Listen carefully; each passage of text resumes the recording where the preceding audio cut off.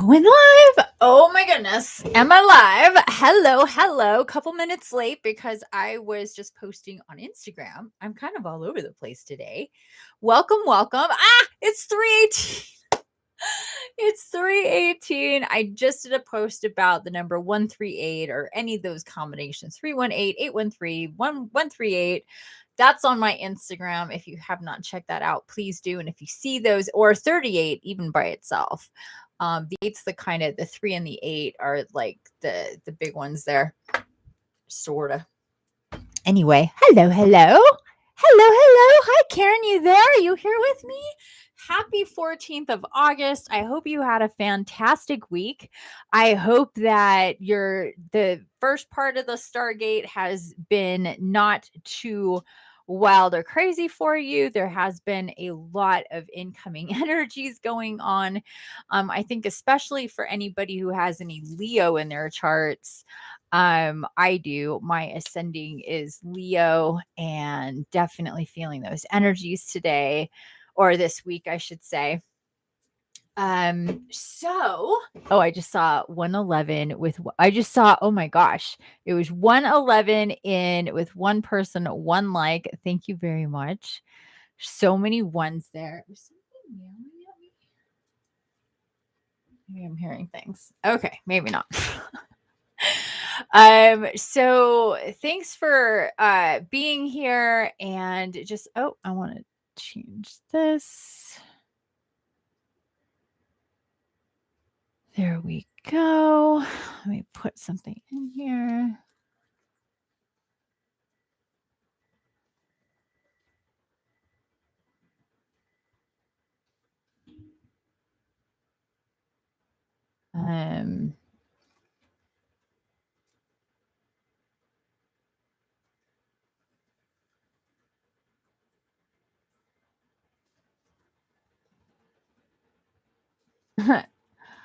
Sorry, I'm trying to just focus here. So if I try to talk and type and think it, we're really, there's not too many things we could do at the same time.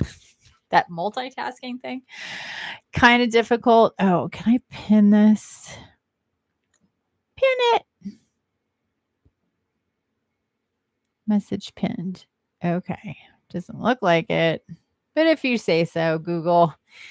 So here we are, Saturday afternoon. There we go. This thing's acting weird. Is this acting weird for you guys? And welcome, everybody. 3:21 in the Pacific on the 14th of August. Still a few more days left to this Stargate, this Lion's Gate, which is really amazing. Karen from Arkansas. Hi, Karen from Arkansas. I love you. Thank you for being here. Tell me, how are you doing? How are you feeling through this Stargate? Where's your energy level? Where's your motivation level? All that stuff. I have announcements to make. I am going to be going live every morning on Instagram for early morning. Now, because my schedule is always fluctuating and in flux, and my energy level and all of that, especially when we have full moons and stargates and new moons and meteor showers and stelliums and all sorts of stuff, and Gaia's energy and needing to do what I need to do when I need to do it. My schedule is kind of all over the place. But one thing that has been consistent lately is that I'm waking up pretty early. And what I mean by that, I'm glad you feel good. And what I mean by that is like 4 or 5, somewhere in there, especially, earlier. If I do end up crashing, I do tend to stay up kind of late as well. So I tend to stay up late and I tend to wake up early, which I know seems wild because I'm getting like 3 or 4 hours sleep, but I'll just boing, pop awake. And most of the time I'm just like laying there, or I'll do work from, I'll meditate and kind of get into my body or whatever. Think, connect, maybe do work, answer emails, get on Instagram, do my morning posts and all of that. And then typically I'll probably lay down again and sleep for a little while longer. or not. It all depends on the day. And so I've been wanting to get into a routine where I can go live, ideally every day. Maybe some days I won't be feeling it, but ideally every day in the mornings, early mornings again. So, what you should do if you want to catch me in the mornings for daily energy updates, anything specific that's coming through to, hand over to you, messages to hand over to you, since I am a messenger, it's kind of my thing, one of my things. Messages, and then we're going to be doing a morning meditation, a short one. So it's not going to be like a 35, 45 hour long meditation like we know that can go down in my world. It's going to be a short meditation, probably 10 minutes, 15 minutes max, I would say. And then we'll get into Oracle. And like today, I pull, how many cards did I pull? I still have them here. I just posted on my Instagram a video of the cards that I pulled for today. And so if you guys want to get into, those messages, I highly suggest watching that live. The replay is on my, hey, Sean, the replay, hello, is on my Instagram. So check that out. But we got some awesome cards today, and that meditation I was guided to do, you could do it anytime. You can repeat it whenever you want to. So, but I will be having and doing more, coming up daily. And then I'm going to be trying to go live with different people and all of that. And I have another announcement, which is, I think it was maybe the last time or one of the times I was live recently. I guess it's been a minute since I've been live or really done much on on video, kind of across the board. I kind of went into a hermit phase in July and even in June.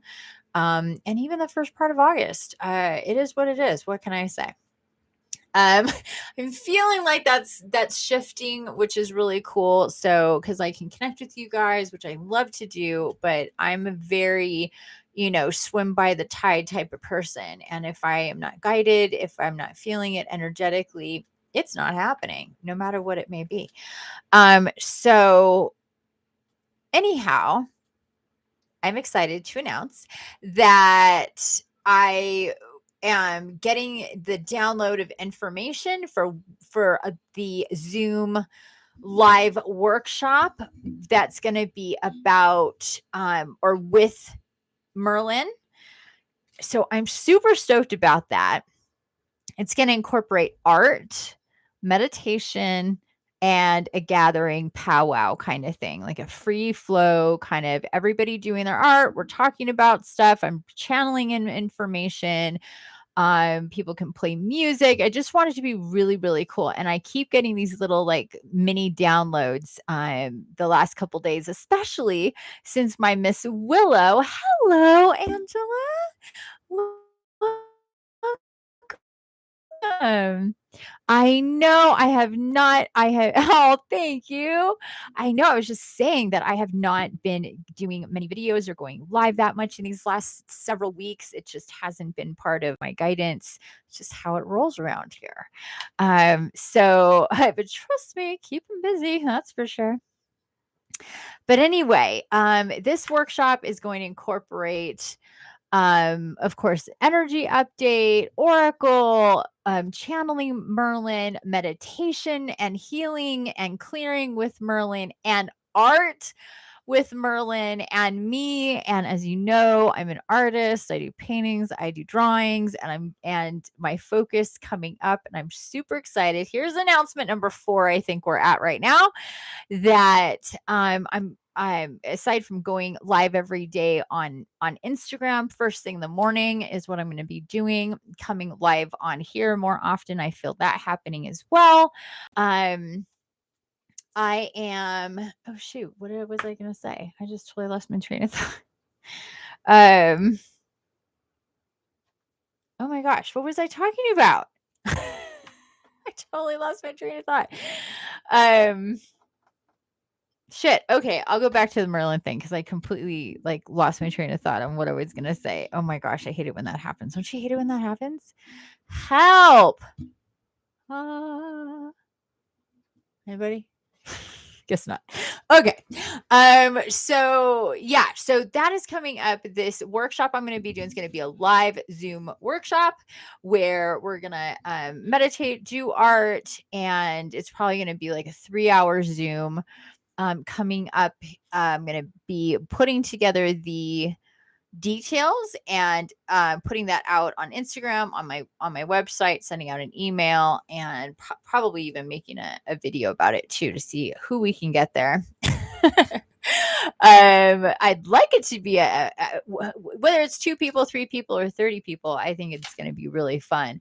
So I've been unpacking that, and I really wish I would think about the next thing I was going to say. All right, whatever. It just was bye. Okay, let me catch up here.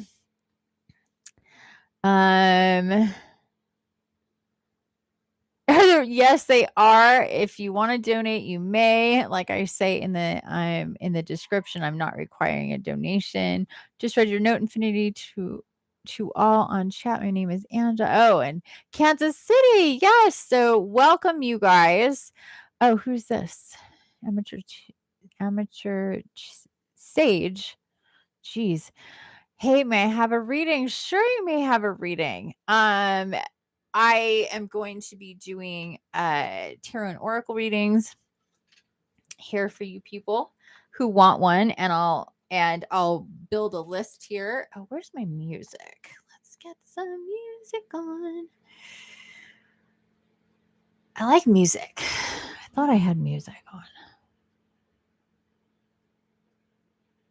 No? Alrighty.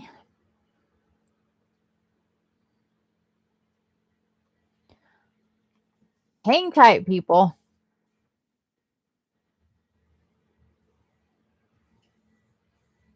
Tell me if this is we're not using the computer audio, so hopefully it won't interfere.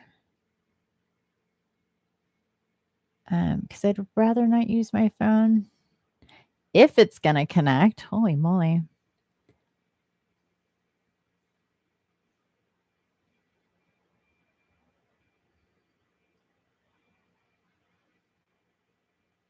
Bear with me, people. I can't hear it. Oh. That could be why. Oh my god, what a dork. Why can't I hear it? Because the volume is completely down, you dum-dum. Talk about, user error stuff. You're like, that happens to me so much. I'm like, what is wrong with this thing? And I'm like, oh, it's totally me. Okay, so I still had my cards out from this morning. I used the Moonology cards. I used the Nature's Whispers cards. I used the Mermaids cards, and I used the Crystal cards. It was an awesome reading. I do hope you check it out. FYI, I'm not wearing a bra because the straps are bugging me. So at any moment, we could have an indecent exposure here. For that, I do require a donation. Okay, so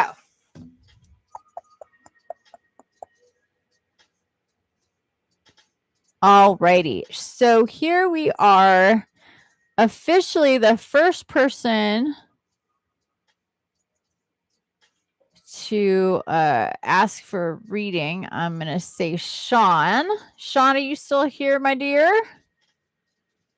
And then Amateur Sage, if you're still here and want a reading, tell me your name so I can put you. I require real names when I do readings, paid for or not.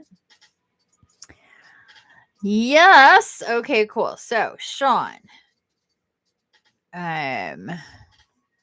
is our Amateur Sage here.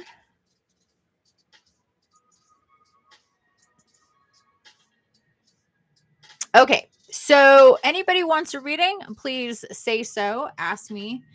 I'm going to start getting into a reading. So if you want a reading,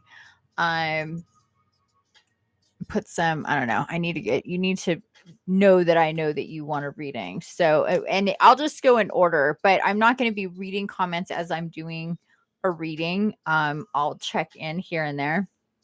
It just gets too confusing. I'm going to grab my Light Seers Tarot. I haven't done tarot in so long, you guys. It's been really interesting with energies. So Sean, do you have a question? Have a specific question?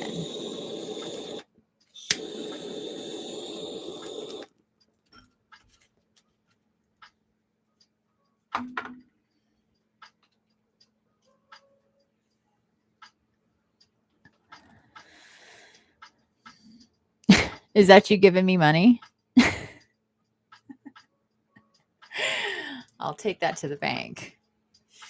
Let's see what they say about that. So do you have a question, or do you want a general read? Do you want it to be about money? Is that what you're showing me here? Let's clear some cards. Whoopsie. Are you typing with your toes, Sean? What is happening? Are you there? There you are. I'm lost spiritually, just looking for guidance. Oh, goodness. This sounds like an emergency. Okay. I like it. I like it when people are, I mean, I like answering specific questions. Don't get me wrong. But I think when we're open to whatever comes, you have a wider kind of possible funnel for information. And just know your guides always know what is going on with you. So they're going to give you what you need. But they'll also just answer specific questions if you're asking too.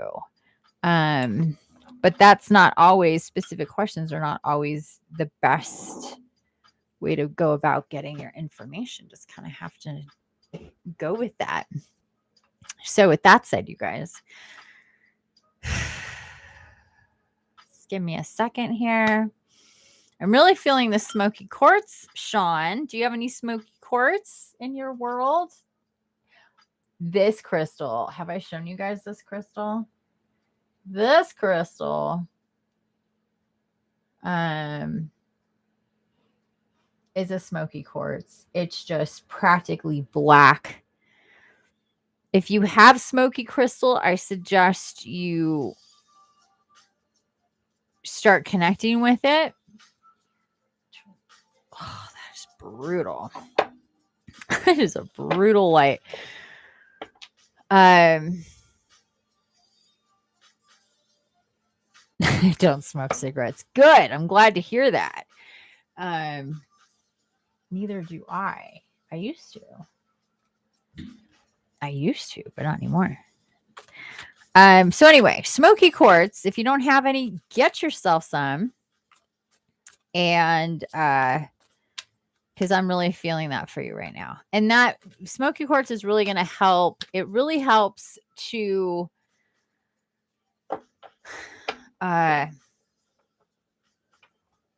absorb negative energy around you, help you with blocks. It helps to ground you. It helps to bring up what needs to be brought up in a very gentle way, because it's like basically this, but dark. It's a clear crystal, but it took a turn and it went and they go dark. And this is another smoky crystal, smoky quartz. You can see it's not nearly as dark. Oh, look at, there's a 38 again. 338 today, right now. Oh my goodness. I literally see that number all day long. That's also an 11. That's why the 3 and the 8 are important. It's because of the 11. And I don't even think I put that in that post. now that I think about it. But anyway, there's a smoky quartz for you. Isn't it gorgeous? Oh, it's so pretty. Take that in and then check this one out. You see, it's just real. It's like espresso. That's what that's like. So again, I'm just really feeling that for you, Sean. So get yourself some smoky quartz. It comes in many shapes and sizes, as you can see. I want to get into a couple of different decks here for you. And I know you love me. Thank you. I love you too. Don't be a flirt.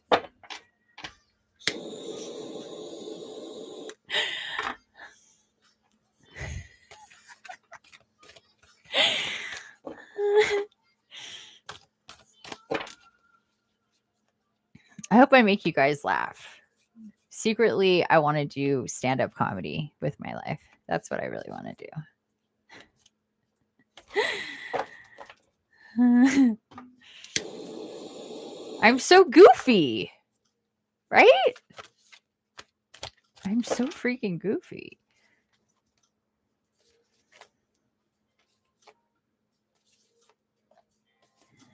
That is a beautiful crystal. I know. I'm so lucky. I have such awesome crystals. Oh, what's this? What's that? Oh, jeez. Nothing will come of this situation. Void of course, moon.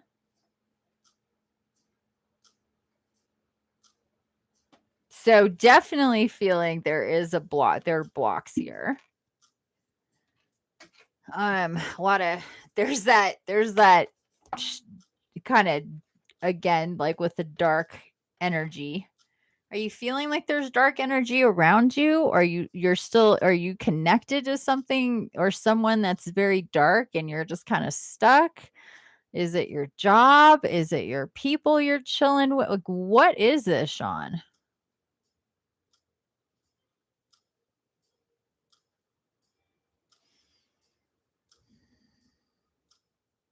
I'm the next Andrew Santino. Cheeto Santino. I love him. Thank you. I'll take that. He has rad red hair. I love red hair. He's a ginger all the way. Of all people, Andrew Santino. Interesting. I'll take that though. Goofy is good. Gotta laugh. Yes, of course. Oh my gosh. You know what's so great is when your guides make you laugh, when they tell jokes to you and make you crack up, and you're just like, and if people are watching through your window that you're just like, do, do, do, do, and all of a sudden start cracking up out of nowhere because you're hearing stuff. Happens to me all the time. It's awesome. They make me laugh. So anyway, Sean, tell me, brother, is there a thing, a person, a situation going on that you know is like a block that is pulling on you, that you're corded to, that's energetic, something like that? Because that's what I'm feeling here. Release. I'm hearing releasing. You need to release. Is there a situation that you haven't gotten over, you feel guilty about, you've judged yourself about? Like, what is this? Is it all concerning one person? Is it just you? Is there somebody else's involvement? Look at the bigger picture. Full moon in Sagittarius. See that arrow? So that's about getting to... Got to pinpoint. I'm hearing really got to pinpoint what this is about, Sean. And like I'm hearing, like a Cancer, cut it out and leave it behind.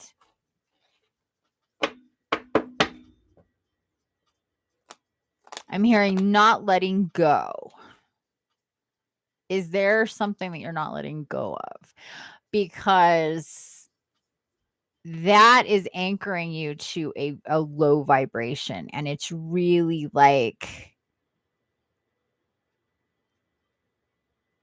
being underwater and trying to hear what's going on at the surface. It's like impossible. So that's what I'm getting here so far. Is the energy intense? Fuck yeah, it's intense, dude. What do you, yeah, hello? Yes. Yeah, it's intense. It's keeping you underwater, for God's sakes. There's nothing will come of this situation. And at the beginning here, I'm feeling like you need like protection. You need something, you need like the smoky quartz to absorb this energy. So like, what is this? Because it's something that is, I'm hearing anchoring you, you're corded to some type of, I'm hearing past energy, like black hole. I also feel like I see energy in lots of different ways. One of the ways I see energy is black hole kind of energy within the body, or it's always attached to the body in some way, but it's literally like a drain that just keeps on taking energy. So yeah. I am trying to help you, but it would be good if you could identify. Do you know what this is about? I mean, you need to please answer that question. Do you know what this is about?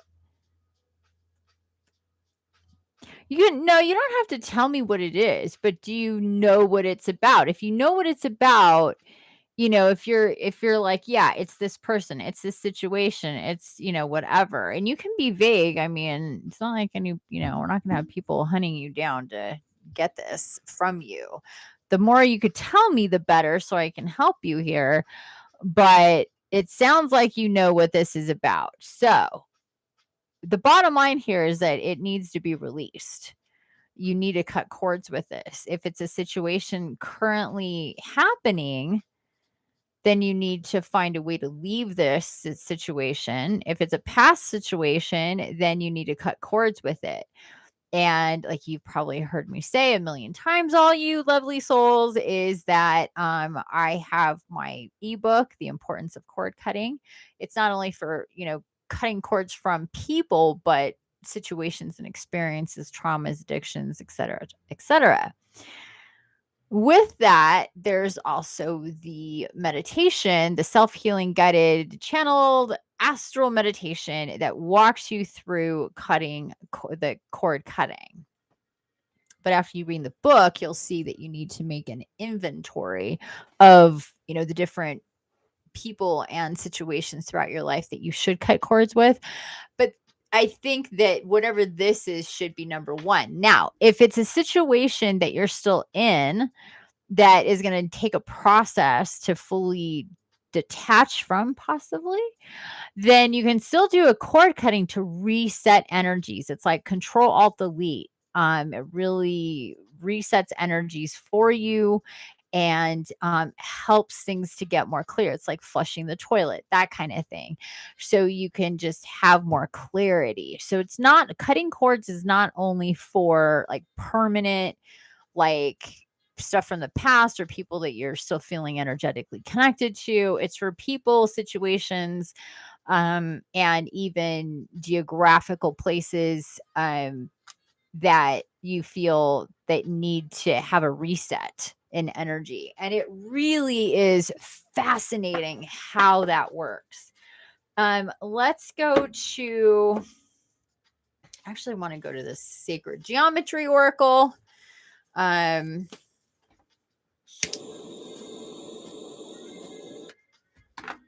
So far, that is your advice. That is how you can be helped, aside from, working with me directly one-on-one to help clear your body, do healing on you. And I offer several services of, of grades of energy work and involvement on my part with you.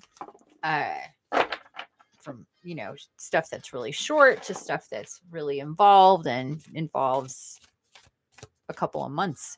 So anyway,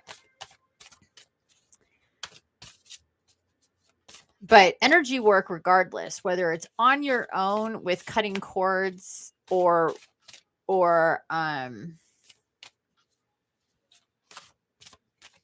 working with anybody else, this is what needs to be done.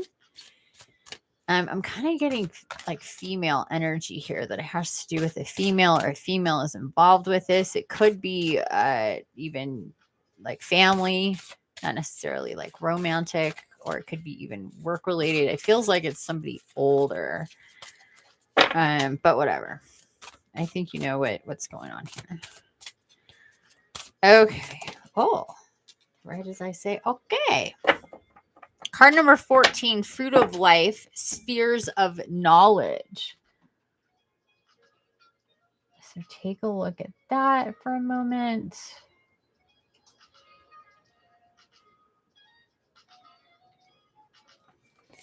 And I shall grab the book.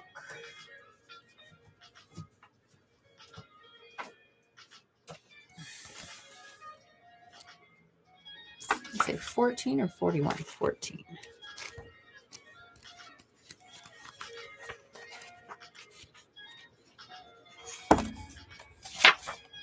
Okay, Fruit of Life. 13 spheres of knowledge. I am ready to expand my knowledge of life and that which has been hidden behind the veil. This card has appeared today as you are searching for answers to questions you need to find. You're longing for knowledge that has started to awaken deep within your mental and spiritual core. You're ready to take a leap of faith that is now wanting to show you that there is more to this world than meets the eye. It is time to start searching for that special course or teacher to help expand your knowledge. You will also find yourself starting to seek out more like-minded people who are on the same wavelength energetically. When we remove the 2 outer concentric circles from the flower of life, another 6 full circles complete this partial arcs. When this occurs, we are left with a pattern called the fruit of life, named so as it is said to contain the blueprint of all creation. From atomic and molecular structure, it is all life forms in existence. It sets up the platform of Metatron's cube, which contains all 5 platonic solids, which are the building blocks of the entire universe.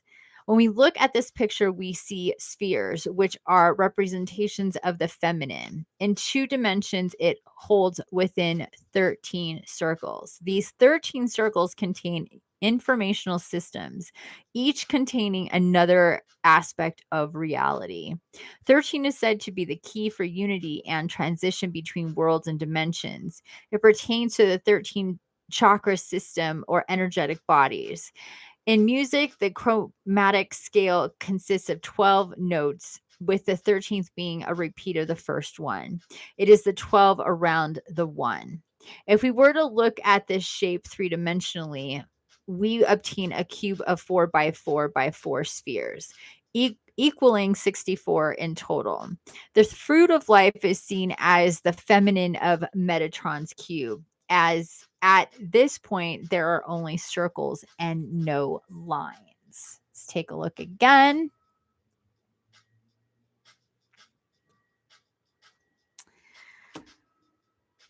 And practical application. We each carry the ancient knowledge and wisdom within us. It sits deep within our DNA. As we begin to awaken, our thirst for knowledge becomes more inherent. This geometry can help us find the answers we are looking for. We can do this by meditating on this card and accessing the systems of knowledge it pertains to. Whether we want to delve into higher worlds and dimensions or work on the informational systems on a self-healing level, the fruit of life is here to help us remember that which has been forgotten. And card numerology is 1. And crystal suggestions: Herkimer diamond, Lumerian seed crystal, selenite, and atlantisite. Okie dokie. So this is just more of telling you there is this kind of situation that you're in is a sort of gateway, a sort of door that you need to find the key to unlocking to step through and be past it, like a level in a video game. That you've had a hard time leveling up from. You get to the end, you have to beat that, the last monster on the level, and you just keep running out of energy before you can defeat him, is what I'm being told to tell you. So, knowing that your own the biggest challenge I think I'm hearing from this, the biggest challenge about this, I think, is the unknown and not knowing what's on the other side of this. Like, what happens after, you kind of pull the trigger, sort of thing. And not feeling very secure with that. But remember, nothing will come of this situation, which means you literally are going to be on a merry-go-round with this until you decide to change that, because that's how the level ends. It's really simple. It's very clear. I'm not saying it's easy, but I'm saying it's simple. There's a difference there. Look at the bigger picture. Yeah, I think it would be hey there, Roberto. Welcome, welcome.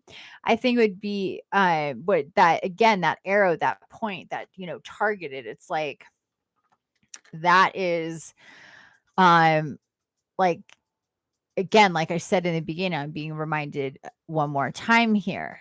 Like, cut that cancer out and leave it behind and move on, that sort of thing. It's been 85 years. I know it has been a minute, hasn't it? I know. I've been my little turtle in my shell. I was live on Instagram today, though, and I will be live. I think I'm going to be guided to go live on Instagram every early morning. So tune in there if you want to see me. Barely like having my eyeballs open. So anyway, my dear Sean, I think it's a really good idea for you to, if you can, get the Fruit of Life pattern printed out or on your computer and just kind of meditate on this to help you kind of unlock some activations. I think this Lionsgate is really kind of putting the pressure on this situation.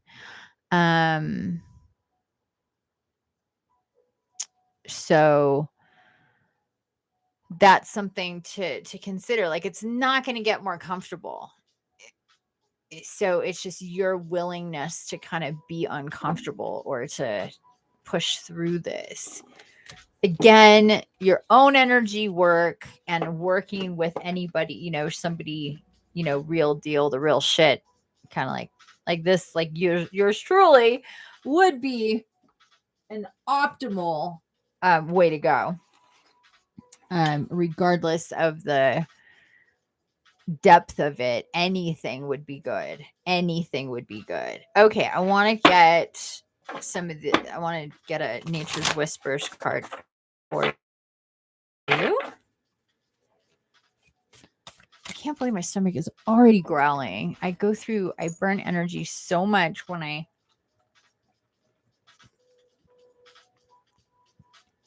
got dark chocolate covered raisins. It's like hummingbird over here. Sorry to talk with my mouth full.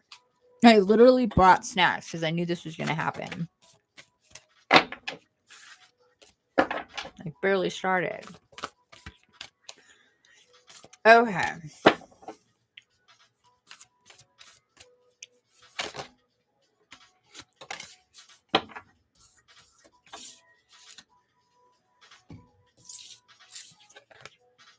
Empowerment. Ooh, I like that. Open your heart and show your support. Okay, let's start here. Empowerment.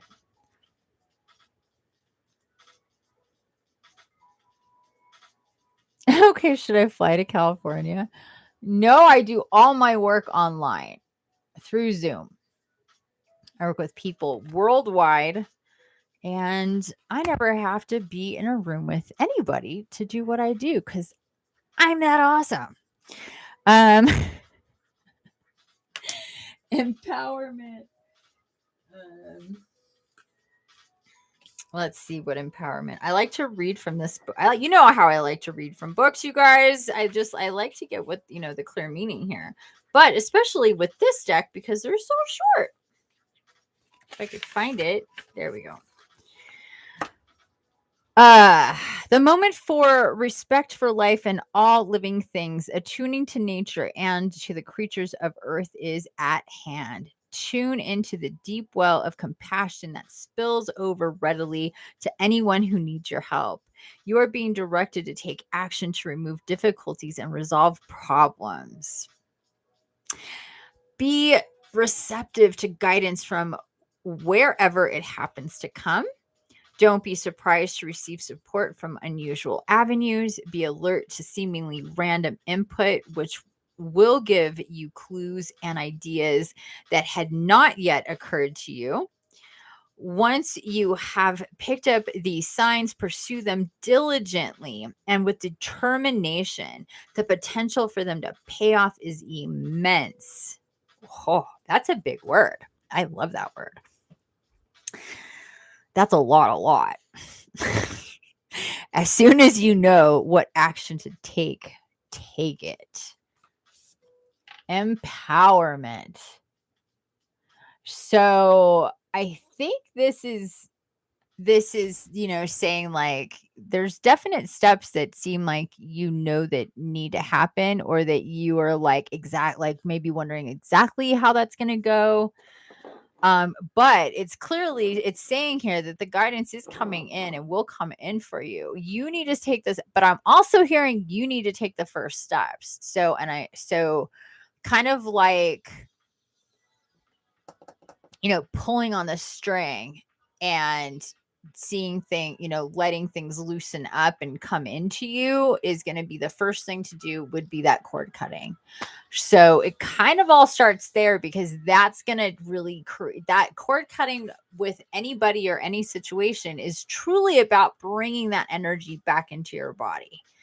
So it's not, it's like, two hoses connected and then disconnecting them and bringing that energy back into your body. It's very powerful. You feel it physically. Everybody does. They'll notice the difference in themselves and how they feel about a situation or a person. And they'll see that the other person has also had a shift, because they'll have a reaction as well. This is very, very common. And you'll go, holy shit, could this be a coincidence? No, it's not a coincidence. It's because you did a cord cutting. Nothing's a coincidence. Actually, Archangel Michael just channeled a message on my Instagram about how nothing is a coincidence, nothing is random, and about the matrix of energy, yada, yada. So if you have not checked that out, check out my Instagram to read that message. It was just from like 2 days ago. He's known for being straight to the point and to help empower you, to help you understand how timelines work and how our connection to the all works. So yeah, this was from 2 days ago, so please check that out. Hello, what does that say? LG the Gemini girl. Oh, that's cute. Hello. Okay, so that's empowerment. And then we have open your heart, card number 10. Open your heart. Let me show you that one. I love these cards. I love the artwork in these cards. They're so freaking beautiful.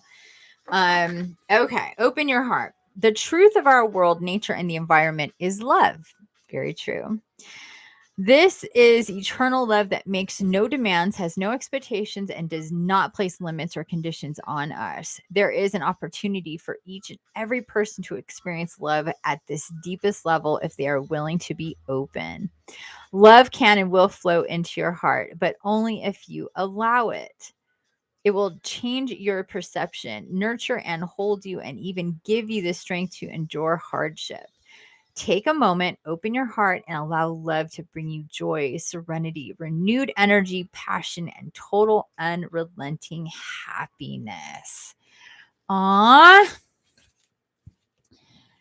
I feel like once you make these changes, that your system will be very much in alignment and start really being able to bring in the love, the light that is around you. But again, it's like there's this whole thing going on that's keeping that away. And it's like you hold the keys to the dam kind of thing. So yeah. Next, show your support, card number 40.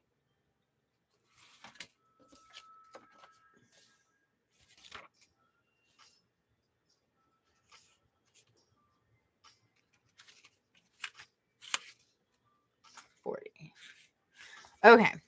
Take time to encourage a colleague, coworker, family member, or friend. Be a strong shoulder or willing volunteer to run errands. Provide a safe place for others' concerns and feelings to be discussed, and to be a good listener. Jump in on providing extra time. Sponsor someone else's work. Share in someone's success.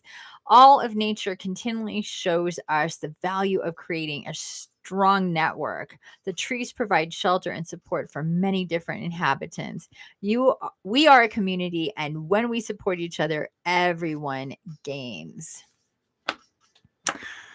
Okay, let me show you this card. Sorry if I didn't. Show your support.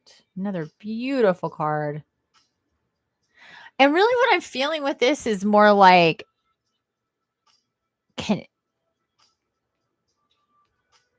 your connection with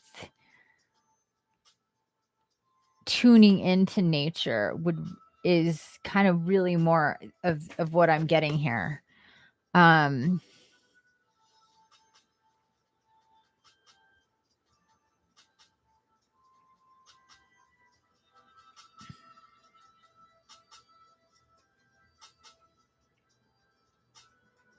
Like maybe it's been hard for you to kind of be your usual self, and being able to really deal with other people, possibly, to be supportive. Like you're normally like that, but you're just like, I can't deal with anybody else's stuff. And I think that that's also maybe being a burden.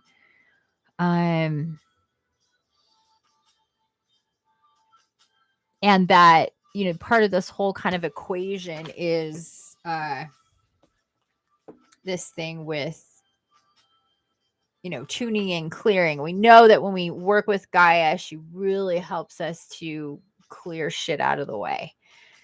She's got this way about her that really cuts through the bullshit and gets right to the heart of the matter. So without us being able to talk in specifics, it's hard for me to really help you on a very detailed point, aside from what I've already told you with energy work. I think that that's like number one, because you do have this, this dark business going on, or, shadowy business or negative business, or this anchor, again, that word anchor, to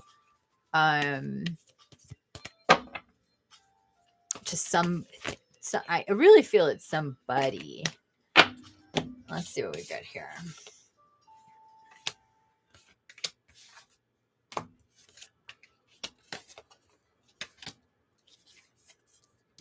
So we have the Lovers, the Devil, the Seven of Wands, and the Knight of Swords. And it's like these two things are I'm feeling them connected. So there's some type of like illusion thing going on here that needs to be broken. And the way that I see this Devil card, especially in this deck, is like, this is your guardian angel. You are in this state right here, And your guardian angel is like, let me help you cut those cords and let me take you. See all that light around the top, like around his head, and how he's like has floaty hair and all of this? He's there to say, let me, pull you out of this. So if you can connect with your guardian angel, this is like a really big thing. There's definitely stuff. Again, we have the lovers card. You've got the open your heart card with love. So this love and lovers, this is all connected. So again, it's like there's some type of illusion here, some type of block when it comes to love, to connection, or because of a like toxic connection, that there's like shadowy illusions going on. Next, we have Seven of Wands. Now, Seven of Wands here, especially with this deck, is again, look at how she's meditating. She's tapping in with their solar plexus. This is with all of these wands supporting her. This is about really, I'm feeling this with the energy that needs to be, tapped into and addressed, and, through meditation, through your intention, through energy work, through astral, through really connecting. Knight of Swords. Look at that. I think this is a raven. But in any event, it's time to get moving on this, and your guides are coming through, especially if you're feeling birds around you, if you're paying attention to birds more often. Bird imagery is coming to you, and maybe specifically a raven or a crow, some type of dark type of bird. Possibly, but these are energies coming to you, especially like if the birds are especially like in your real life, that's Gaia really trying to get your attention, and like the show your support, like how I said, connecting with Gaia is like really important. Like any spirit animal is Gaia coming to you and talking to you through that animal in a very specific way, and wanting to have you connect with that energy of that animal, to give you help, support, validation, guidance in the different ways that they are known, or they experience and work through their perspective, if that makes it, hopefully that makes sense. So anyhow, this is you needing to move and get stuff done. So these two cards, it's like you have 4 cards here. These 2 cards go together. The meditations, like this is like you getting into this position of meditation, but you also feeling that guidance and going forward, either actually like, or metaphysically, spiritually. Okay, that would be it. That would be it for you, my dear Sean. Any questions?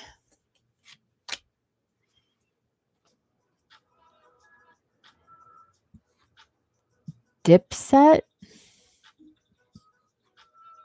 I don't know what that means.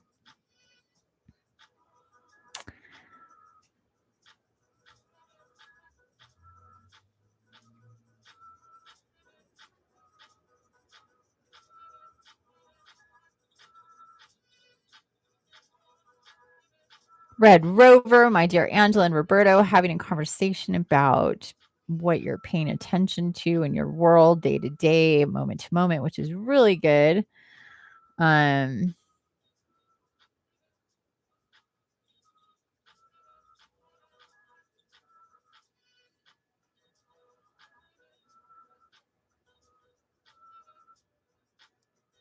that's awesome. You manifested a praying mantis. That's amazing. Praying mantis are so cool. I'm not sure what dipset means.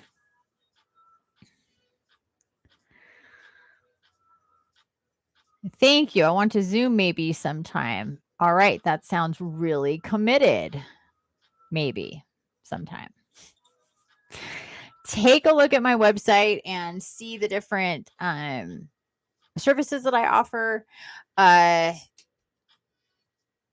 I would suggest either just a psychic call. I either do them on the phone or on Zoom. I have a 3 candles service where it's like psychic guidance, spiritual guidance, plus cards, plus energy work. I have 1, 2, and 3 hour sessions for that. That one, and if my schedule permits, you can add by the half hour, but it's better to just get the time that you need. Dipset is bird energy. Oh, okay. Interesting. So anyway, there you go. I hope that was helpful for you. It's a little challenging when we can't talk and I don't know specifics, but still stuff comes out. You're very much encouraged to do the cord cutting stuff. And I guarantee you that self-healing meditation is awesome. You go to the healing temple, you work with crystals, spirit animals. It's very empowering, very loving. There's nothing, scary or invasive about it. I do encourage people to listen to it before they actually do it, so they're not distracted with what is coming up next, because the cord cutting, just the idea of it tends to put people on the defensive. So anyway, there you go. I didn't see anybody ask. Well, there was that one person, but I think he left. Yeah, can I help you cut cords? The answer is me helping you cut cords is writing a book and putting out a meditation. That's how I help you cut cords. You need to do it yourself. You need to take the steps and go through the motions of doing the meditation, because the whole thing about it is bringing power back into connecting with whatever those sources are that you're connected to, and bringing back the energy into yourself. And once you do that once, you'll see what that's like, and you can do it and repeat that again and again. I've gotten very clear guidance that other people cannot cut cords for other people. Like me as even a shaman, a healer, a channel, all the things that I am and that I can do.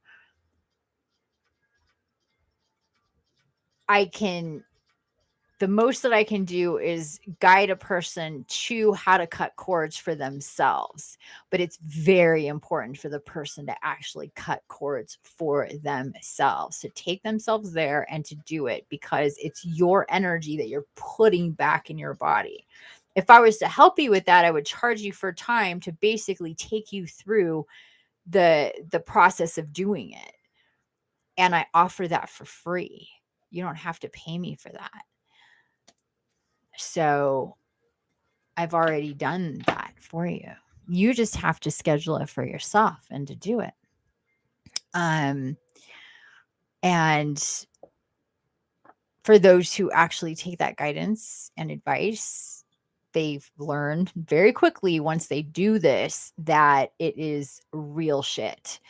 It is not, and you're completely qualified to do this for a couple of times, because naturally the body tends to be resistant. And let me tell you another thing, my dear.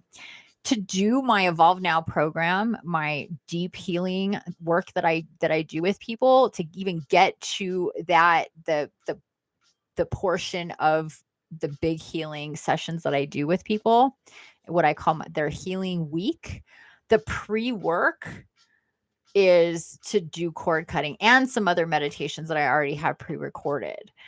Before we even get there, it's like the requirement is to do that and to do it on your own.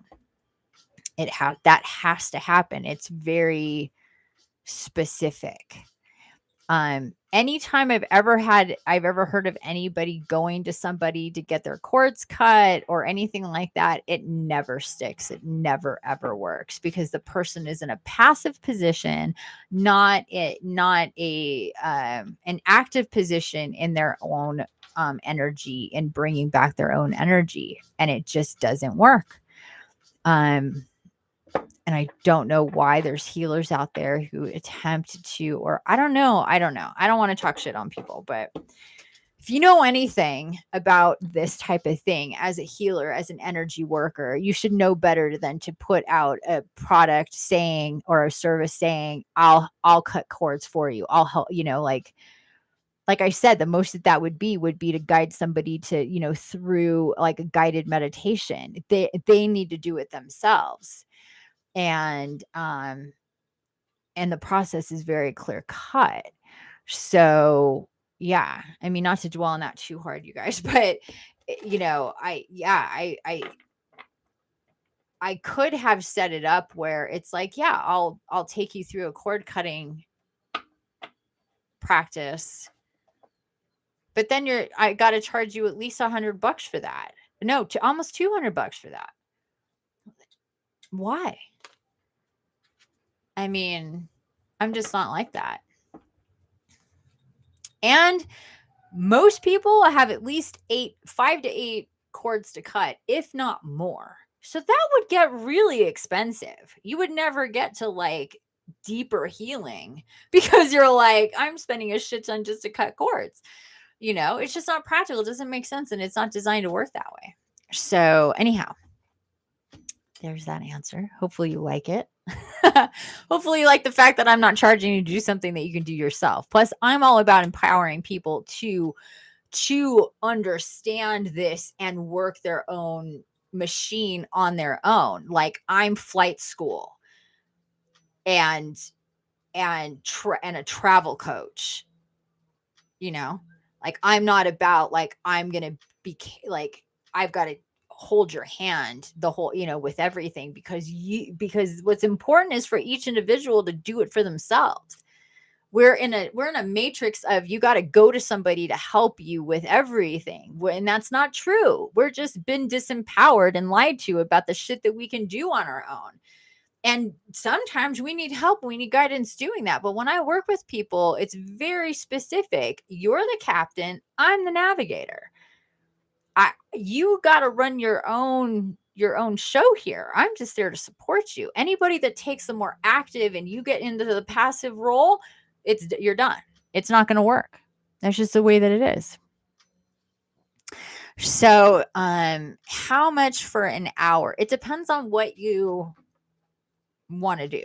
So I would go to my website and check out those different services. I have the Renew Now, clearing and healing. I have the 3 candles, and I have just the talk, like channeling your guides and giving you advice and that sort of thing. Okie dokie. So there you go. Okay. So was there anybody else who wanted a reading, or is everybody here just to hang? That's cool too. But that was the only person that, asked for a reading.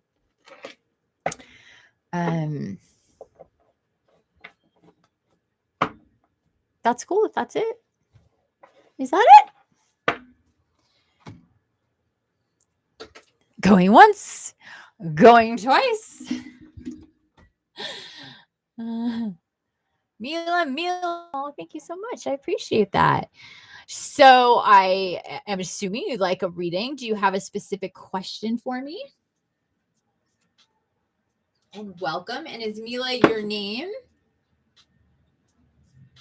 Well, let me check. Oh, I just got a PayPal notification. Where'd it go?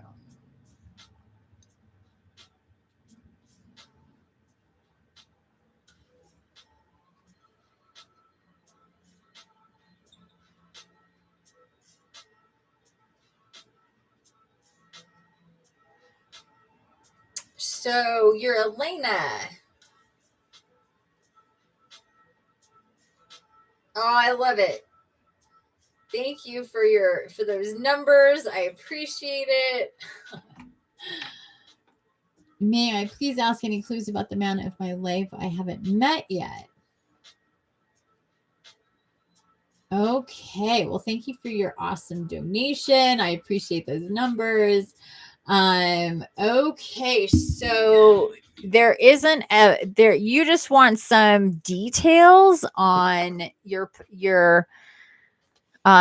who your divine partner is, whoever that is. First off, let me tell you this. I don't subscribe, and I know for a fact that it's not true that everybody has a twin flame.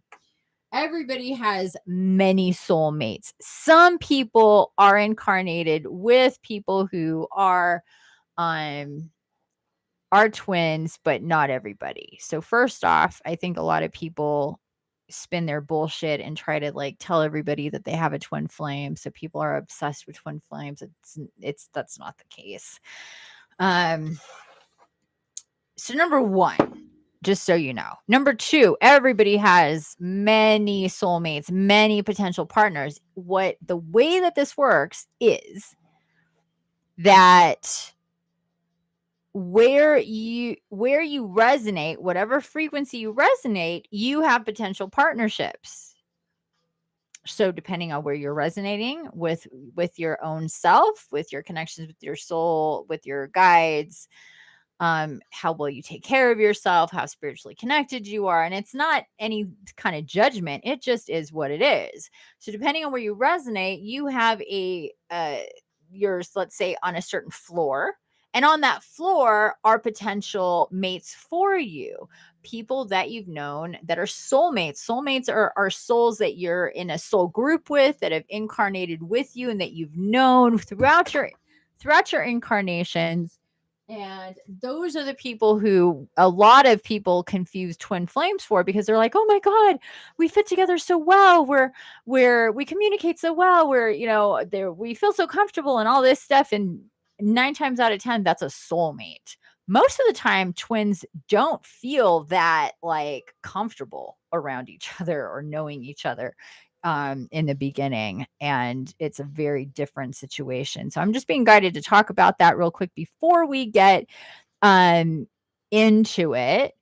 And that typically when it comes to energies about finding another person, it'll swing back to stuff about you, just to let you know, because kind of the way that ideally that things work with relationships, partnerships, and people, especially romantic partnerships, is that you are first focused on you before you're, out there with your binoculars looking for somebody else. Because a lot of people tend to be like, they're looking outside for love, for a relationship, for companionship, for passion, for sex, for their orgasms, instead of looking from the inside and cultivating this with yourself. And then, like I said, raising your vibration. The more you work on yourself and love yourself, the higher you get in vibration, the better partnerships you're going to have. So it makes a lot of sense for people to typically kind of put, the romance, the love apps away and start working on themselves. But anyway, with that said, let's get into it.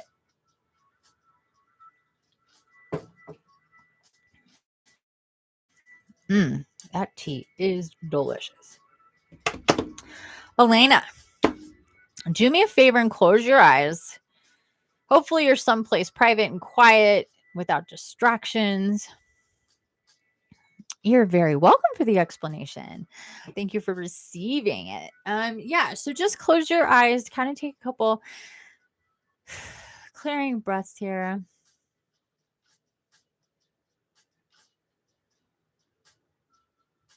And let's pretend that I'm going to go to where you are. Hopefully, like if it's your home, just imagine you're at home, you're waiting for me to show up. We have an appointment. I come walking up to your door, knock, knock, knock. You open the door. Hello, see me. I'm here to connect with you and read for you. And just visualize me coming into your space. This just helps us to connect, to open up. And tell yourself, your guides and guardians, your angels. I work very and mostly closely with your guardian angel, all your angelics, the archangels, and your entire spirit tribe, and just tell them that you want to open up and receive information from me, and you're open for it. And with that information coming in, and then let's just take a seat here on the floor and get going. All right. Eyes open. Thank you for that. Hello. Hello, William. Welcome. We're just about to get into Elena's reading. She has a question about a potential mate in the future. Let me tune in here with where we're going.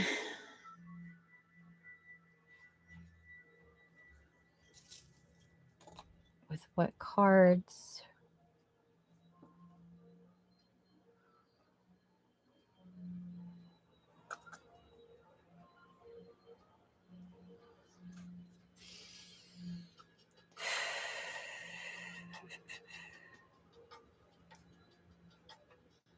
Okay. I'm feeling the Crystal Medicine Oracle. First off, awesome. Thank you so much, Elena. Let me throw some fire on this and get this cleared out. We're going to the Crystal Medicine Oracle first. Let me show you what that looks like. Love these cards. A lot of information. They're really connected. They're I'm a shaman, and these are our shaman cards. Kind of built on that type of connection and energy. Oh, thank you so much. All my plants are all around me. Yeah, this is just a little corner, but yeah, they're everywhere. Okay. Let's see what we get here. The question is getting information about your potential love in the future, what you need to know to get you there. How about that? How does that sound, Elena? What you need to know to get you to the perfect partner. Do you like that question? I think I like. Let's frame it that way for you. What you need to know to take the steps and the journey to get you to your perfect partner. So again, it's about you getting to a certain place and what you need to know with that. Sweet. Oh, thank you, Roberto. Does that mean that you want a reading? I know sometimes you send donations and you don't necessarily want a reading, which is really sweet of you. Okay, perfect. So what you need to know to get you to your perfect partner, my dear Elena, first card out is moving forward. Moving forward, we got another arrow, just like we got earlier for Sean with that full moon in Sagittarius. Moving forward with air energy, air, the element of air, and Seraphinite, the crystal Seraphinite. Okay, moving forward, I'm gonna get more cards here.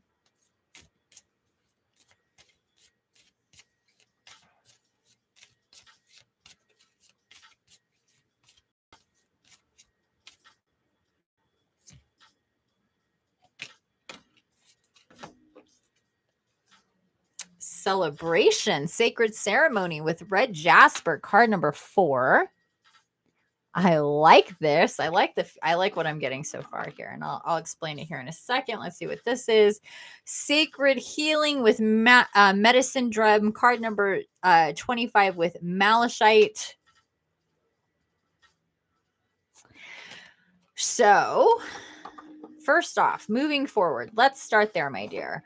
What I heard here was, is there still somebody from your past that you're kind of still wondering about?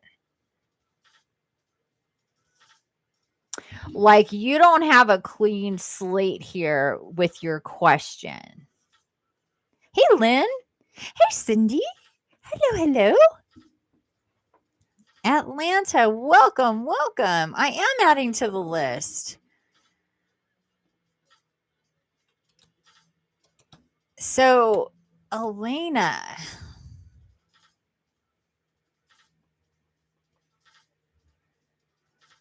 Okay. I don't think you ended the story. Sorry.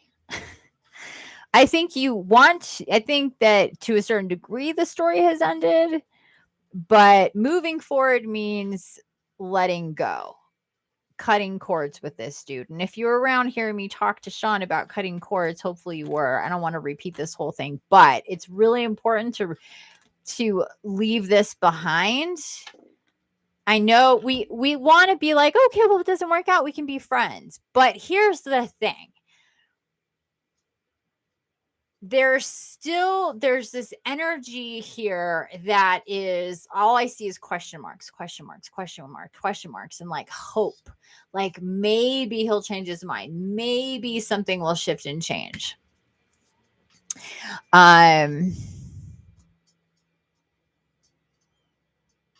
Yeah. Like there's something there that's like you're connected to, like there, or there maybe it's like not even like change his mind. Yeah, maybe it is. I don't know. There's something there. I just see a lot of question marks on your end here with this. Oh,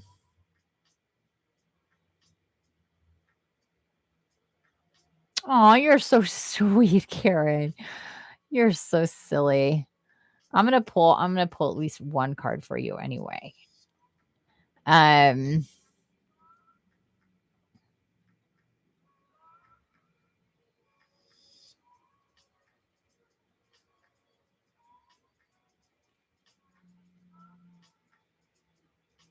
Okay, so you're absolutely sure. Okay, that's good. But it's still but whatever's there, it's like taking up energy here.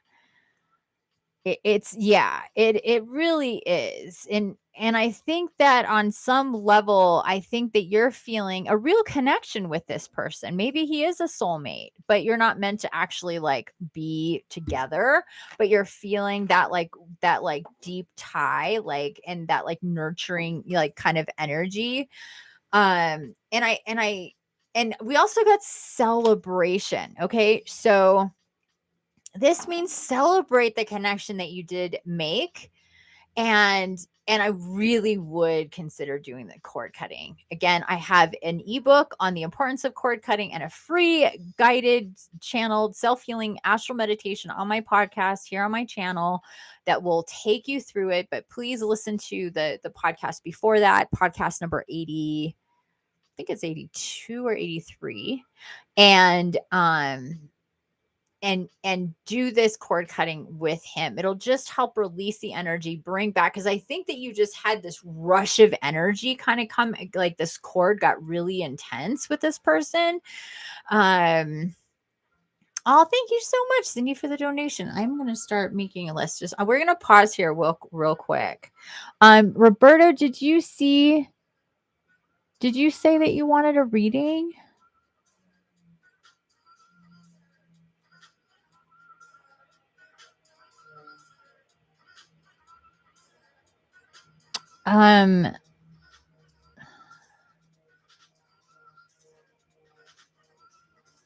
What energy is hot pink with blue surrounding it?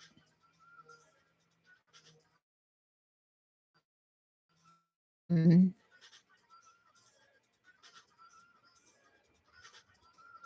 Oh, I don't like this song. Maybe it's I'm not sure.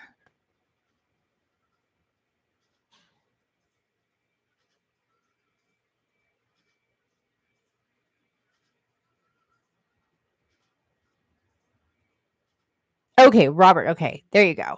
All right. So Robert would be next.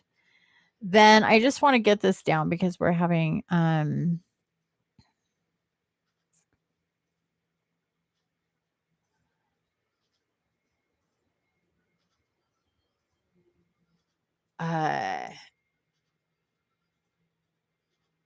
Cindy.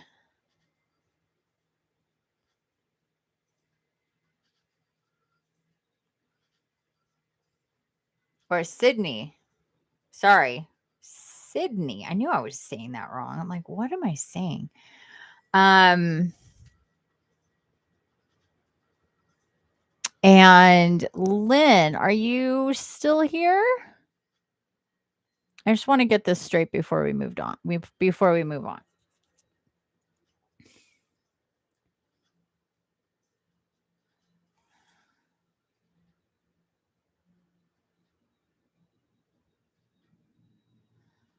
So we did Sean. We're doing Elena.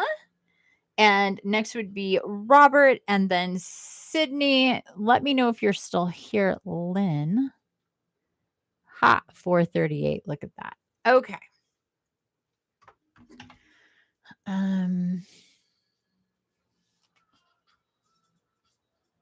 Okay.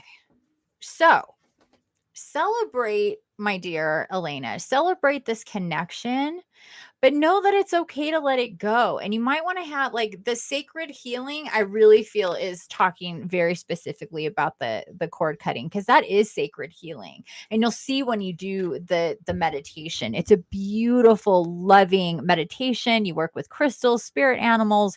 You're taken to the healing temple. You're empowered to work with this person, send them love, take back your energy, and this will really help reset and recalibrate your energies about being focused on being open to somebody else. Okay, so there's that. Let's get let's get a archetype card. Ooh, fun. These are the archetype cards. Are these all mixed up? I believe so. Yeah, these are the I have two of these decks. One that's all mixed up with the different types of archetypes, which are the selves, the places, the tools, and the initiations.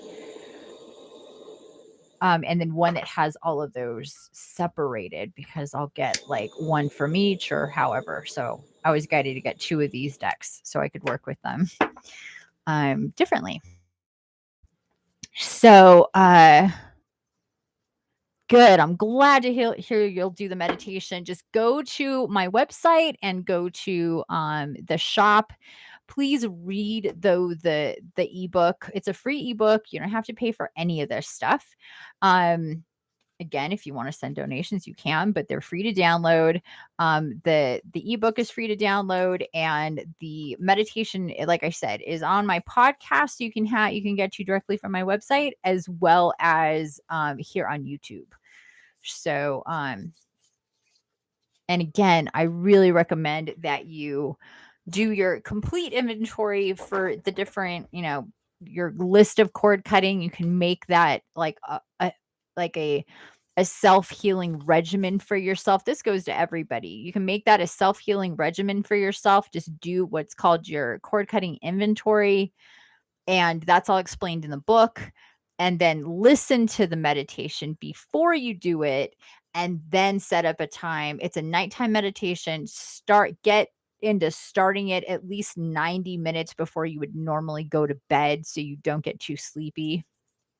And do it on a night before, like where you don't have to work the next day or go to school the next day. You will feel it physically, and so will the other person. You might, get some kind of, people react in different ways, but it's definitely a thing. So, and you can do them every other night. So if you end up with like 5 or 8 different cords to be cut, people or situations, you can just set them up for yourself. At least, give yourself one day break in between. Doesn't have to be a sprint. And your list will probably change. Most people's lists do end up changing as they go. They'll get guided to cut other cords and shift their list around. But I just recommend doing that just generally. And this is also, I recommend doing this for people in your life, active in your life, your parents, your best friends, your brothers, your sisters, people that you're really always, you're connected to. It's just like resetting energies. Control Alt Delete on these relationships really help like take tensions down, open up communication, be, easier flow of love and all that good stuff. And trust me, that was interesting. Oh my God, that was crazy. Way too many cards flying. Okay. I feel like we've shuffled enough here. We're probably, yep, there it is. Or there they are. We got 2 cards here. The Mirror and the Forest. The Mirror and the Forest. You're welcome for the advice. Okay, so thank you for appreciating it. It's nice to be appreciated. That's definitely a nice thing.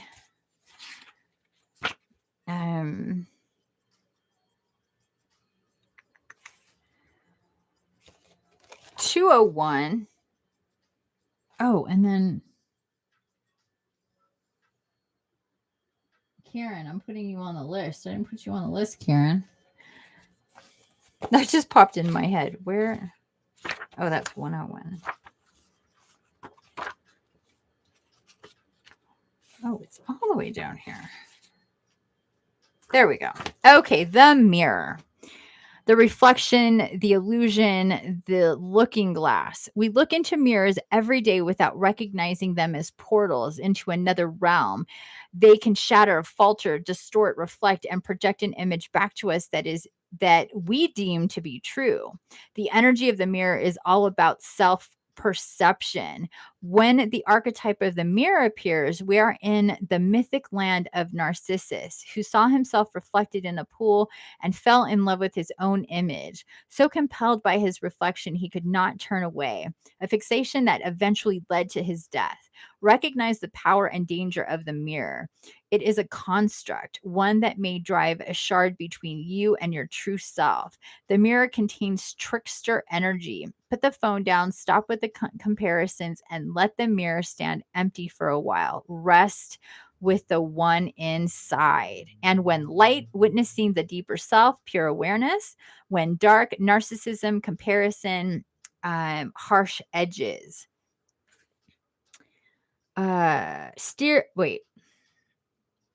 Speak to yourself gently and kindly in the mirror. It will feel awkward at first, but it is a sure way to become friends with yourself. Okay, so before we move on,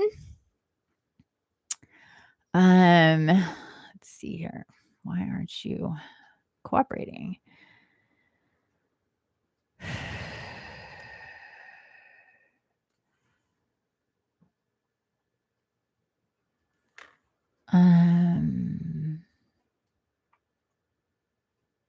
Oh, thank you, Angela. Have a wonderful rest of your day. It was good to see you.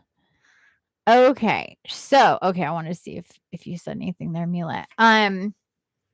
So what I'm hearing, or Elena, what I'm hearing here with this mirror card is like you're really self-conscious of how people see you, how you project. Aw, thank you. Mwah. Have a great rest of your day and your weekend. Sending love to you and yours, and I hope to connect with you soon, my dear. Okay, so I feel like they're showing me like this is like self-conscious energy, like you're really aware of yourself and how you're perceived. And like you have this like I like this idea that you need to project a certain way, a certain perfection, there's a certain standard, like you have very high standard for yourself, your appearance, how you appear, not only how you appear, but just kind of who you are. You're like very kind of tough on yourself in different ways, from the physical to the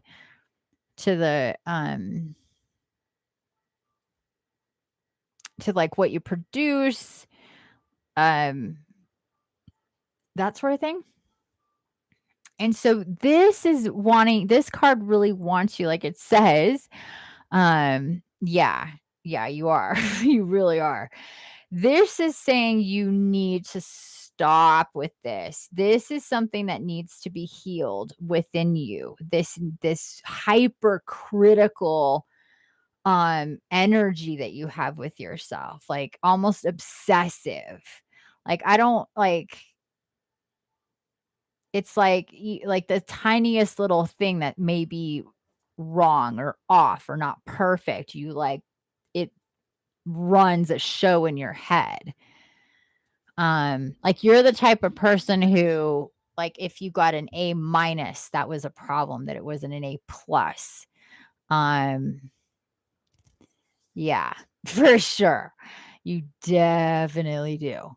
And you take, and not only that, like everything you're connected to. And that means even like your relationships. Once you have a relationship, and I think this goes back to this person we're talking about, you're like, well, I need to make the most of it. It's got to be perfect. It can't be have any flaws to it. Like I'm going to do my best, like that sort of thing.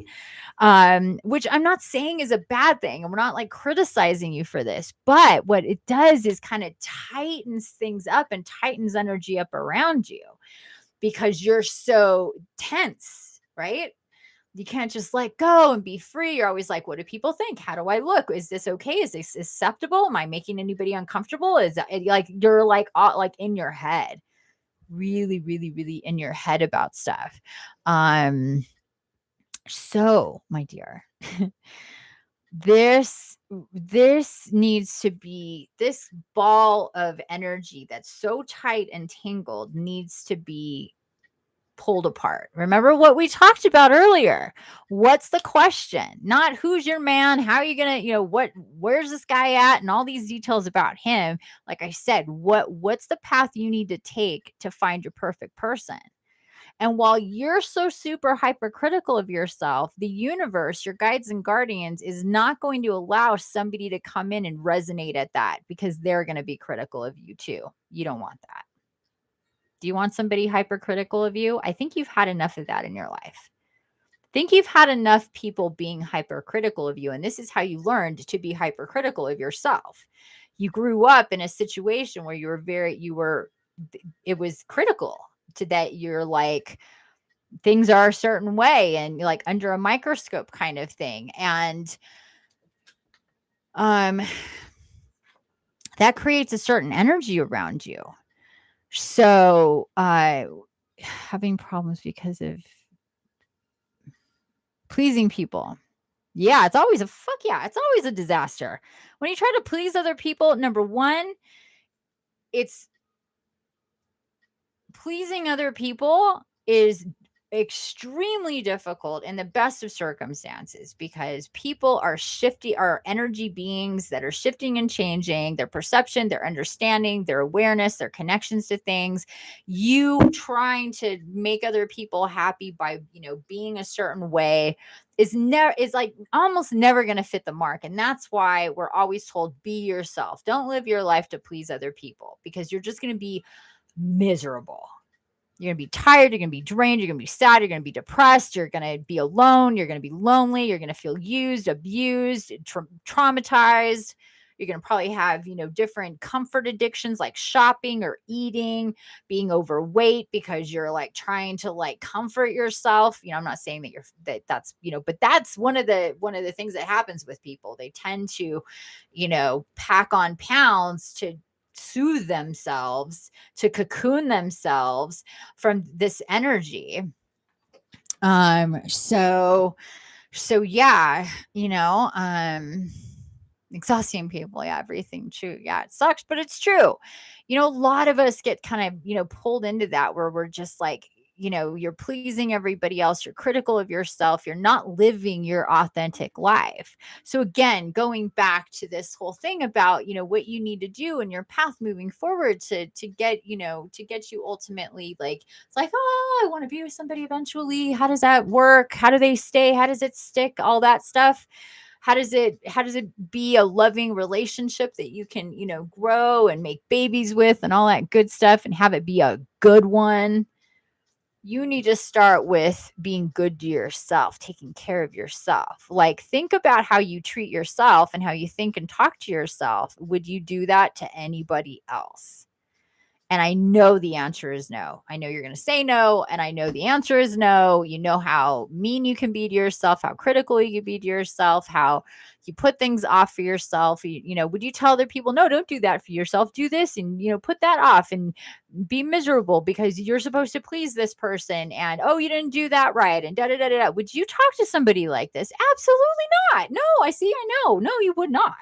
And I know that you're like that. You're echoing the voices of the past or maybe still the present in your life. That needs to, so whoever those people are or were that got you in this lane, those are people you need to cut cords with. Most likely their parents, their siblings. This is just how it works. Even if they're still in your life, like I said earlier, you could reset cords with them. This will help to disengage those energies that you're so connected to that you're just like, they're like tied, they're literally tied to you. And when you pluck a cord, the vibration goes back and forth. And this is see yourself like a bunch of cords tied to you and the different people and their vibration and how they are with you. And every time those cords get plucked, either from them or from you, it goes back and forth and it just gets stronger and harder and clearer and more powerful. Doesn't get easier or better. Strangely enough, imagine that. If it did, people wouldn't be in therapy for 20 fucking years trying to get over their past and their families and their abuses and shit that they've been dealing with. You know what I'm saying? Talking about it doesn't do anything. Knowing about it doesn't do anything. It even feeds the energy more. What works is to actively, intentionally disengage or reset from that energy and tell yourself, I'm not going to be connected to this anymore. And I myself am going to change the way that I treat myself and talk to myself. And I know this so well, my dear, because guess what? I used to do the same things.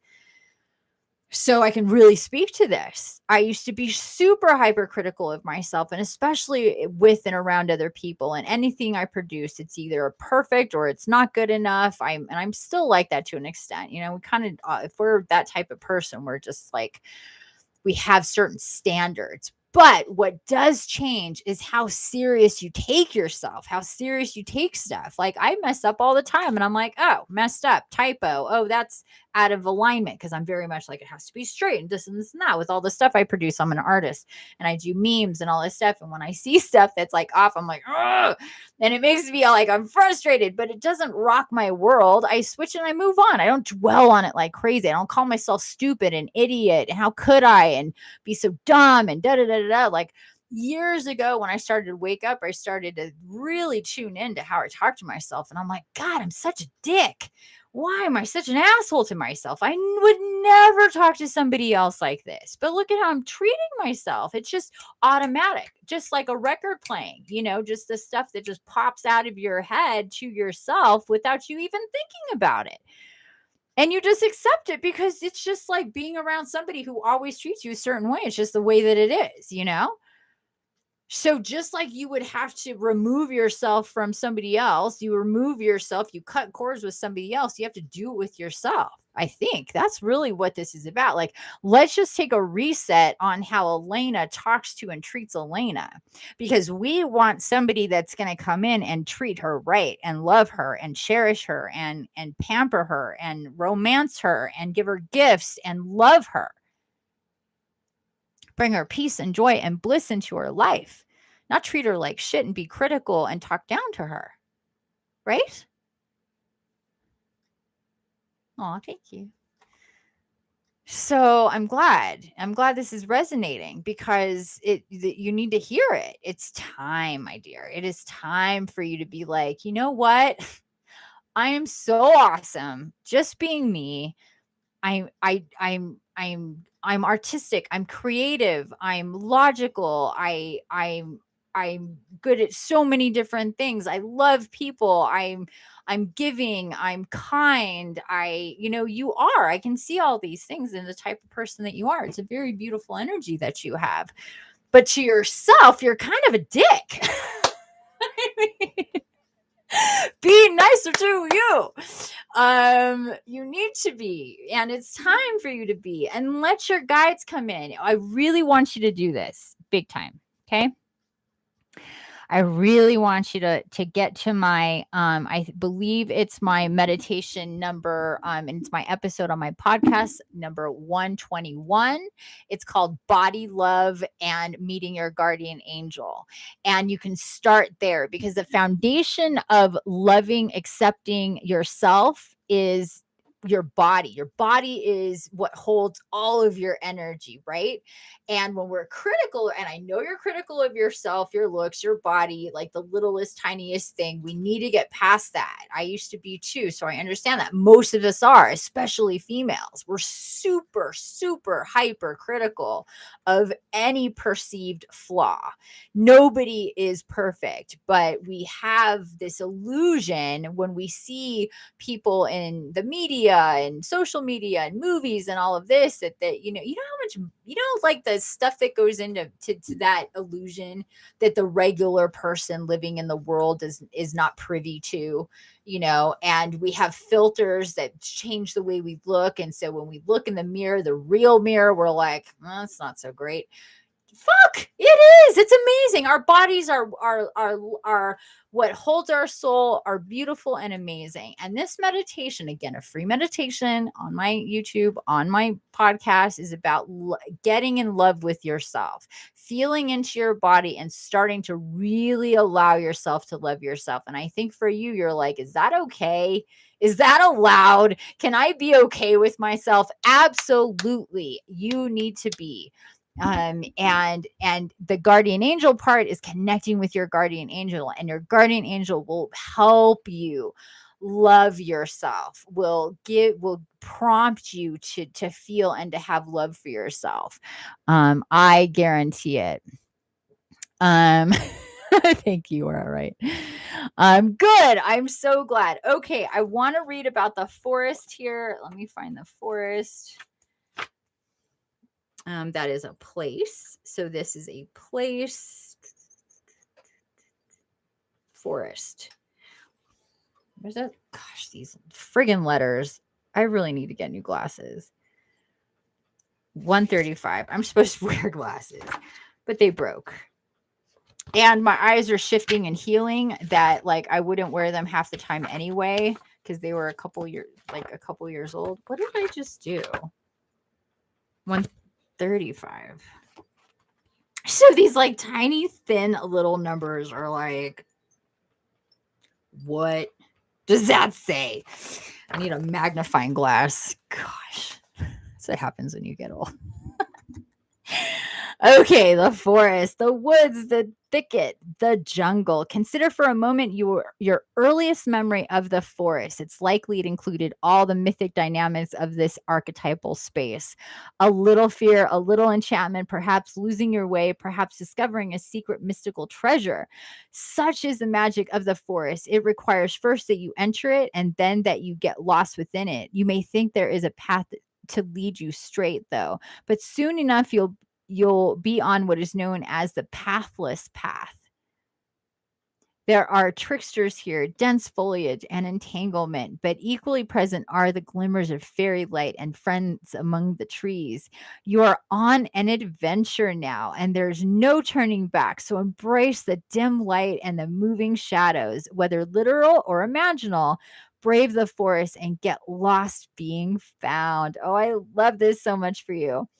When light, magic abounds, childlike wonder, adventure, when dark, concealment, density, savagery.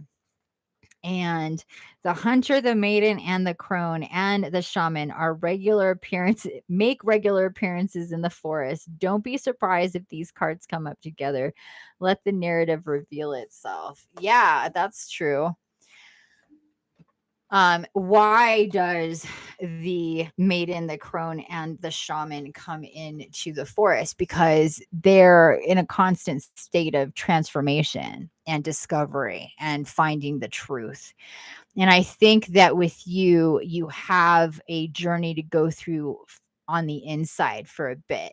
Like you're coming into a place where you're being pushed to really get into the thick of you, the forest of you, and what you are, and what you like, and what you feel, and what you want, and what you're good at, and what your passions are. Because I think there's been so much energy going outwards to please everybody else that you're at the core of it, like, who am I? Where am I? Where am I going? What's happening? And I think that you, like so many others, and don't take this the wrong way, we tend to look out, like I said at the beginning, we tend to look out for that other person to, like, connect to help us feel better. And we're never going to find that outside of ourselves. And worse yet, we're going to find people and align with people, like I said at the beginning, that are where you're at. And if you align with somebody that is where you're at, you're not going to be happy. You need to cultivate this newness about you so you can raise and then, get involved with somebody else. So this is about going through the forest, going through the woods. The pathless path means that there isn't a clear like this way, like a line, and you start here and you end here. In fact, I just posted on my Instagram a couple of hours ago. Look at this. It says ascension is this, not this. Which means that there is no straight path here. You're not just like, okay, leveling up, all the time. There's a lot to figure out there. So what you're being guided to with all of what I told you about, with the cord cutting, with the body love and meeting your guardian angel, this will like be your first steps in what's next for you. And it'll just open up and things will just pop up. And I know you're somebody who likes to see kind of far ahead to know where you're going. Many of us are, because that just feels better to be in control, to know, like, I can see 5 miles ahead. There's nothing in my way I'm going to run into. But on this journey, the pathless path means it's like step by step, because there's trees everywhere. There's bushes and flowers and all sorts of stuff, and rocks and boulders. And you just have to kind of do step by step and see where you're going, and let faith guide you. Like the trust fall, have the trust fall.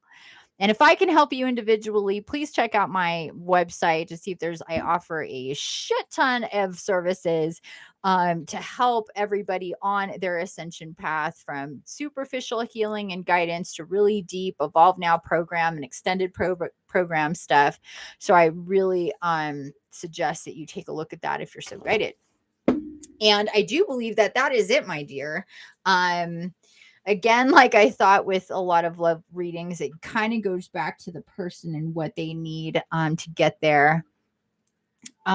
So moving forward, celebration, sacred healing. So you have work to do. Please feel free to download all of my free ebooks and check out those different meditations. I would have a lot of meditations, and more are going to be coming out.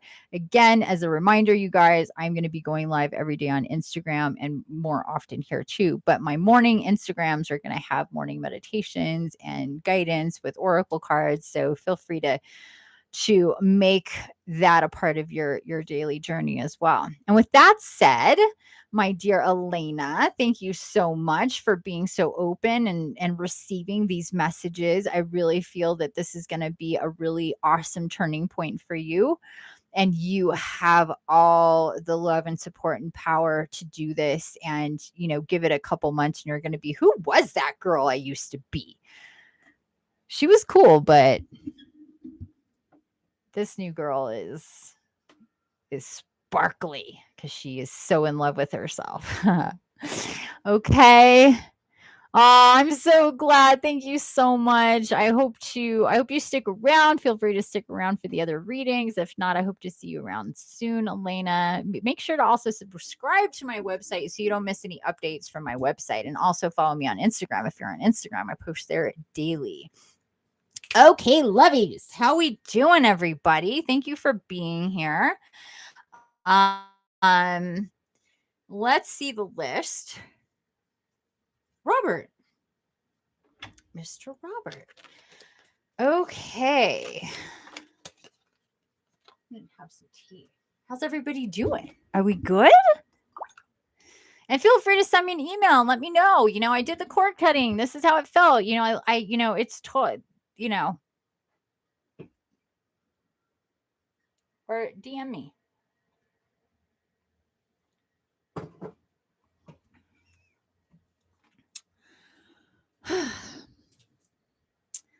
This is fun. This is fun. Okay, Mr. Robert. Let's see what I missed here.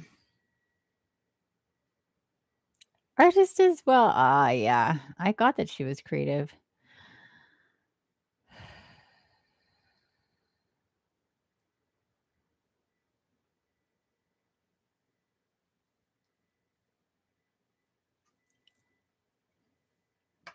Okay. Oh, so Robert, when I say my wife, is that still keeping the cord active?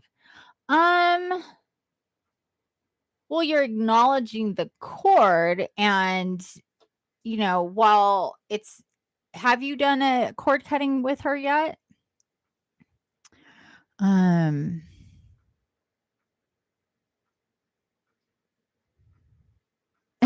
Sweet. Have you, if you haven't done cord cutting with her yet, I would definitely do that. And you're always going to be corded to her, so there's no like fully detaching. You're meant to be corded to her.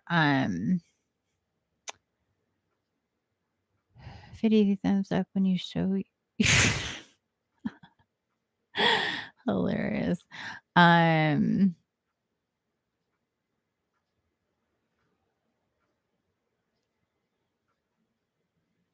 Okay, what I suggest you to do then, Robert, when it comes to this with your wife, is to just listen to the meditation. Listen to my podcast about the cord cutting. Read the book and listen to the meditation. Don't do it yet, just listen to it, because I find that a lot of people, like, they avoid it because they're afraid of what it's going to be, what it's going to do, how it's going to feel. And I know that it helps to just listen to it first, because that takes a lot of mystery out of it. And I want to go to the Hidden Worlds Oracle. It takes a lot of the mystery, a lot of the mystique, a lot of the shadowy stuff about cord cutting, especially since you've never done it before. You may want to try, do your cord cutting inventory, your life inventory, and see who's on the list besides her, and start with somebody else, so you can dip your toe in the cord cutting pool without, going there just yet. Would be a good thing. We all have cords to cut at any given time, either with people, like I mentioned before, people still in your world, or people that have left your world, whether they've crossed over or are still with us. We all have cords to cut or cords to reset, and some are way more intense and really, are a big deal in our worlds, and some not as much. And so I feel like that would help you. And the whole purpose of cutting cords with her to begin with would be to just kind of start to let your energy live without so much attachment to her energy. And I know that you've been working on that as time has gone by, but the cord cutting would really do a lot. It would be like a year's worth of slow tension release at once versus waiting a whole other year to like advance in this process. So it's a big shift, but you'll feel really good. You won't feel like, oh no, something's lost, it's gone, like I feel bad. Like, it won't be any of that. If anything, it would probably take away a lot of like the grief and the melancholy, the sadness, the loneliness that's associated with this energy, and it'll just kind of leave the positive stuff. So you'll feel even a lighter, brighter, more positive connection with her than the other way around. And I know it's hard to kind of imagine that. You just kind of have to take my word for it. I'm feeling these two decks right here for you, which is the Crystal Medicine and the Hidden Worlds Oracle. And we will see what comes for you.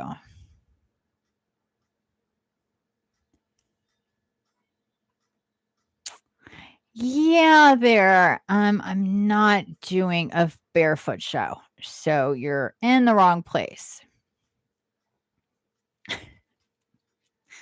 But thanks for asking.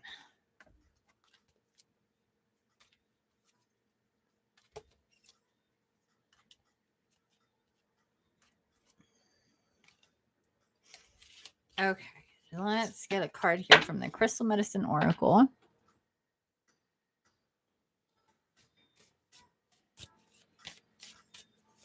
For you, Mr. Robert, and see what guidance we get for you.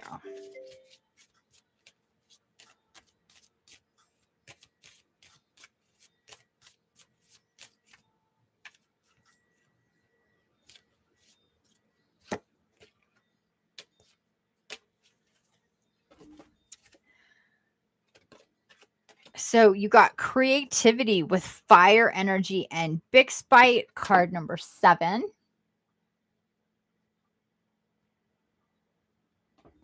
And angels and spirit guides with upper world and angelite.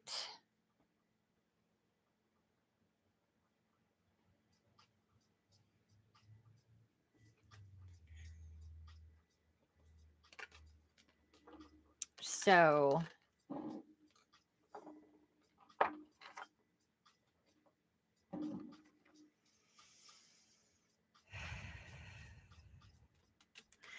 have you been writing?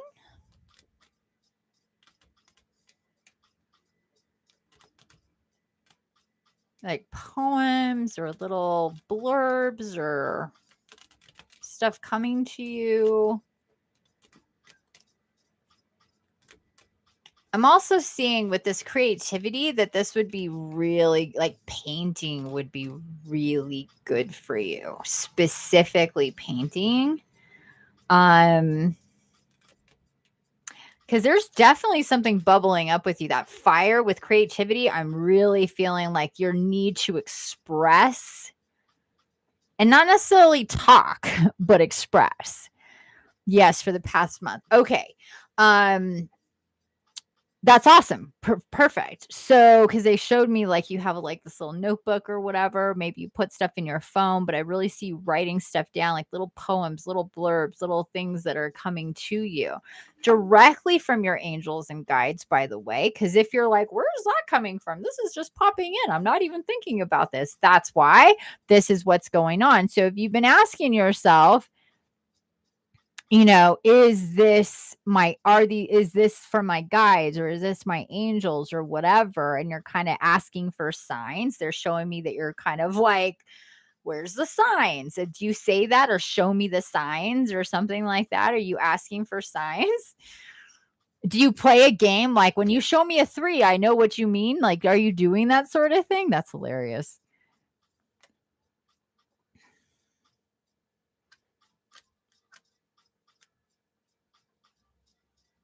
Because they're like, he's very much like, you get specific about what you want to, like, to confirm and validate what you're hearing.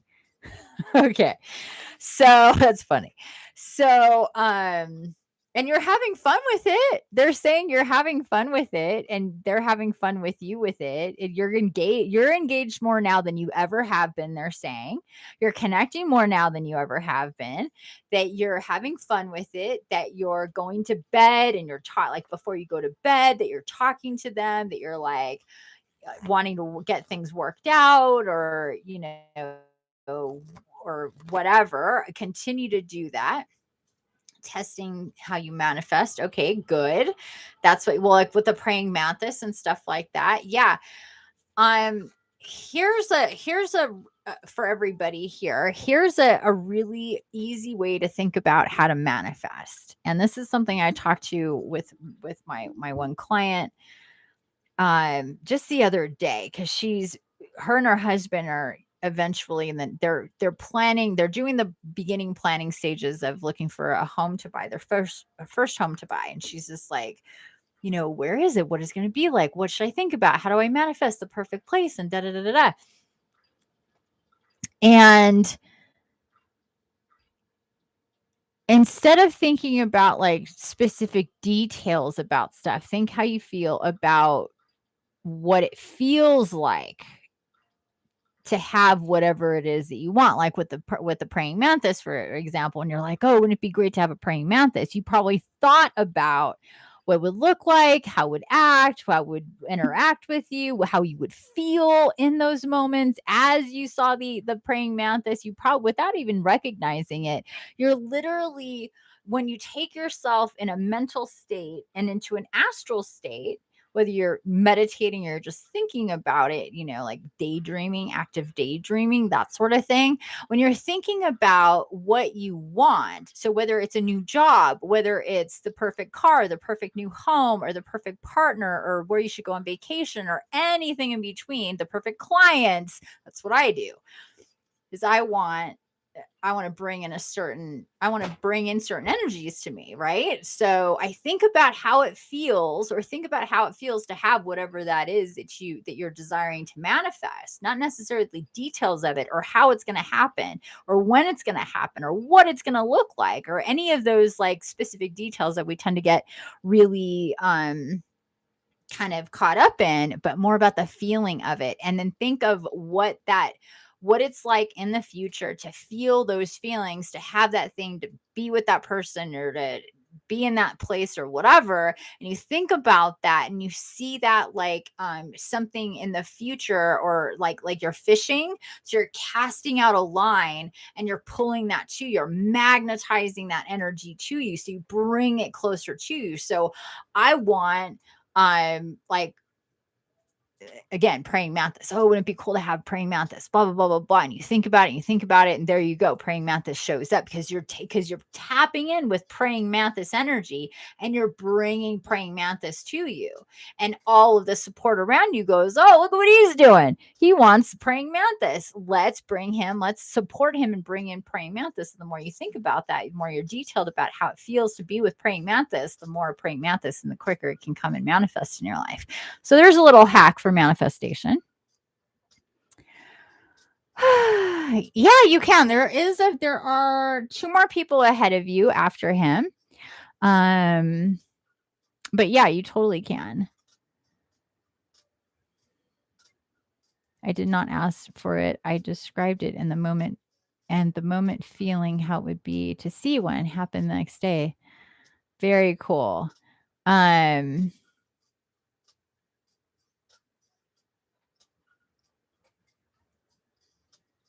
Okay, so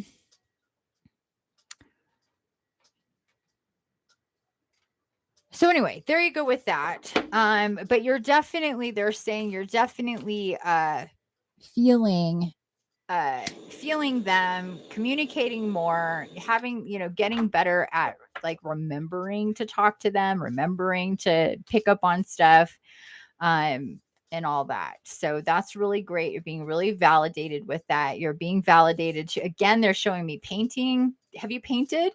Are you painting? Are you thinking about painting? You've been thinking about swirling colors together. Are you looking at art? Are you watching art videos? Are you watching people paint? Are you doing anything like that? Because they keep showing me that the same thing, which usually means something. When I keep seeing the same thing over and over again.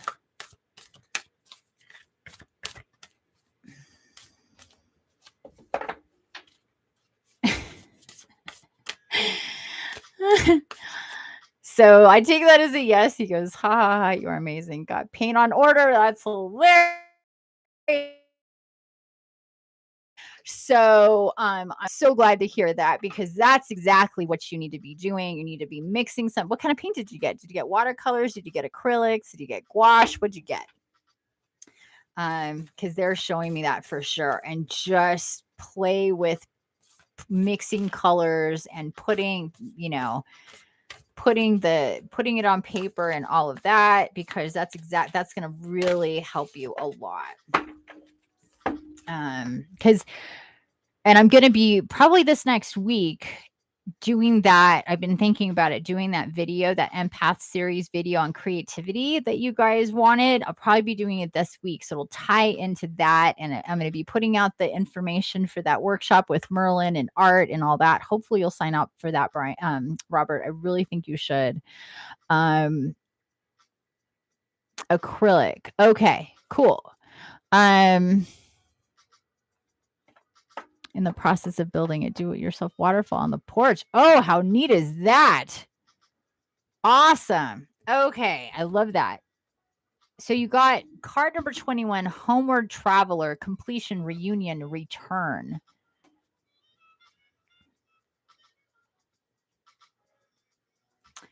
And I love this card because it's like, which way is that energy going?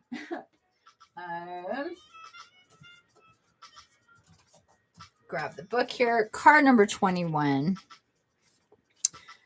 Do you work with threes a lot? Is like 3 a number for you because threes are like ascended master numbers, for sure. But I'm feeling like there's like a number 3 with you, or a 2-1. Because this card is 21, but they're showing me a 3. Okay. So that's definitely a sign for you, whether you're the one that says, show me a 3, or they're showing you 3s, or this is just a back and forth thing with the 3s. I keep seeing this. So they're also with this 21 card. That's a message to you for your 3. Okay, so you have reached the stage of your journey where much of the hard work has been done. You have traveled far and gone through many tests and dangers. There have been moments where you feared you would not make it and wondered whether this journey was worth facing the trials and finding a way through the obstacles. You have stopped so many times. You could have stopped so many times along the way, but something within your soul called you onwards. And so you kept moving in the direction of your goals. There was much risk, and now comes the reward. For you are being guided through the last stages of the journey, and there can no longer be any doubt that you are, dear friend, heading in the direction of your true home. This home may not be a place or even people. It could be a state of being, a place of balance and love that is found within. It could be a place in the outside world, a home you have longed for and now you're close to creating. Or it could be that you have been through many struggles and suffered, and now there will come a time of peace, of harmony within. You are returning to love, to a place where you can most truly be yourself. And this will bring reunion, completion, and a sense that you have found where you are meant to be. And illumination. I'm finding my way where I am meant to be. Home is within me. Oh, that's funny. Okay, cool. Well, this is just validation from your guides that your 33s and your 3s are definitely a thing, and they're in tune with you, and they're sending you 3s for you to, connect to and see to help you.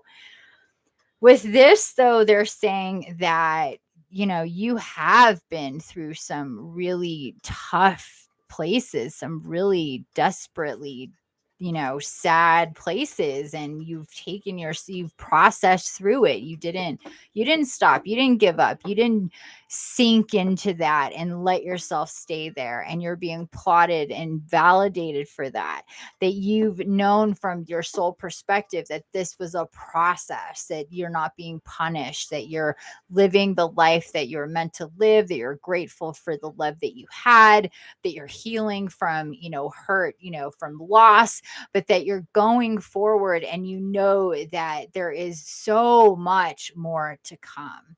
and you're being guided on that way, and see the paint, see the waterfall, see the praying mantis, see the hummingbird, see all of these things that you're getting motivated to connect to and be a part of and to create for yourself as you building more and more capacity for love in your life, that you're getting to a point where you're really going to be guided to work with yourself in a deeper and deeper and deeper way. You're like, it's basically like you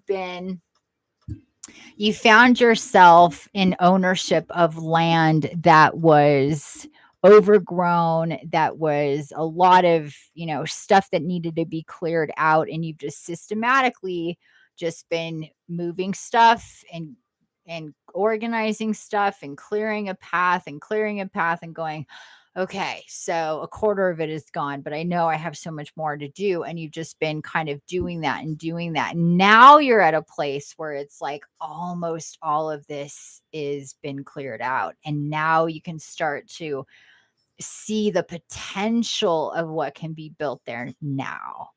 And that's what they're saying. And your next stages are going to be about what needs, things that are going to come up for you to address, for your well-being on the inside, kind of like what I was talking to Elena about, similar kind of stuff.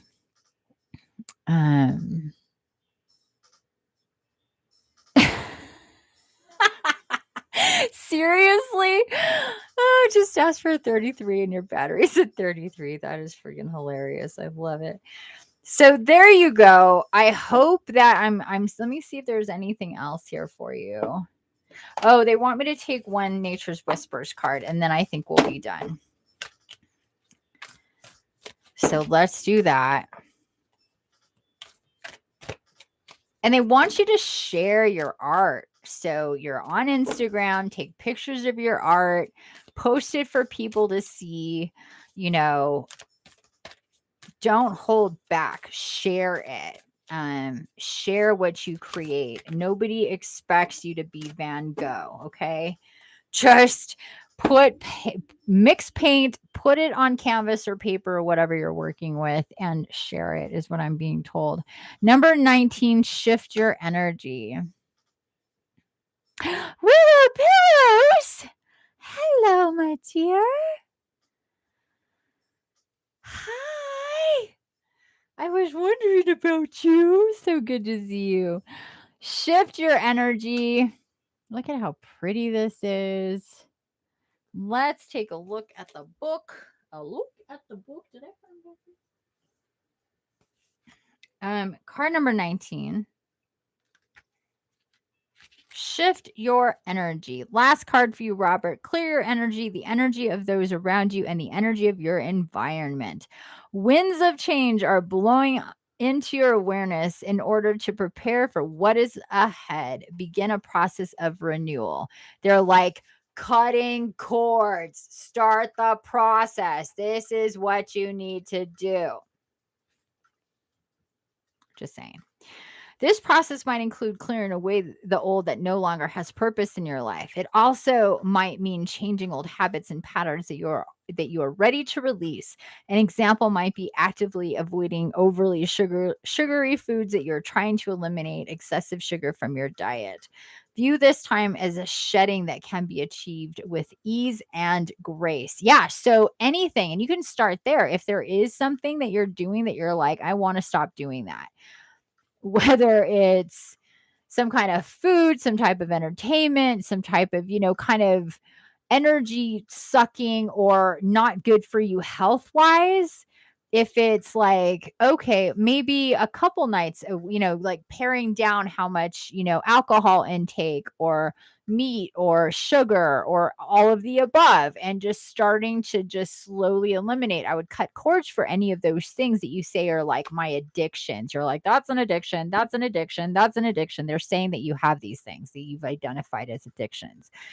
And that it would be a good idea for you to, if you've been told in one way or another that these are my addictions, however the way that you put it, that's what I'm hearing, that's your thing. This is my addiction. This is my addiction. Do you do that?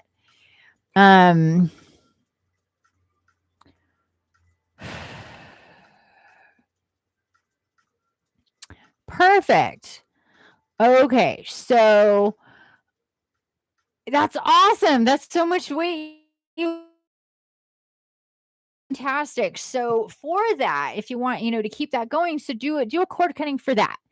Because it doesn't have to be for people. A lot of people think that cord cutting is just for relationships. It's your relationship with anything you're attached to. So if you're like, freaking carbs, man, it's bread and butter and that's like, that's sugar too. Or if it's ice cream or cookies or whatever your thing is, and you need help to release that crutch, that addiction, that trigger that goes, oh, that's what I want right now. It's that time of the day, or I feel like this, and it takes you down that road. Cut cords with that, or kind of, you can bank them, what I call banking them together, grouping things together. So if it's like, well, it's definitely, I want to cut down on the wine, not eat so much meat, I want to not eat so much bread, that's all food. So you could do one cord cutting and group them all together, and when you listen to the cord cutting, you'll understand what I mean. There is that possibility too. Got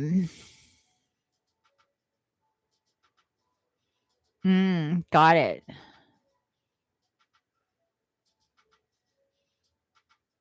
Perfect. Thank you, Willow. So there you go. You're definitely being guided to cut cords here. Specifically, the shift your energy is very specific, talking about cords, and to see cords in many different ways. Again, I'm repeating myself. Read the book. You'll know what I'm talking about. Do your inventory and start with one cord cutting, and you'll see what I'm talking about. And it'll kind of just blow the mystique of cord cutting away, because I know that you're kind of like, I know you get it, but until you do it, you can't fully get it, like what that's like and what that does for you. Okay, my dears, we're done with you. Thank you so much for receiving these messages. It was really awesome, as always, to read for you. And get messages for you. So there you go. Thank you. Okay, next. Sydney. Miss Sydney, are you still with us? And I hope you are. I'm pretty sure you are. Pretty sure. I'm going to eat some more. My stomach is just, I need some more of these raisins real quick.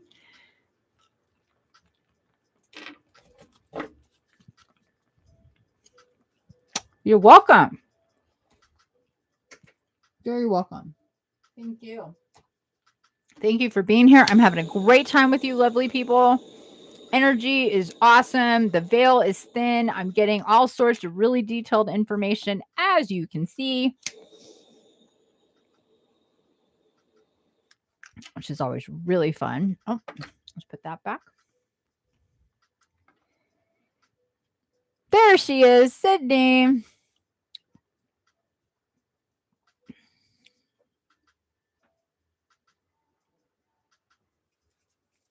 Okay.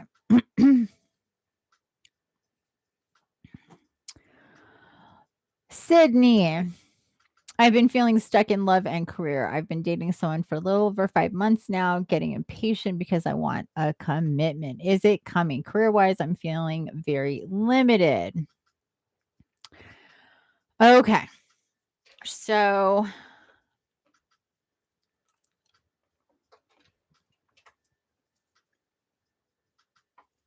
getting one question here to focus on. I might get information on both those fronts, but where would you like me to focus?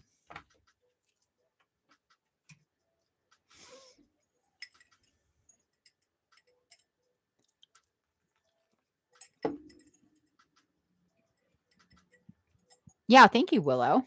I'm going to look into that too. Let's go with love. Okay.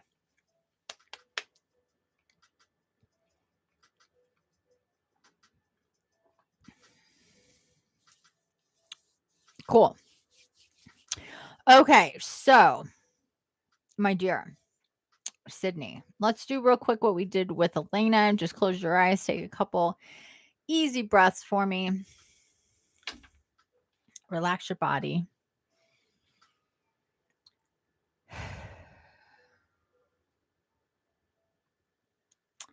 And your angelic's coming in who I connect to. So it's like picking up the phone. I want you to imagine yourself waiting for me to show up to have this time together for me to connect with you and your guides. So just visualize being there in your home. Close your eyes and think about, seeing me or knowing I'm showing up, seeing me approach if you can, or knowing or hearing my footsteps, however it is, I'm getting closer, getting to your front door, knocking on the door.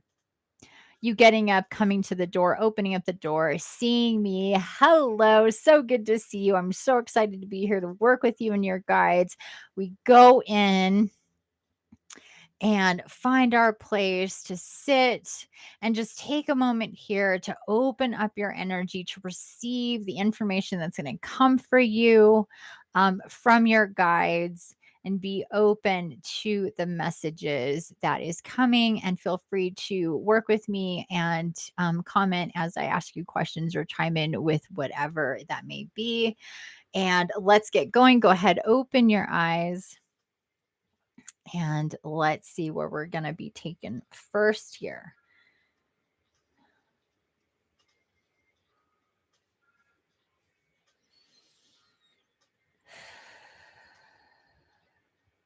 Really feeling the Archangel Oracle. Have not gotten into these cards yet today, but my eyeballs keep going there and I keep hearing a yes. So that's where we're going to go. I'm going to clear with some smoke here like I do.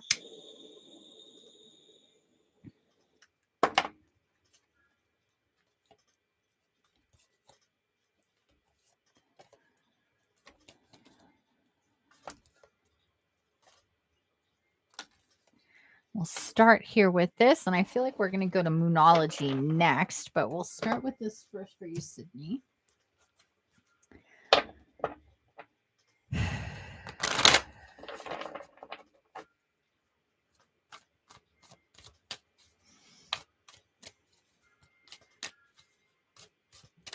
So your love question, should you stay connected to this person? Is it going anywhere? Right? That's the question.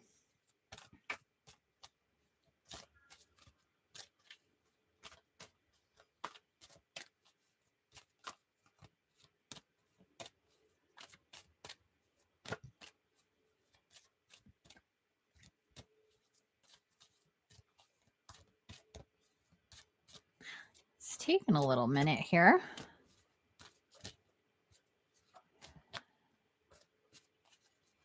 Oh.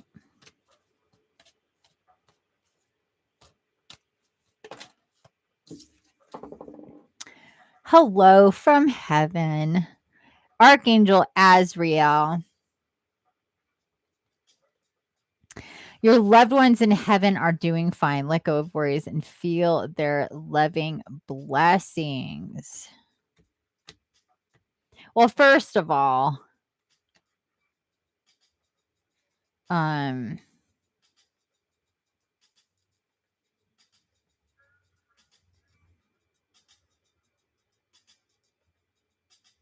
yeah, this is definitely like I'm feeling ancestor, loved one, family member, this type of thing, really with you, very much. And I think that you like feel that energy.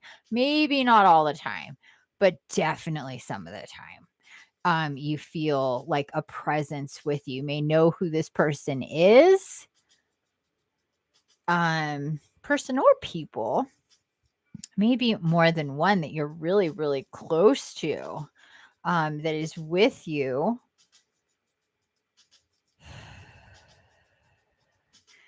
Like almost like one of the places that you really feel this is when you're either in a car or on a train or a subway or something like that. I'm being shown where you just kind of you're like a little on autopilot and you kind of like the veil kind of thins a little bit, and that's where maybe you think about this person or you feel that energy. But that's what I'm kind of getting here.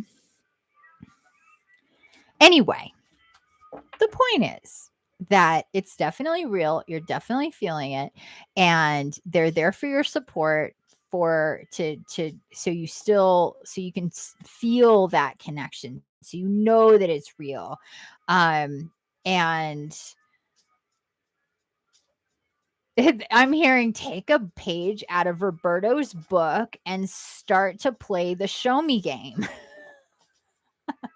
That's a great way to work with your guides, is to be like, okay, if you're here, show me a sign, show me a sign. Like, let it be like pink hearts or red roses or, whatever, like whatever that it might be that will kind of help and engage this relationship, that, to really kind of consider doing something like that. Or maybe you already kind of have a little bit, or have thought about it, but I would definitely do that. Because that energy, their energy, I'm feeling it being more of a feminine energy. And I feel like there's people that and there's people that you don't know. Like there's a group. Aside from like your angels, your guardian angel, like this would be like spirit people. So like spirit people, like, you know what I'm saying? Like ancestors, crossed over loved ones. Okay. Wow. Got a lot of cards here. Counselor, you are a natural counselor. Many people benefit from your guidance and reassurance.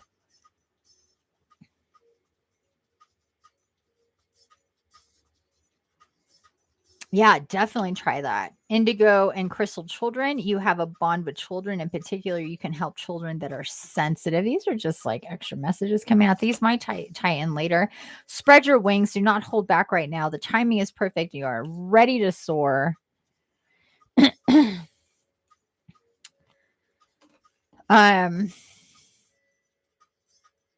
I'm getting confirmation. You're definitely an empath. You do have a connection with children. Are there children in your life? Do you work with children, or do you have like nieces, nephews, even lower younger siblings or something here? Your connection with whoever these children are really strong. And you can really pick up on them and work with them.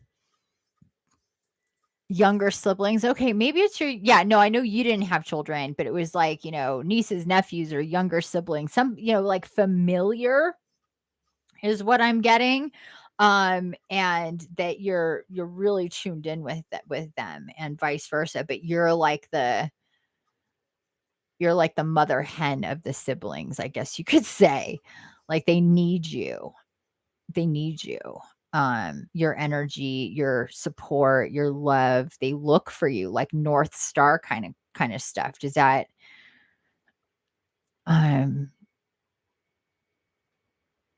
yeah, does that resonate? Because that's what I'm getting here with that. You really want a family. Aw, you're so maternal. And this spread your wings, don't hold back. Well, they're reminding you have a family. I know what you mean, but they're reminding you have a family. That's what they said. Um, you have a big family on both sides of the veil. So really tap in with that. That will help you to kind of settle these feelings of, I feel like you're like, I want to move on. Like I want to move on. I want to get stuff going. I want to get yeah, you want your own little hen house. You want your own thing happening. And to get there, you're like, obviously I need a partner here. And your whole question about that is, is this the right person? Let's get into the tarot. Is I already have feelings and impressions coming in about this, but I want to get some tarot cards. Uh-oh, I'm running out of juice from my fire. Of course. Doesn't that always happen? Did I leave my... No, of course not. Okay.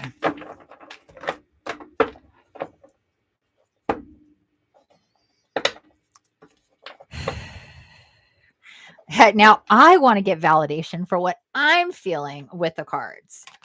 Even before I say anything. Because I'm already feeling stuff here.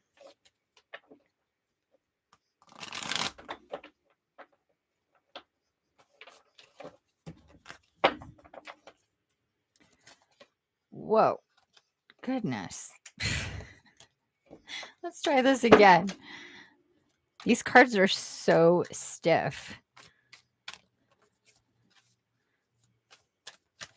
Okay, my dear Sydney. Question is, stay or move on ultimately, right? Stay or cut bait. Let's go. Let's go. Let's get it done. Let's see, what should we do here?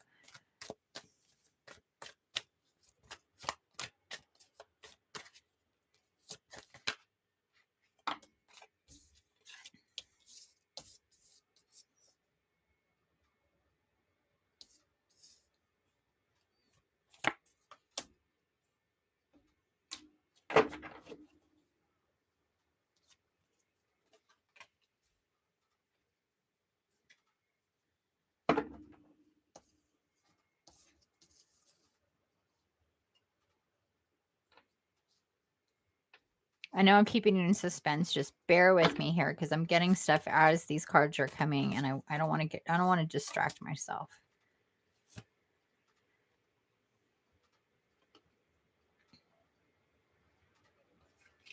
Okay. So, ready? I have great news, and I have some news I think you're already aware of. Your man in question, while he's a good guy, and you guys do connect on different levels. This is the card that came up here, is the King of Cups in reverse. This is representing this person that you're dating right now. And I tried to put him right side up, but I was told he's in reverse. And next you have the sun. Like the happiest, like brightest, probably most positive card in the deck is the sun card. As you can see, beautiful energy coming in from the sun. I think. Oh, I see. Okay. So especially probably within the last, well, since the Lionsgate on the 8th, maybe a little bit before, maybe just starting off this month, you've been in a state of what's going on here. Like the push to kind of figure this out with him is like probably turned up a lot. That's the incoming energies that has been kind of coming to you. It's kind of like an itch that needs to be scratched. Like, I need to figure out this riddle. What's the deal here? And you're not getting much from him. And I feel like you don't even feel very comfortable even approaching this. Like, you want a commitment. You want something to kind of, hang your coat on, like, is this at all stable? Is this just right now? Or are we just filling up downtime because, like, other people aren't here? Like, there's all these questions. And the short answer is yes. Yes, this is a meantime situation. I don't feel, and I'm not seeing with his closed eyes of the King of Cups and in reverse, he is not in a position to go like topside or to open his eyes and to really connect. So if you've been feeling a disconnection with him, this is why. He's just not able to, like, I think inherently, and in the undercurrent, I think and he knows that you are looking for depth and an anchor and commitment and a future, and he's just kind of like, well, what are you talking about? Like, I'm not going to focus on looking at you in the face because then we'll have to acknowledge this and talk about it. Like, it's kind of like that. Very true. Yeah. So I think that I'm not sure when you just put that, but that's what I'm seeing here. I think you've known this. Like he avoids getting deep. He avoids like it's like, oh, gotta go. When you're like, so about, whatever in the future. He's like, it's kind of like that Scooby Scooby Doo like cartoon where it's like you see them like running in place and then taking off and like the stuff the smoke behind them, like and I'm sorry to laugh. I don't mean to, I'm not making fun at all, but the visions that I'm seeing here are like that. And you're just like, okay. And then, it's kind of, and you're just like, does he just need time? Is he just like a hard nut to crack? Like, what is he doing? Like, what are we doing? And it's just, he doesn't know. He doesn't know. He doesn't know what he's doing, but he knows that making a commitment is probably not what he should be doing. And it's not about any other female. Let me make that clear. This is about him and his readiness. And while he really enjoys you and your company and your energy, he will take that as long as you give it. Okay. So there's that. Number 2. Next card after him, remember the sun. So once you go, okay, you process this out, you cut cords again. You've heard of all this cutting cords business up till now. Same thing goes for you, my sister. You need to get in there and cut cords with him. But first, it's time to face this head on, sit down, have a talk, and just say, look, I know that we're in 2 different places. I know we want different things ultimately, at least in the near future. And it's time to just, let this go. He's not going to want to, but that's too bad because that's what you need to do to move on and then cut cords. And once you do, you'll feel a lot less pressure. There'll be a lot of light coming in for you. You're going to feel like a real sense of relief here. You're going to be moving up and forward into and towards the flame of light. This 5 of wands here. This is about like cooperation and working together with others. This is representative of your next steps energetically, spiritually, physically, maybe, excuse me, maybe even geographically of where you need to go next. But this is going to happen after you address this business or this business here with this guy. So know that that's happening.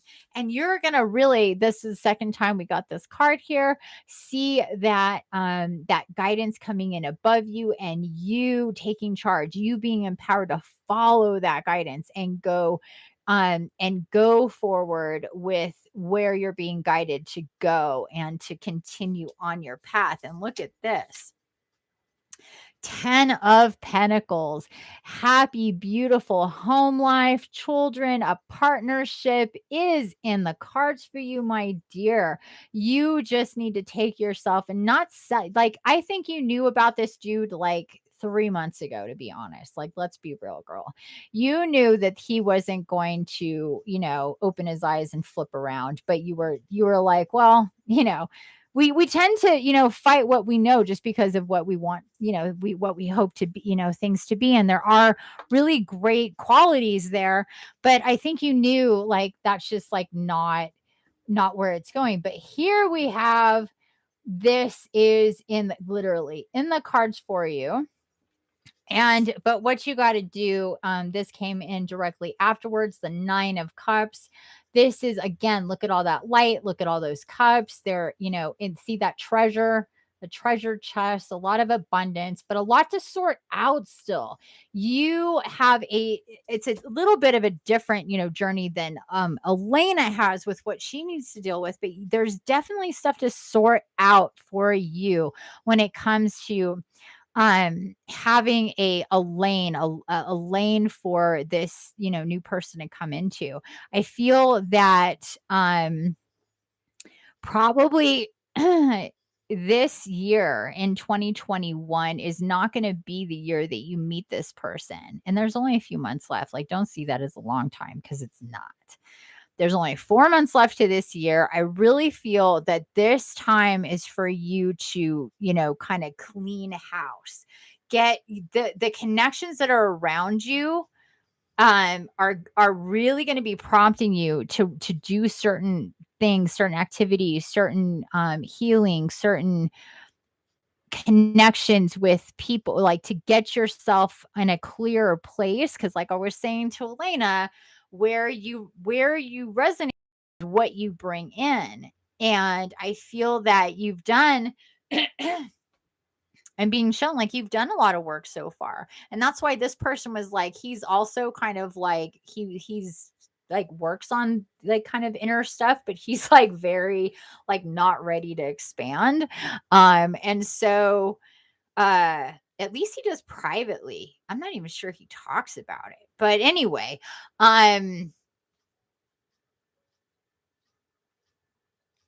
the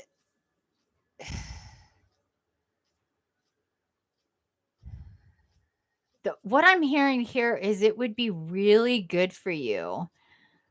Like, just imagine just taking this energy that even though it's like, it's not like, yeah, I'm not telling you you're going to, break up with this guy and meet your new partner like next month or next week or whatever. It's not going to happen that fast. I feel like what needs to happen is I keep hearing cleaning out, like reorganizing of really what it is you truly want with somebody, the type of person that you're looking for. I think that I mean, we're all still under development, but there's certain things about certain things about yourself that you haven't yet quite figured out. And these are pieces of the puzzle that are going to help you raise your awareness, your perspective, your vibration, to bring in more for you to figure out, to help you with that. Remember, we got spread your wings. So there's something about you kind of like holding back, not being, I mean, yeah, we had the pandemic, but I think it's aside from that. There's just something about you kind of like staying behind the curtain or behind the scenes, and it's time to expand and spread out. And this will kind of get this ball rolling for yourself.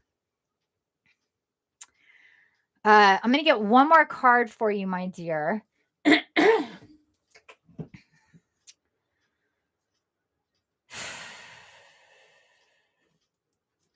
I know it's going to be an oracle card. I'm just not sure right now where we're going.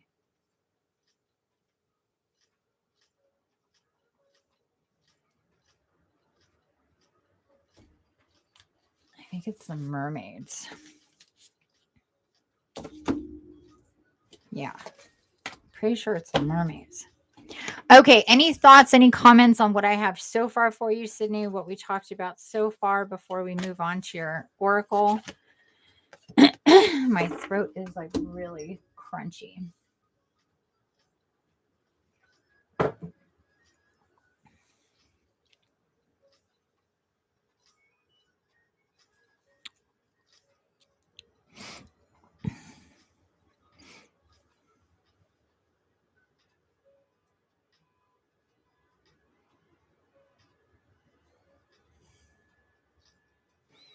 Still here with me, Sydney? Hello.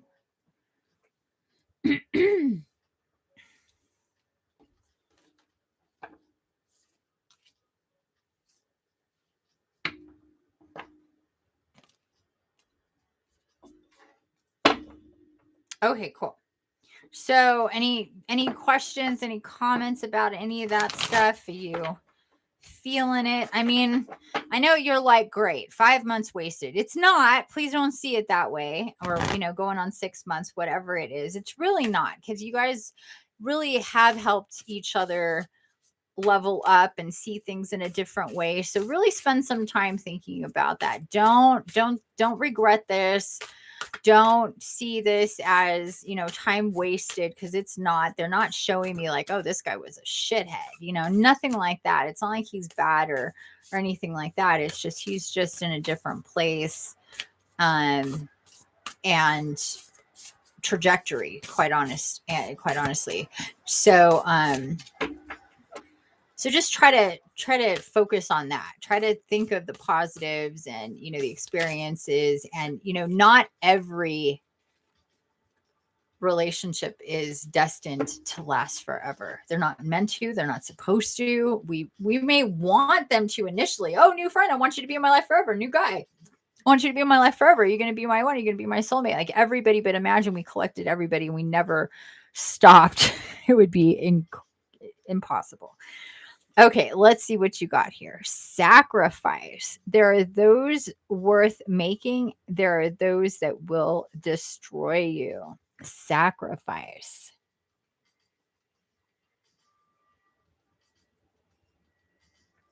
So let's get into the book. Card number 11 was sacrifice.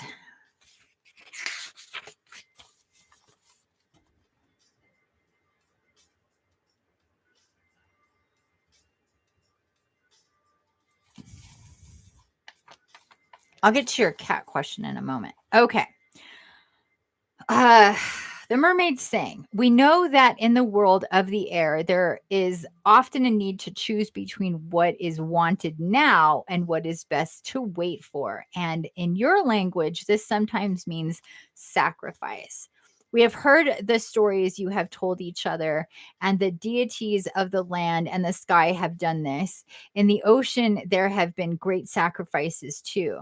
The whales sometimes have breached themselves to feed their communities of people, your ancestors.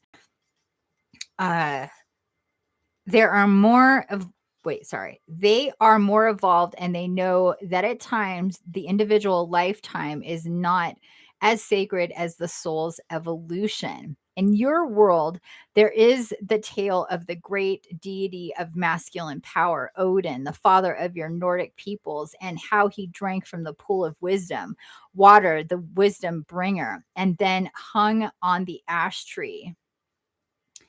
Yggdrasil for on the ash tree, Yggdrasil for 9 nights, returning to the world without one eye, but with knowledge. We have heard from the Vikings that he did not regret his sacrifice, that he knew that to gain the knowledge, something had to be given up.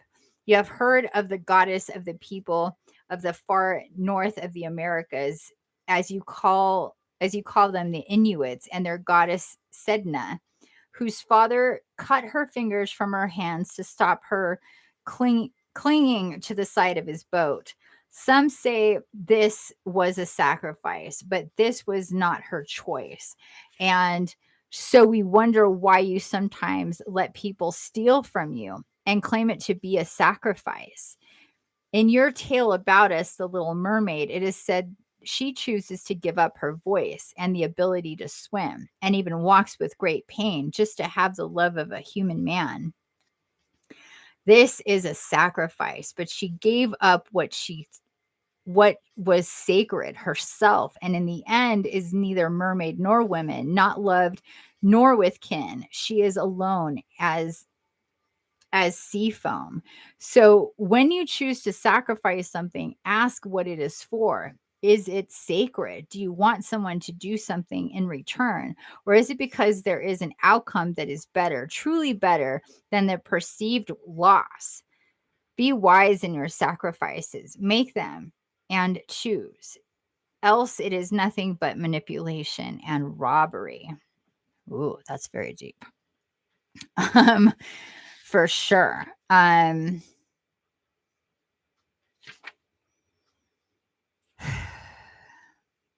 So I think what I'm hearing here, it's like one thing if it makes sense to wait for somebody who, that it's a sacrifice. Like if there was this situation with this person where it was like, yeah, you may not get your family right away, but this person is definitely like, it's worth sacrificing some time and walking through this, with this person. But in this situation, it would be the opposite. It would be giving of yourself, like letting somebody rob time from you because it doesn't have an outcome that makes sense. So let me read the divination part and then we'll be done.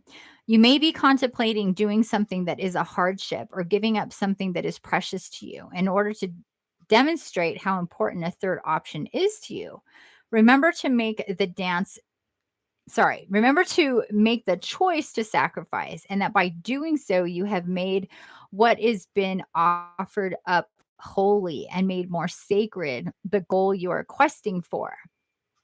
Make your sacrifices wise one and be sure to decide whether the sacrifice is the best path. Sometimes people make what they think are sacrifices because they feel others will view them in a certain way.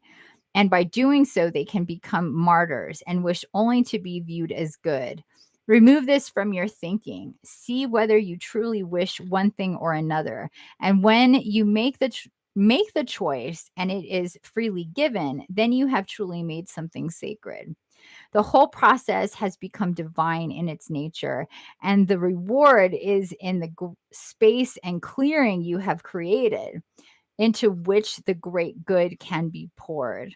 You will be blessed, for you have blessed the world with your offering. Oh, I love that so much. So, and when I was reading that, I was thinking like it wouldn't necessarily just be like him that this is going to be affecting. Like maybe you know him through friends or family, and that other people will be disappointed, and you're just like they'll be looking at you like, why? He's such a great guy. Just be patient. Like, you know, you can't expect to get married in 6 months, or whatever that or you feel that you're going to hear from these people. um but that's their problem. Your life, your choices, your relationship is not anybody else's business but your own. And you making these sacrifices to appease other people and make them happy because they may want you with this person is not the way to go.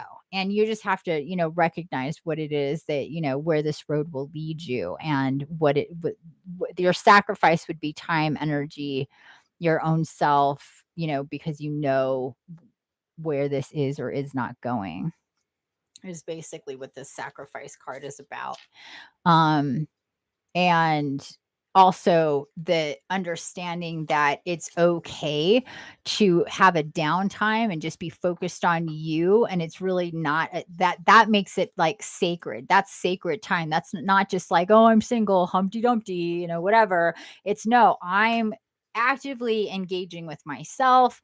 I'm not going to be looking outside or looking for dates. I'm going to kind of shut that down and go within and really spend time on myself and reevaluate what's going on next year in 2022. I really feel that that is what's needed. For more and further detail, you can always schedule a reading with me personally so we can, actually talk and work things out. But that would definitely be the gist of it for you. I hope that helps.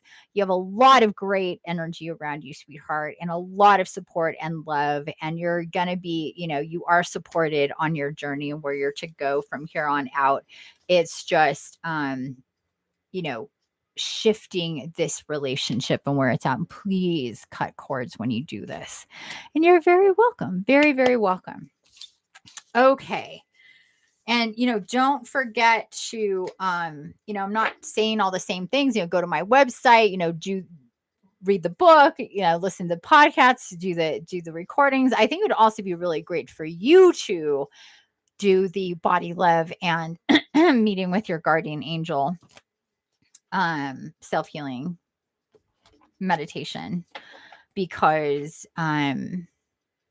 that will get you centered and focused back on you and your guidance and the ones that are close and working with you. There's some people that have like their guardian angels and then their ancestors that are basically like almost always right there with them as much as a guardian angel. And I feel that you have that. Okay. And you're very welcome. Very, very welcome. Don't forget to like and subscribe if you haven't already. And then next we have Karen. Karen, are you here, my dear? And I guess that's it. Nobody else. I think we've been through everybody else.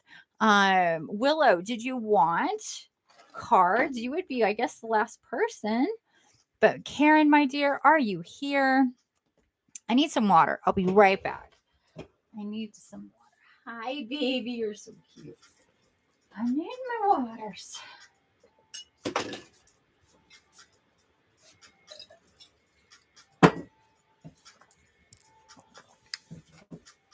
Yay, Karen. I know you said you didn't need a card, but I was told I'm going to get you cards anyway. So nobody's listening to you, basically. You know how much I love you. Okay. Let me see where we're going for you, my dear. I'm hearing archetypes. I love the archetypes. They're just fun. They're really cool. They're cool cards. Archetypes. Yeah, nobody's listening to you. As we are getting cards for you. I just want to, of course I'm out of fire here. Do I have enough to make some smoke? Of course not. Okay. Pause in action. I'll be right back.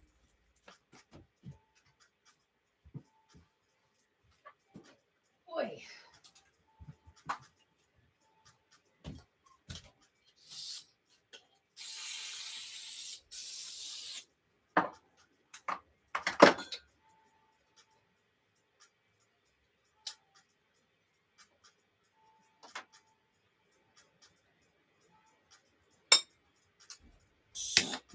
There we go.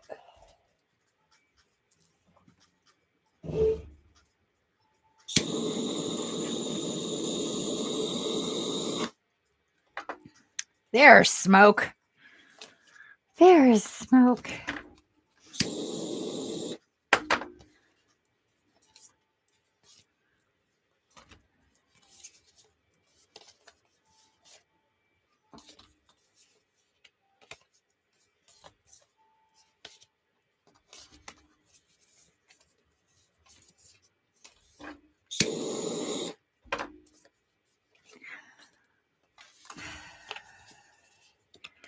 Oh, real quick before we move on, Robert had a question about his cats. What was that?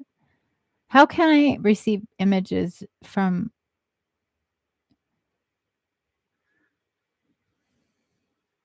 Okay, so the way, and it's great that you say it that way, because that's exactly how it works when we communicate with animals, because they don't have language per se. They communicate through images. That's how they communicate to each other. They telepathically send images and energy to each other, so they communicate, especially within like family packs and interspecies and within their own species, but outside of their own species too. This is how they communicate. So the way we communicate, and especially those of us that are more connected, that are psychic, telepathic, we can develop, or we just naturally have, without even realizing that we can do this. And especially those of us that are really connected to animals, we just kind of naturally do this without really understanding that we're doing this. But what works better than even talking to our animals is projecting images and visions to them. So if you're like, oh, we're all on the couch, but I want to go into the kitchen and maybe I'm going to get them treats or whatever, try, instead of using your words, to say treats, because they're conditioned. They know their vocabulary for understanding words, our words, can be very high depending on the animal. But they don't communicate that way. They're understanding our language. This is why any dog or cat or bird or whatever can understand any language. And you'll meet dogs that know Korean and they don't understand English, and you're like, come here, sit, stay, food, and they're like, don't understand what you're saying, because they don't speak English. They don't understand English words. They understand Korean words. So to work with animals and to communicate with them, what you need to do is project images to them. So you would project to them treats and getting treats. So you would, in your mind, telepathically call to your cat's name, and then send them an image of them eating treats, or send your dog an image of going outside, or send your dog an image of crossing the street, or send your dog an image of waiting patiently while you go to the store, whatever it may be. Then they'll pick up on you sending images, and you'll notice it'll be different between you guys, because they'll be like, yo, he's sending us under, like, he's talking to us the way we talk to each other. And then they'll start doing the same thing with you. You'll get images of like my cats do with me. They'll come up to me and they'll look at me, and then all of a sudden I'll get an image of them going outside. I'm like, oh, you want to go outside? And then they run to the door and know they want to go outside. They also work with, they have their own little, or not little, they have their own guides and guardians, and they will talk, they will like translate. So sometimes we can communicate with our animals that way, or animals in general that way, by tuning into their guides, their angelics, and they give us messages that can be a lot of times really, really concise and detailed, because they can telepathically speak to us in a way that's different from the way animals do. But it's all kind of that relay of messages.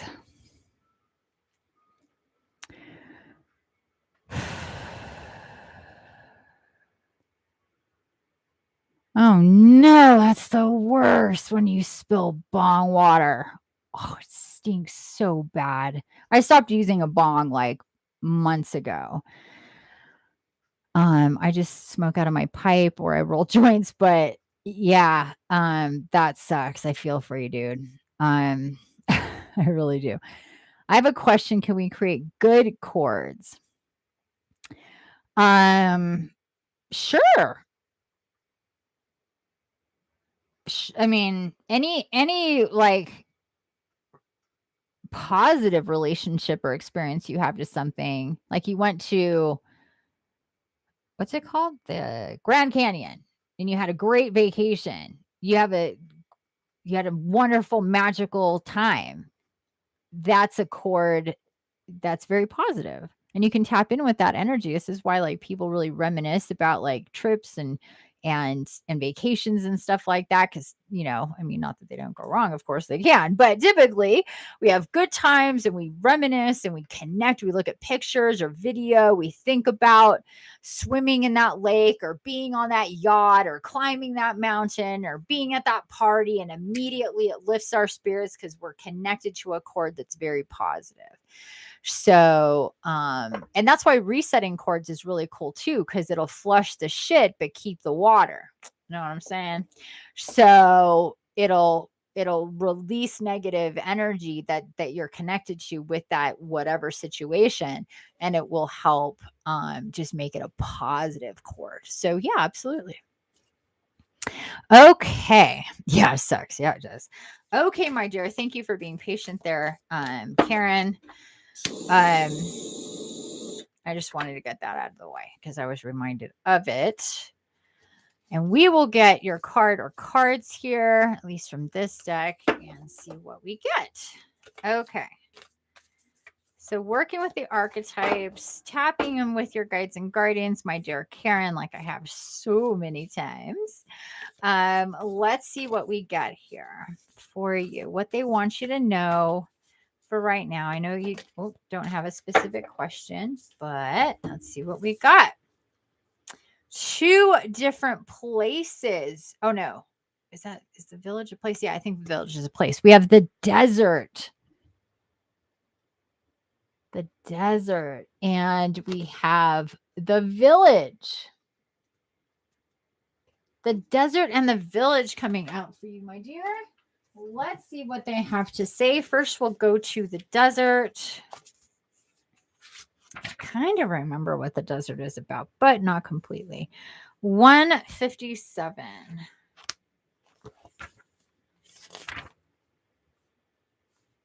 Okay, maybe not one. See, I can't read these numbers. It's really frustrating. There it is, 137.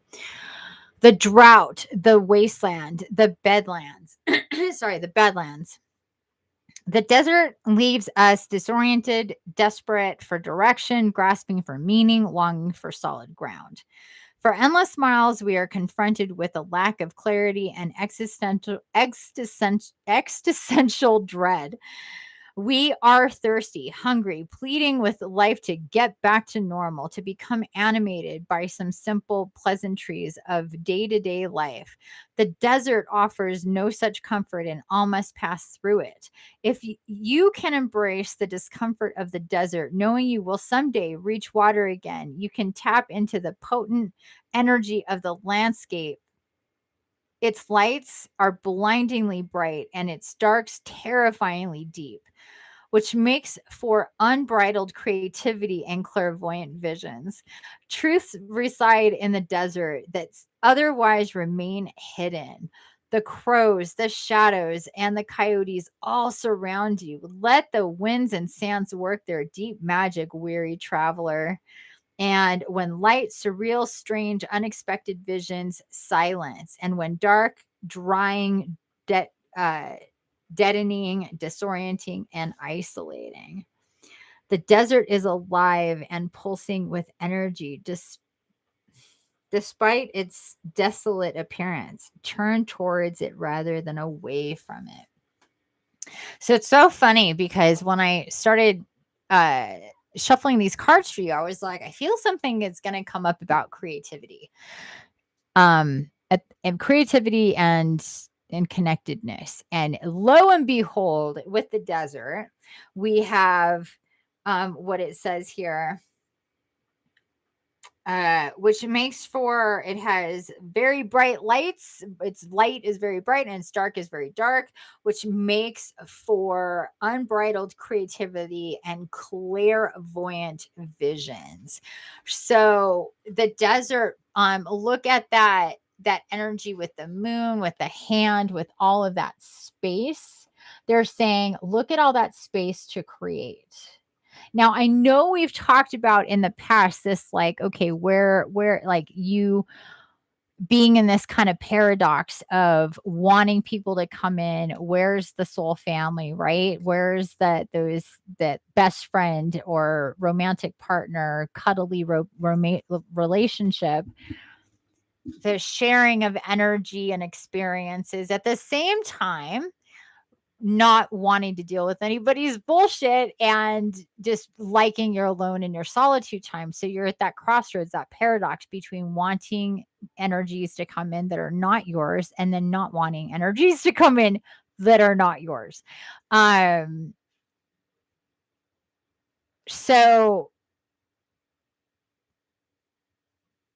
this card, with the space that it gives you and those energies for being creative and clairvoyant, is what's needed in the process. Like it says, everybody must go through it. It's what you need to do is to lean in, to go into the desert, not to pull away and be like, oh, this is a scary place. To really see the wonderment of this space and the solitude that it brings you right now. And that what's going to be happening to you in this space, and we're getting into the village next, but what's happening to you in this space is the space is the space for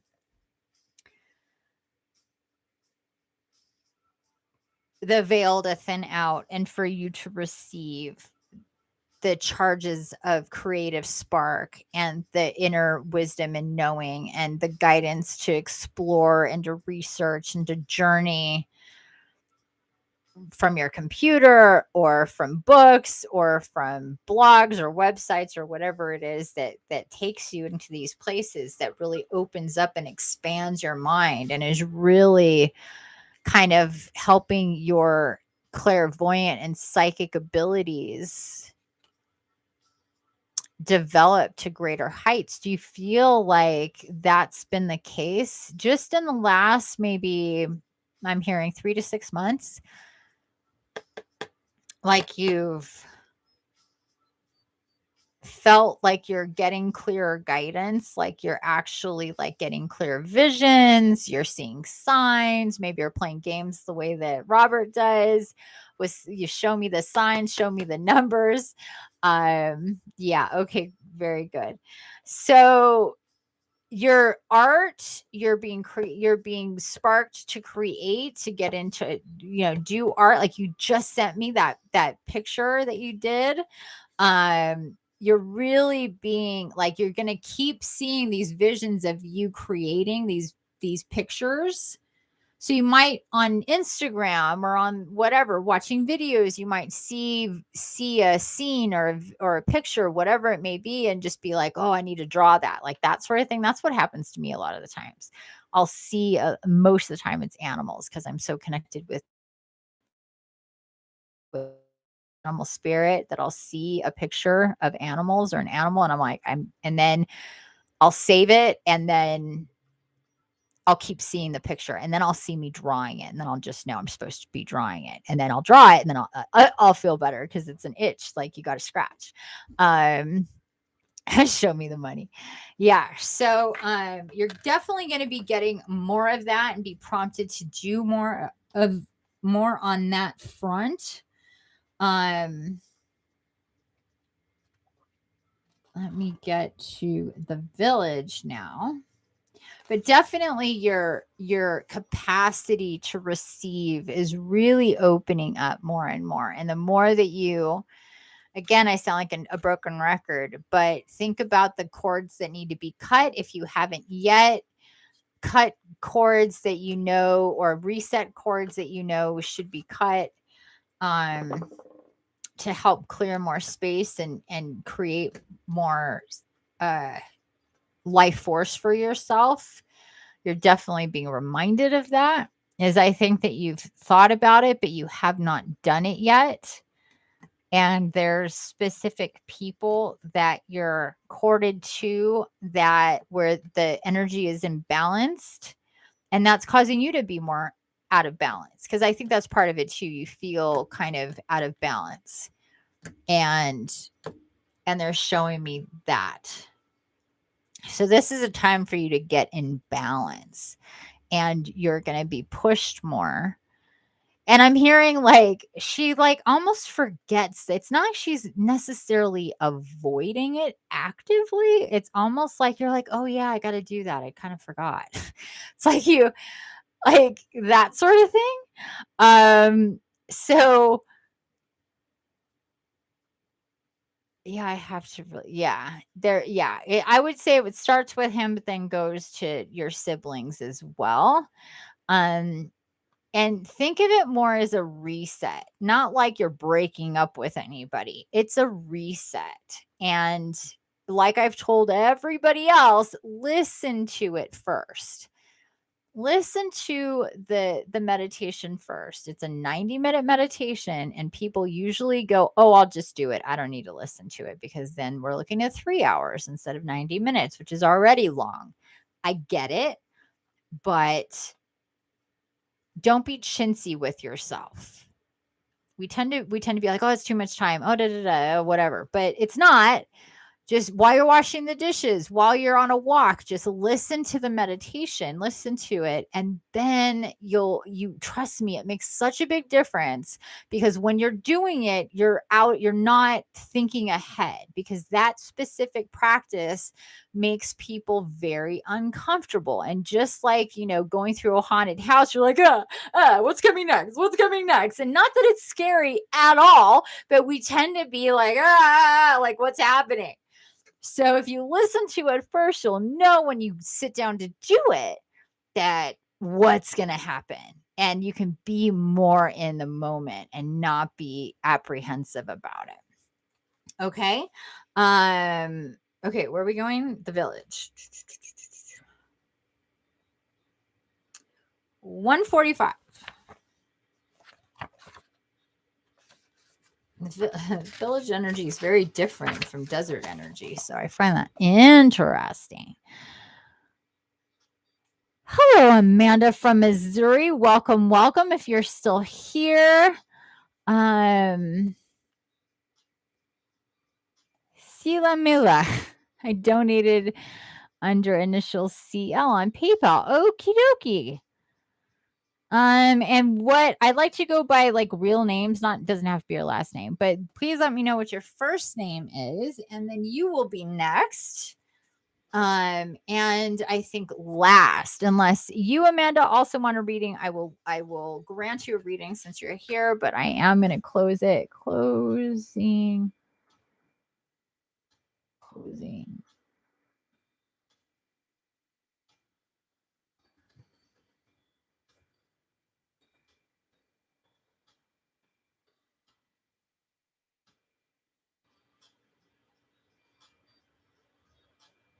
Okay.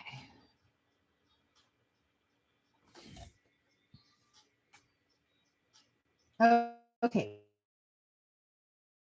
I guess that's going to be it. Maybe Amanda's not here anymore. I just saw her hello. Oh no, you are there. Okay. No, hold on. I'm still working on Karen's. So I'll let you know when I'm ready for you, Sela. And then Amanda. And then we're done. So I'm freaking hungry. And I'm almost out of raisins.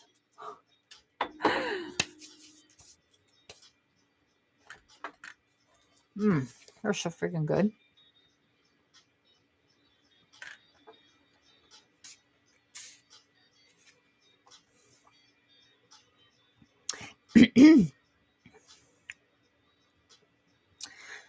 The Village, Karen.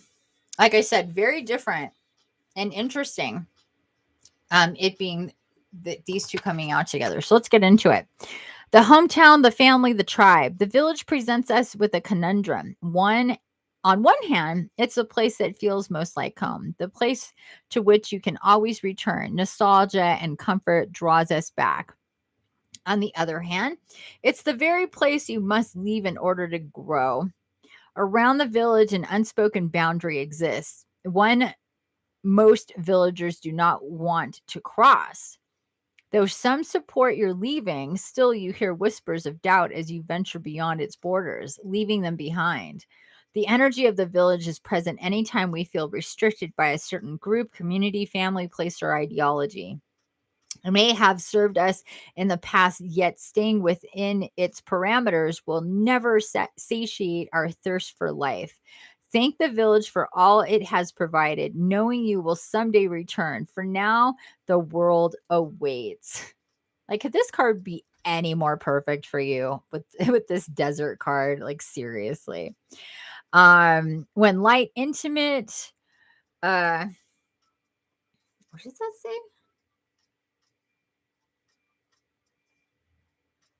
I'm not even sure what that says. Intergenerational, communal. I'm not sure what that word says. The village moves with you. It is as it is more of a mindset than a physical place. Yeah, it's definitely a mindset. Like we were talking about with your family. The village is your son, the village is your siblings, and what we've talked about, not in this reading but one of your past readings, when it came to this, this imbalance of energy and you needing to move away from that and into a place where there is balance of energy with others. So that means there's this like in between phase, and I think this in between phase is the desert. So this is just really, validation, like what we were talking about before. That yes, yeah, you're next, Sela. That it's one of those things where it's like it's kind of like the desert is coming to kind of clear the space around you so you can see things better, so there's not so much clutter. Like the forest, it's like dense and deep and you take one step at a time, and the desert, it's like everything's open so you can see really clearly exactly like kind of where you're at and where you've been and where you're going. And the village is coming in to say you're taking the, like, how far into the desert do you want to take the village before it's just you concentrating on you, like that sort of thing. So I hope that makes sense. You're just really being guided, Karen, to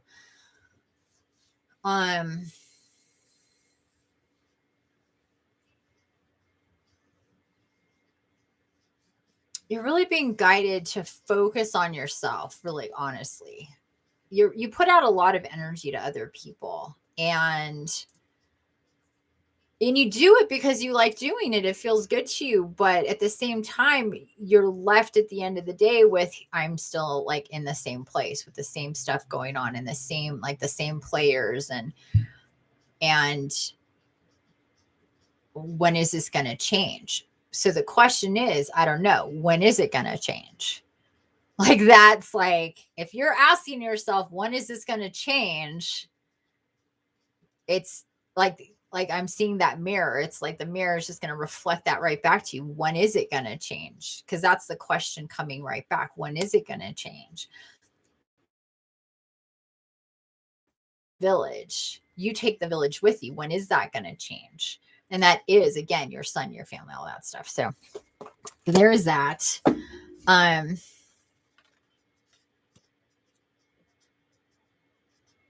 I want to get a sacred geometry card for you. And I believe that will be it. Because we already know what we got to do here. This is just to help you with, further messages with healing and creating space or whatever. Makes sense. Thank you. You're welcome. Okay. Whoa. Huh, there's that flower of life again. Interesting. Butterfingers over here. Oh, okay. That was fast.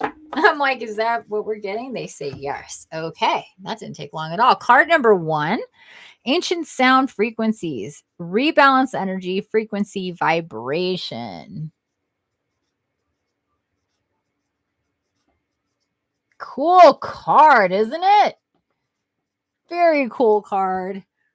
With all the different frequencies. I don't know if you could see all those numbers.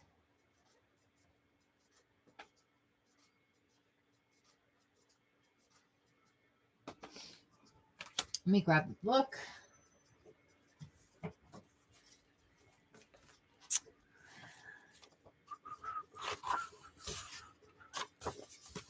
Okay, rebalance energy, frequency, vibration. Today, I allow myself to nurture my mind, body, and spirit to bring me back to a state of balance and harmony. What do we talk about? You're like, I feel out of balance. When is this going to change, right? So here you go. If you have drawn the ancient sound frequency card, you are in need of an overhaul. Your body may be tired and out of balance, or you may be feeling emotionally and mentally drained. Is that true? Let me know. You have been working hard in so many aspects of your life that you need to return to a state of balance and harmony on all levels. You may need a healing to deal with a current issue in your life that could have an attachment to a past life. Whether it be gaining an understanding or a need to forgive and release, it can be done by cutting cords and ties and letting go under the guidance of a light worker. I shit you not, that is what it says. Every sound has a different vibration, as does every person, crystal, tree, blade of grass, and so on. Sound vibration carries medicinal tones that can penetrate not only our auric field, but also that of our physical matrix, right down to the cellular core. Definitely. True. Okay. When we are in resonance, we are in balance. And by using and surrounding ourselves with certain frequencies or tones within our own field, as well as our surroundings, we can change our vibratory frequencies to live more harmoniously. The frequencies are a group of pure musical resonance frequencies developed by Benedictine monk. This Solfuego, I always have a hard time saying that. Frequencies are a group of pure musical resonance frequencies developed by Benedictine monk Guido de Arenzo circa 1900 AD. The main being a 6-tone scale of electromagnetic frequencies that are believed to have been lost throughout history. These tones were replaced by different tuning applications over time. They are considered sacred tones used in well-known Gregorian chants and in the hymn of St. John the Baptist. Each one of these tones, when sung in harmony, can bring about spiritual blessings, harmony, healing, and miracles. and practical application, healing and rebalancing from a cellular level through to the auric field or outer layers of the physical body can be achieved by placing this card on your body while in meditation, listening to the sounds of frequencies, and even placing crystals with the card on your body or carrying them around with you. Sleep with the card under your pillow. Seek out a light worker to help you shift unwanted energies. Hi. Writing is also a fantastic practice. Writing is also a fantastic practice. When I need, I write down my thoughts and feelings and call upon universal guidance to create the shift needed to put me back on my path. Burning what you have written at full moon enhances this effect of your desired outcomes and goals. Absolutely. You don't have to wait for the full moon. You can do that at any time, but it definitely is a full moon ritual to do that. Card numerology is 9, and crystal suggestions: apophyllite, singing quartz, Herkimer diamond, and boji stones. Animal medicine is eagle, and the essence is for your frequency is 528. And snake medicine essence and starlight essence. So tune in with 528, my dear. This is why I pulled one of these cards. So you have a singing bowl that I have been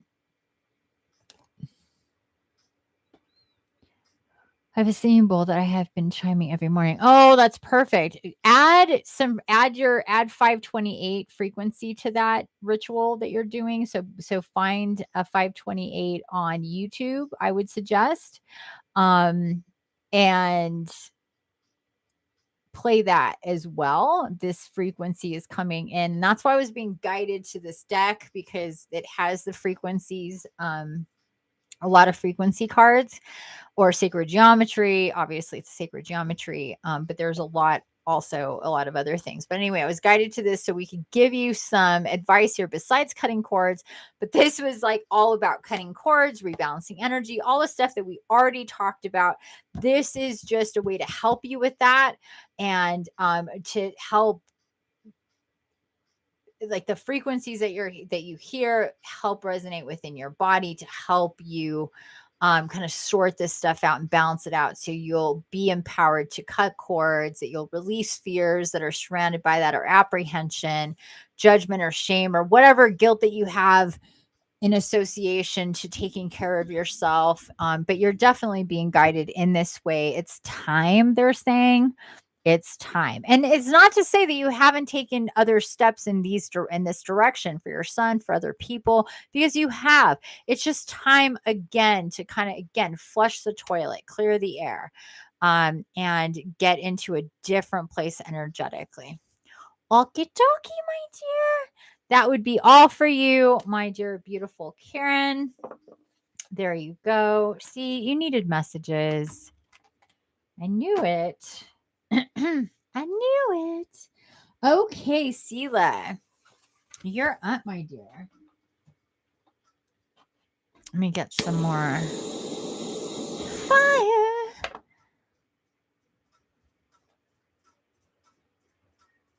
fire. That's okay. You're funny. You're welcome.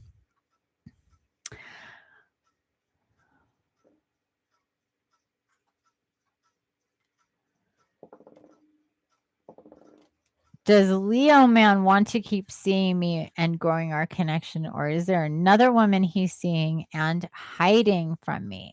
Ooh.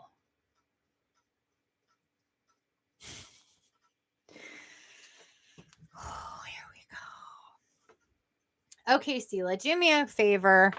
Since I've never read you before, do me a favor. Close your eyes.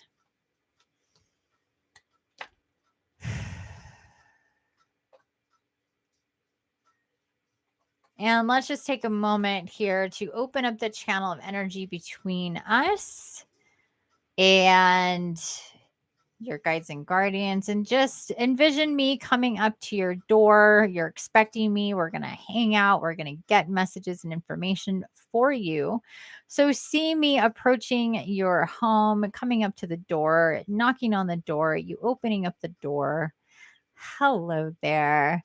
You invite me in, and we go to a place that's comfortable for you. We're going to sit down. I like sitting on the floor. I'm a floor person. So we're going to sit down on the floor and take out some cards and just be open to receive the information that comes, not be in resistance, and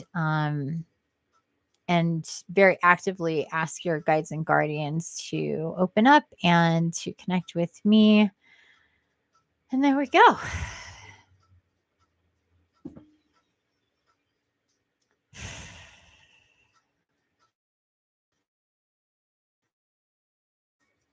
Ooh, we're still smoking here. Ouch. All right, you can open up your eyes again when you're ready. I'm going to turn down this light because that is really bright. Oh my gosh, look at me. I'm like so, it's like gotten darker out. So I'm like, it's really bright right here.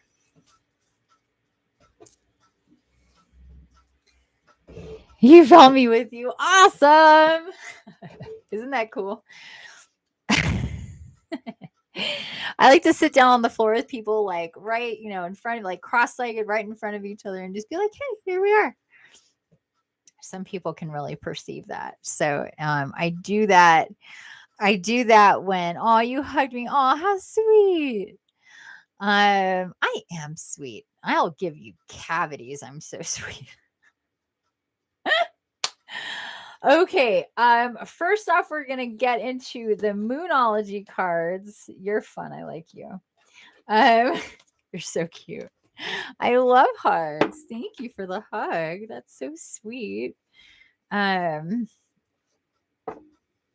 Let's do this real quick. We haven't worked with these in a little bit here.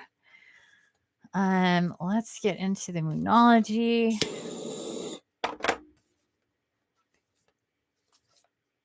And again, thank you for being here, being guided to be here, for your donation. I really appreciate it. And let's find out about Leo Man. Leo Man. He sounds hot. Of course he's hot, right? You're like, duh.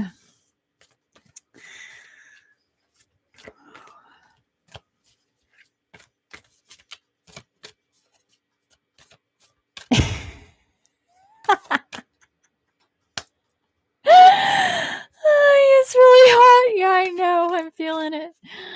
Oh, it's hilarious. He's like, Mr. Leo Man definitely is Mr. Leo Man. I can see why you would refer to him this way. That is hilarious. Fire sign through and through. Maybe he's even a double Leo or a double fire sign. He's hot in many ways, right? Whoo-wee. Oh, Scorpio moon. Oh, sweet. So he has that balance of water. Nice. Deep. Scorpios are deep. Nothing is yet set in stone. Mutable moon.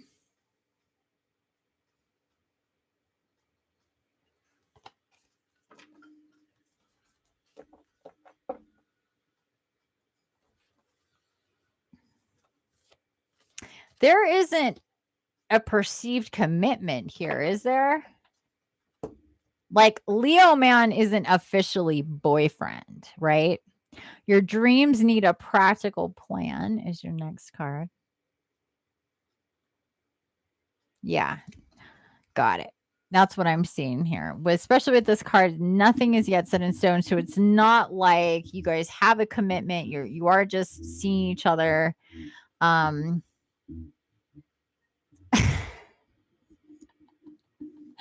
Oh my God. Women and what we talk about is so much naughtier than men. For sure. Men are like, I won't get into details. I respect my woman. And women are like, girl, I'll tell you everything. Yeah.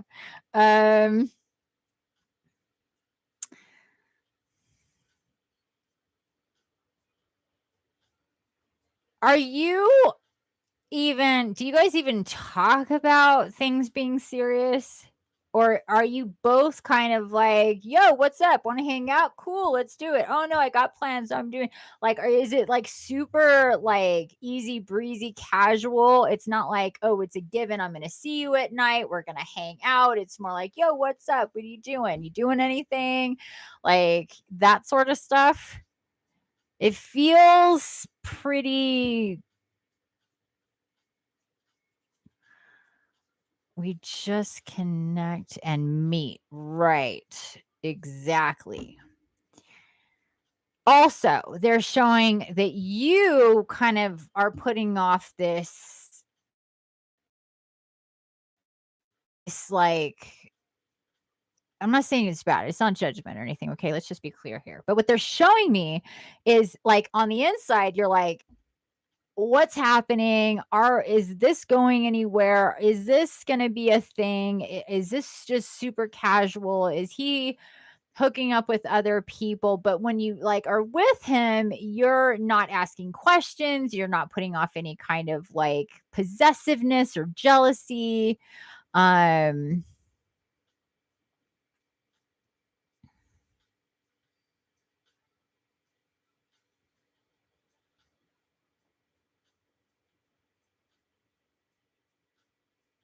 right. So let's be fair here. From his perspective, he can very much be like, she's so cool. She's cool with the casualness of it. There's no real responsibility that he has to you. So it could be days without talking to him, and you would really not be able to be like, where the fuck were you, dude? Because there's no connection there to be like, we have this like responsibility kind of to each other to talk, to check in, to connect. With him and you, it's just really up in the air and very casual. Right. Right. Right. Exactly. Okay. So this card here. Gotcha. No, I get it. I get it. But we can't discount how you really feel. Like if it was your if like okay, hello, hi, I'm coming up to your table. I'm your waitress. What would you like here? You would say, I would like him to be my boyfriend and have a commitment. And so things would shift and change in our relationship. Tell me that's not true. Because that is what you would order up.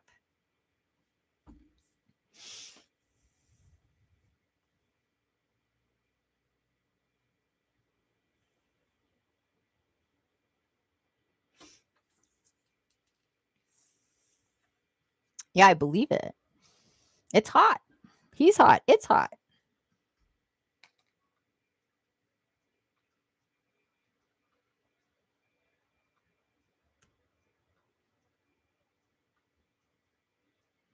Yeah, so that's a definite yes to my waitress question. You would definitely, if it was up to you, if somebody said, make it, he hides things from you. Yeah, I think that, well, because he doesn't have to not. Like, why, like, from his point of view, this is a casual kind of connection. There is no commitment there. He doesn't have to tell you everything. And he is somebody, that Scorpio, that Leo is very free energy, very independent, free, passionate, creative energy. The Scorpio it's the deepest water sign. It's very guarded. It's very isolated at a lot of times. So while the Leo is like, yo, hi, I'm here, the Scorpio is like, I keep my shit to myself. Only, to penetrate the inner circle is, to get in there is a whole thing. So yeah, that's just kind of his nature. It's kind of his nature to be like that. until he's not like that. But I don't feel that he's really, maybe he's done that with somebody, maybe he was really young and maybe it didn't go so well. So if you know that he has in his history some real like breakup, shake up, like somebody cheated on him, like that kind of stuff, he could have just had the one. He may be like, yo, player on the playground kind of guy, but when it comes to like deep, like love shit, he doesn't go there very often. Yeah. Okay. Exactly. So I'm definitely seeing these wounds with him. So he's very guarded. He might project a certain way but again, that depth is guarded because of what his wounds. He hasn't healed yet. And he's just like, he's been like, I like that destroyed me. Like if I was to talk to him, he would use the word destroy, annihilated, wrecked me, everything. Like it was just like a tornado hit kind of situation for him. Really, really tough. Maybe it involved somebody, a friend. I don't know. Let's not get into details. But what I do know is that it was really, really tough. Extremely Garden talks about his trauma a lot. Yep, there we go. So that's good though. That's good. He's not actually hiding things from you. If he talks about it, he's sharing, he's telling you, look, I like you enough to tell you and to tell you about these things and why I'm guarded and this is my trauma. This is where I'm coming from. And he's being honest about it. He won't tell you his real name. Oh, that's weird. That's interesting.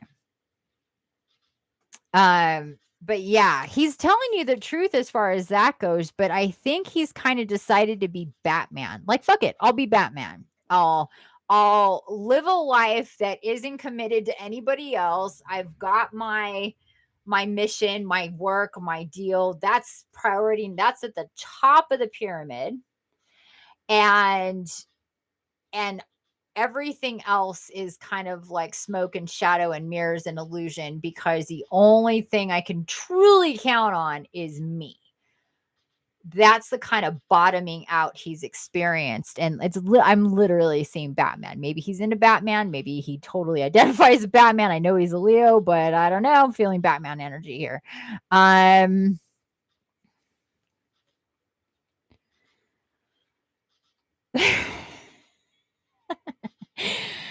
That is hilarious. Yeah,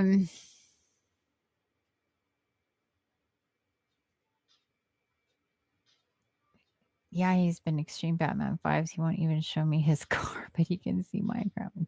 Good Lord. I think that honestly, he's turned this kind of tragedy, if you will, into a sort of game that he plays with knowing him. Like he's really taken on this like persona of you're just not going to know me. And like doing this kind of stuff with not telling you his name, not showing you his car. Like he's living in some kind of fantasy world to some extent here, and he enjoys being mysterious. I feel that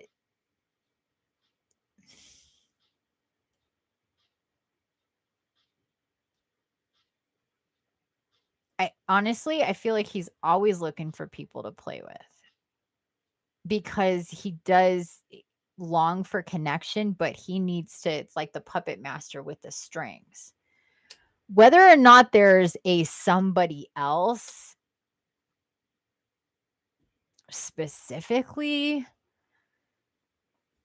let's get into tarot. I really am not even sure that that's very, I mean, I know on some level it's important, and I don't mean to say that it's not important, but mostly to answer your question, I don't feel like he's anywhere close to being in a position to flip this into a commitment that you're going to be happy with.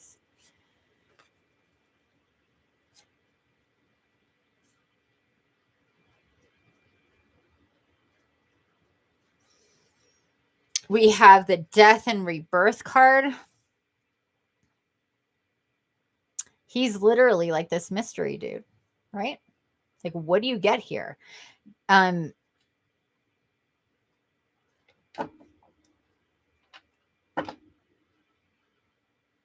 He's in this process too. He's literally like trying to reinvent who he is. And this whole mystery thing he's got going on is definitely part of that. He's not okay. He's not the one. He's one of them. You do have this kind of energy that is kind of in the background waiting to come in, though. King of Pentacles is really strong male energy, very secure, very much dotting I's and crossing T's. He doesn't have this whole mystery thing going on. He's very secure. He's healed. He's open. He's about protection and connection and commitment. But this is not your Leo man.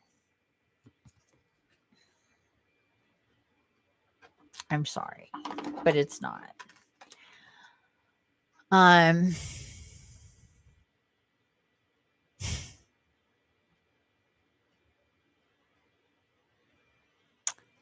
Yeah, big time King of Pentacles energy definitely coming in. These two cards coming in really close together, like together, literally. Let's get some more cards, but you're also in this. I think, you know, again, like I said to Elena, oh, you weren't here for that, was basically like, don't regret this time that you spent with him, because there's been stuff that he's sparked with you, stuff that you've, you know, kind of wouldn't have seen otherwise.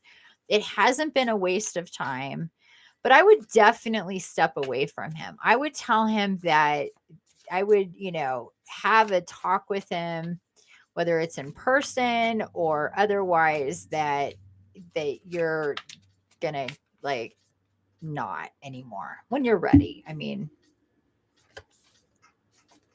7 of Wands. I just got this card last time too. And cut cords with him. That will help you, because you are quite attached. You wish it could be different. And because there's a lot about him that's really sexy, very exciting. He's smart, he's intelligent, he's creative, he's dynamic, he's passionate.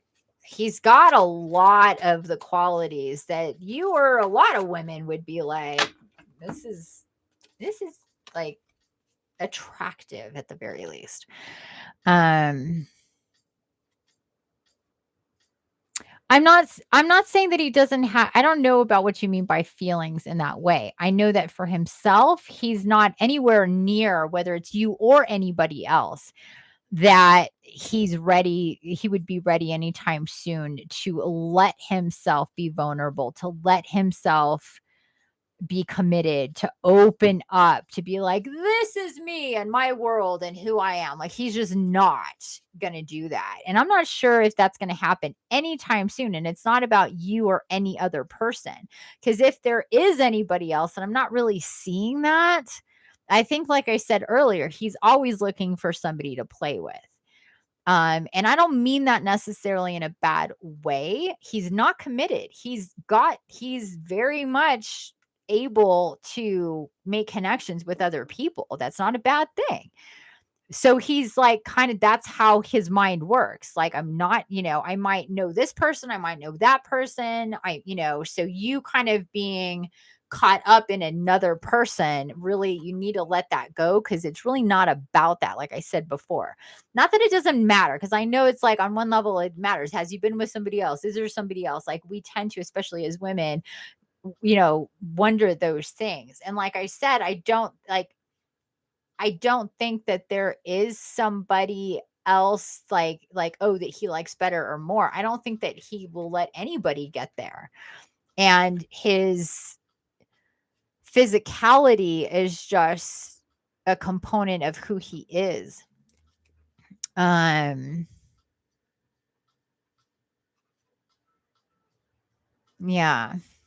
No, he wouldn't even like, to him committing, it would be like becoming a priest right now. Like, I swear to you. Like, that is how he like, I mean, or whatever, just something so outrageously over the top, pulling him out of his comfort zone. Excuse me, pulling him out of his comfort zone, that it's just not, it's like trying to get a cat into a tub. You know what I mean? It's like, no.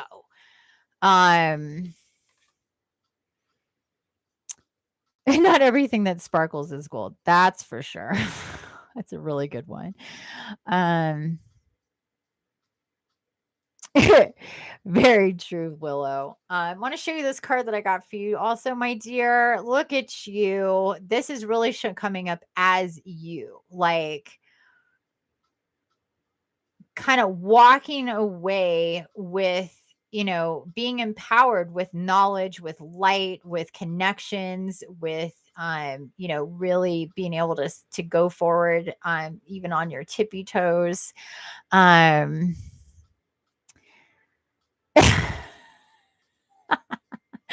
Yeah, even men in their 40s, fuck, man, until they die in their 80s or 90s. No, trust me, more men are little boys in big bodies than not. And that's not I love men. I do. But there isn't a specific age where a man is just grown up and gonna be like mature and face his shit and not, act like a child. There just isn't. That does not exist. It doesn't exist for women either, but we tend to like kind of like get into the pocket of what we need to deal with a bit better than a lot of men, because they have this whole persona of being strong, of being okay, of it makes them uncomfortable to go there. And his trauma is so, he never really healed from it. He doesn't know well enough to cut cords from what happened with him and to him with this past relationship. So he's still very much corded to that trauma. Unfortunately, if there's any piece of advice you want to pass on to him, would be to get into that. I doubt he would actually do it though, because even to get there is something that would, yeah. he needs some, he needs some, kind of a comprehensive energy work with with somebody who can really guide him. And hopefully he'll find that when he's ready. So he's just living his life playing with girls. He's just living his life kind of, yeah, playing with himself, playing, like I said, he's taking on this like Batman persona, this like puppet master Batman persona. He likes to be mystery man. He likes to keep you guessing. And he knows that gets tiring after a while. So he kind of is always in play. So yeah, if you want to put it that way, yeah. He's a wounded person who can't be alone, but he can't really be with somebody either. So this is what he does. Why does he? Well, yeah, I mean, I think you already know the answer. He hasn't dealt with what he needs to deal with to be anything different than that. It just is what it is. So it's up to you now to disengage, to not be part of his game, this isn't going to end in any way, shape, or form the way you would. Like I said, taking your order, it's not going to end that way, because he's not in alignment with that outcome. And again, it's not personal with you. It would be with anybody. And he very specifically, I think, makes it easier to just to be that way. Would I leave if I was me? 100%. Yeah. And I've been there, honestly. And yeah, it is toxic because you are feeling bad. That's the criteria. If you feel bad, it's toxic. If you feel bad, especially continuously, chronically, you feel bad. He makes you feel bad. He makes you feel less than, unworthy, uncared for, unloved, any of those, things, which I know is true because you're like, it's like when you come together, it's like really cool. You have fun. It's passionate. He says sweet things, even the way that he works it is in a way where in the moment there's fiery connection.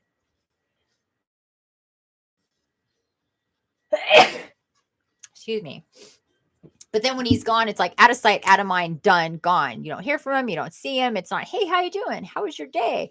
Did you have a good day? What's up with you? It's like, I'm available. You available? Cool. Let's get together. It's more like that, right?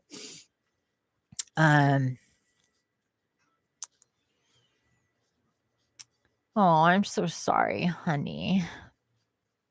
Yeah, shit. Yeah, I was hurt really bad. And I didn't know me to help me. Because if I had known about cutting cords and if I had known about, how all this stuff works energetically, holy shit, I wouldn't have spent with two different men in their 40s, by the way, years ago. I wouldn't have spent so much time, in those situations. I would have seen it for what it is and understood it. So if anything, you're only a couple months in. It's like, trust me, it only gets harder the deeper that you are connected to somebody. And as women, we really attach, especially sexually. Holy shit. It's just in our nature. It's like the Venus flytrap down there. And once anything gets near, it's like, we like hold on to it. We can't help it. It's just the way that we're wired. It's the way that we're programmed. It's just, especially when there is that real, like a deep energetic connection. But that, even if it feels good in certain moments, when you're left with this like hollow feeling, this like not being like out of sight, out of mind, totally uncared for. Yes, I've been there. And what I finally had to recognize is that he was never gonna, these two he's that I can think about right off the top of my head, never gonna change. That was who they're gonna be. I had to change the situation. I do understand you, and I'm getting all these visions. Not only I can empathize, I can sympathize, and I'm getting information about your specific situation. I totally get it. Um It does. Well, it does. And so that's why people who don't want to commit and don't want to have responsibility for other people, they'll, come in, pound it hard and then leave, and you won't hear or see them for 2, 3, 4, 5 days, maybe more, and then boop, they'll pop up, hey, bang, bang, bang, boom, gone. And that'll just continue. So you're like, ah! Like, holy shit, they're back. Woo! And then boom, they're gone again. And you're just like, a train hits you. It's good and bad, because then that's that boom, that's that drop down, that low.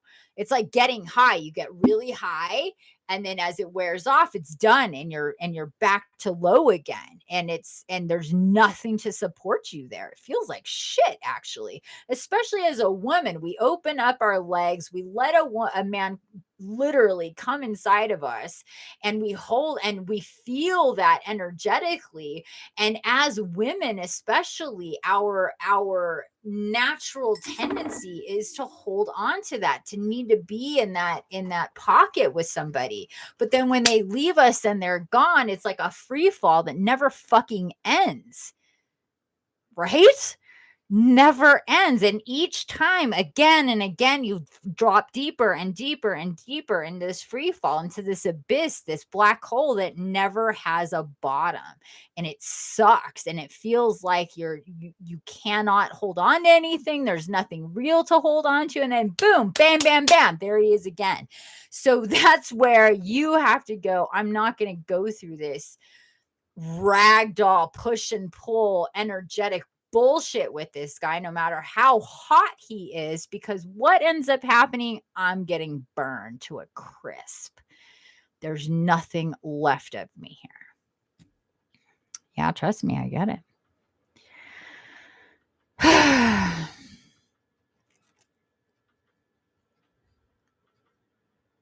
Whoopsie. Is that why I cry every time we stop hanging out? Yeah. It is draining. It is draining because you know what? Yeah, it is pretty deep. We all need to hear it first. We're all here listening to this. We all need to hear this. So, thank you so much for being open and sharing your experience. I really appreciate that, Sela. You're so sweet. Yeah, in a really, if we're really gonna break it down, yeah, it is narcissistic because he's not in, he's using you to make him feel better, and he doesn't care about how it makes you feel when he's done using you to make him feel better. And at the very, very basics of what a narcissist is, that's what it is. If you haven't watched my video on empaths and narcissists, I highly recommend it, because empaths and narcissists are very much similar. I know that sounds weird, but trust me, we are, without getting too far into it. Here and now, for those of you who have not watched that video, it will really explain your attraction to somebody like him, why it's hard to separate, why you feel so connected and so similar in so many ways, and the dynamics that take place within him and within you. And I really recommend recommend that you do that. I recommend that you cut cords. I recommend that you do that body love and meet your guardian angel. That'll get you back into your body, because you're feeling shitty right now. You're feeling turned out and raw and like a roadkill. Shit, man. That's how you feel. You feel like roadkill. And like you've just been run over, and again and again and again, like you're a flat little roadkill pancake, and you need to take care. You need to like really heal yourself. Like you need to do some soaking in a bathtub, some, really take yourself to a crystal shop, buy yourself a beautiful crystal, connect with your guides and guardians, get back into feeling good and love in your own body. There's that episode 121, body love and connecting with your guardian angel. I really, really, really want you to do that. Please do that meditation, because you need to start taking care of you, feeling the love, because it's like your output is love, and where's the input of love? It's like it's like flowers drooping that need water. It's like, where is this nourishment? It's not coming from him. So you got it. You really, and that's where it's supposed to come from yourself to begin with. And this will definitely help you, because your body is involved in this. This will take you back into your body to help clear this. We're in the middle of our Lionsgate Stargate. So these revelations, these understandings are really going to hit you in a really deep way, and probably prompt you with memories of anybody else that you've known in your life that are similar in this, as this story. And it might be difficult for you to go, oh shit, we're unpacking more than this dude. I would highly recommend that you look at this and see if you see a pattern. Let's reverse engineer this and start at the beginning and start to unwind the very first chord, and why this is something that is being repeated for you, aside from just the dynamics of narcissists and empaths, which trust me, will help you to really disseminate this and make it so you're not beating yourself up for being connected to this guy. Because I feel it. I feel you beating yourself up. And I swear to God, I will slap you. Do not beat yourself up for being connected to this guy, for being attracted to this guy, for wanting this man. Please, please, please don't do that, because that's not going to help, and it's only going to hurt you more, because you have nothing to beat yourself up about. I promise you. Okay. Aw, thank you. Good. You'll watch it. It is embarrassing. I feel this.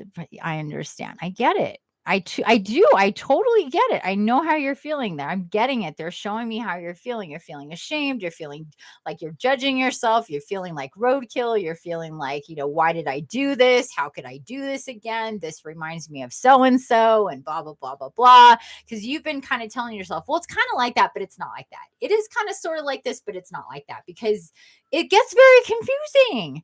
It does. Trust me, it does. I get it. And you could just be like, oh my God, if you feel duped, you feel foolish, but please trust me. It's not, please don't feel that way. Don't internalize this. Don't take on his wound into your wound. You connected with somebody that in very many ways was energy that you needed. Use this as a tool. See him as a lesson in wisdom. There's nothing to be ashamed of here. And it's okay that you're, kind of turned out about it. That's how we heal, right? It's how we heal. And sometimes we need to experience these things to really dig these things out. It's going to take some work. You're going to feel a little raw, but I promise you, sister, look at what I said.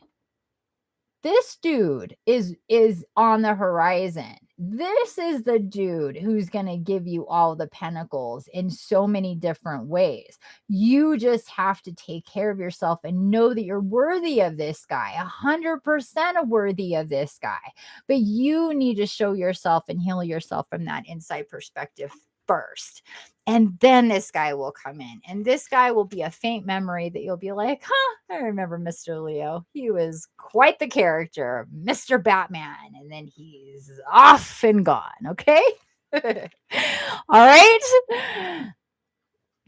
Will you be on soon? He's a lesson in wisdom. Yes. I text him and we're over. Just leave. Whatever you're feeling, sister. I would probably just leave. Just leave. You haven't heard from him. Block him across the board. If you really want to be serious about this shit, I would just block him right now. Not let him hit another ball over the net, if you will.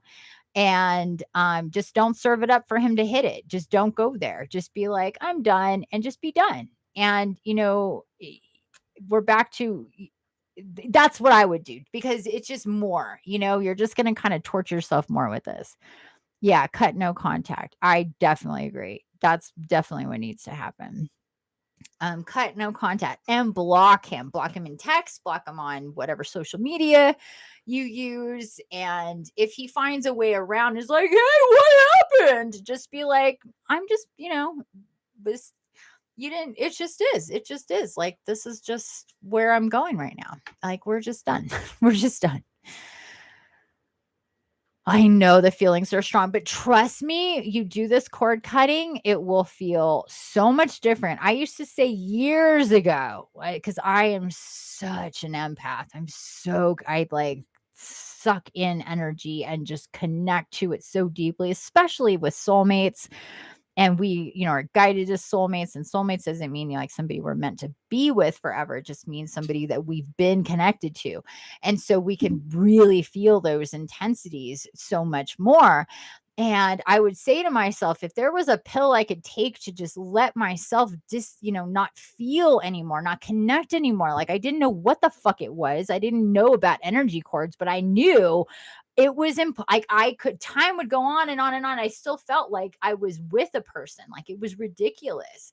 And of course, years and years later, I discovered there's energy cords and shit we could do about that. And it really works. So just take a couple days, read my ebook, listen to the podcast, schedule yourself your cord cutting, cut ties. And I swear to God, if you give it 7 days past that, that's even a lot. You'll be like, wow, I feel very different. You'll feel the shift immediately, but you'll see how that goes. Okay.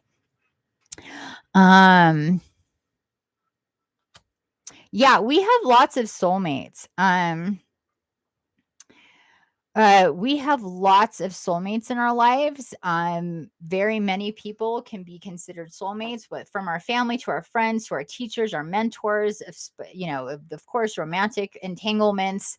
We have many soulmates. There's not just one soulmate for us. We have many soulmates that we can connect to, and we're meant to connect you throughout our lives. It does not mean like best friends can be soulmates. Your teacher could be a soulmate. Like anybody can be a soulmate that's meant for you to connect to in your life, but that supposed to be a forever relationship or a marriage relationship or people you're meant to have babies with, not necessarily, and not most of the time. Actually, soulmates are meant to be part of our lives for very specific reasons, and that's why I'm saying see the wisdom, see the knowledge, see what is meant to be seen with this, and don't disregard it and don't regret it, or you'll miss the lessons and you'll just end up repeating again until you actually really see it for what it is. And then, raise your vibration. And then, like I said, King of Pentacles, this is really strong energy. I would really, focus on King of Pentacles and getting yourself King of Pentacles ready. Okay. Because that's definitely on the horizon. These two cards came out together in very much, this is one, this is the drop this dude and work on clearing out the space for this guy to come in. I'm not saying he's coming in tomorrow or next week or next month or whatever, but he's once you do this work, and I guarantee not just with him, cut cords, do what I said when it comes to connecting the dots, with other people that fit this criteria, and really clear that energy out and understand it for what it is. Watch my empath and narcissist video. That will help for sure. Okay, my dear. There you go. Aw. Yes, I'm so glad. I'm so glad you were guided. Guided here. I'm so glad I could help you sort this out and give you some answers. And you know what? Just send him love. You know what I mean? Like cut contact, block him, but don't think like, oh, he's this piece of shit guy. He's not a piece of shit guy. He's really not. I didn't get that at all. But he has a lot to deal with on himself. He needs a lot of love in his life. He's not readily accepting that in a real way, but you can, and you will in the cord cutting. It's about love. It's not about severing and violence and craziness like that. It is about love. So send him love without you having an attachment to it. You'll feel really good about that. It'll help you to move past this. I will be on soon. I'm so glad I can help you, honey. You have beautiful energy. Thank you for the hugs and thank you for listening and being open. Your guides and guardians absolutely love you. And they're actually saying, hold on one second. They want to give you an oracle message from the Nature's Whispers before you go. So 1 second. 1 second here. They want to give you one last message.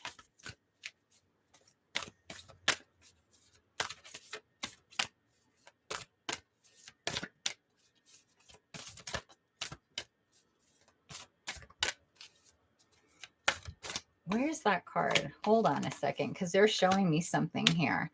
They're showing me this. Your dreams need a practical plan. And they're showing me this. These two kind of coincide. Like this is dream guy. This is like soulmate dream guy. And your practical plan is taking care of your energy to get to that. That is your practical plan that you need. The practical plan, disengaging, blocking, and then taking care of what you need to get here. They're just showing me that real quick. I just wanted to say that. Okay, back to this real quick. Whew. I just got so hot. Wow, that was weird. Okay, let's open up to Nature's Whispers Oracle for you. Here we go. Aw. Aw. I love this so much. Look at this. You are worth it. Don't think for a second that you're not. You are worth it, and assurance. Look at that. Oh my God, these cards. I love them so much. Let's get into our you are worth it. Card number 23. Almost straight to it. You are worth it. So let's see what we got here. We got this beautiful girl kind of on the shore. There's a boat. There's a ship. There's a ship. There's a lotus flower. There's lilies, my favorite. There's these candles. 1, 2, 3, 4, 5, 6, 7. 7 candles. Let's take a look at that. Like, look at that ship. Like, that is kind of like where you're headed, where Mr. Pentacles is at. Okay, you are worth it. The only way you can accept, respect, and cherish others is by accepting, respecting, and cherishing you. Accept praise and credit when it is given to you. When you learn to be accepting, you allow your true potential to blossom. You claim your worth and reflect that light to others. When you see yourself in this light, other people cannot help but respond to your personal sense of value. As you strive towards more self-love, each day you will find yourself infused with new energy. It is okay to walk away from relationships that minimize or hurt you. Enjoy and love who you are. Right there. Right there. Don't. Oh my God. It is okay to walk away from relationships that minimize or hurt you. Hell yeah. Oh my goodness. Can't be more on point than that. But let's see what assurance tells us. Assurance. Definitely time to put and invest your energy to create energy around you that's all about leaving and cutting cords and loving you, doing that body love and guardian angel. Self-healing meditation will definitely have you feeling that love for yourself. Trust me, you won't feel alone. You won't feel like you're like you don't like have anybody. You won't feel like you're not loved. You'll be prompted to be in love with yourself and to romance yourself and to date yourself. And trust me, it's awesome. It's awesome. Okay, assurance. Remain steady and be assured you are doing exactly what you are supposed to do. You might be seeing small signs and things, situations, and desires are just beginning to fall into place. Your focus and skills are intact. You will feel motivated in work areas and therefore make good inroads on your usual work. So you asked about work. New ways of dealing with things will occur to you. Fresh perspectives will appear. And as a result, your life will move towards harmony and balance. Trust yourself. You have everything you need. My dear, I'm hearing here, just take a beat, just take a day or two to just let all this sink in, to start with like a new page, and you will have that, like, yeah, I'm not so raw and roadkill that I can't, move on and do me and my life. And you have that assurance that you are and you will do exactly what you need to do to take care of you, as you always have. Is what I'm hearing. So there you go. I'm so glad we got those last messages for you. Just too much, I think. Good. Claim that energy. Claim it. It is yours. I'm so glad. You're so much. I'm so glad you'll be back. And I will be back soon too. Follow me on Instagram because I'm on there live every single morning now, early morning in the Pacific. So make sure you turn on notifications if you're on Instagram to follow me there. Go to my website, subscribe so you don't miss updates. I'm going to be doing workshops soon, Zoom workshops with Merlin, and I'm super excited about that. So there you go. Thank you so much. I love you already. Okay. Mwah! All right, my dear Amanda, thank you for being so patient. I really appreciate that. Whew, that was intense, wasn't it, you guys? But that was really great. I hope everybody's feeling really good with that. I feel really good with that. I know Sela's feeling really good with that. I hope you guys all, thanks for staying here and being here. Mwah, you have a good night too. Oh my goodness, that made me warm. that made me warm. That was intense. That was intense.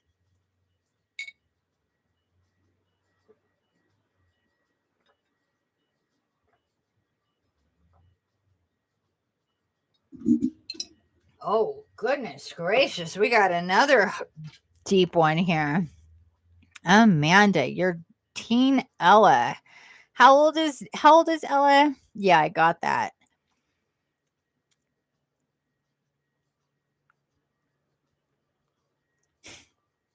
Believe it or not, I've had very similar experiences with my own son. He's a lot older now, but yeah.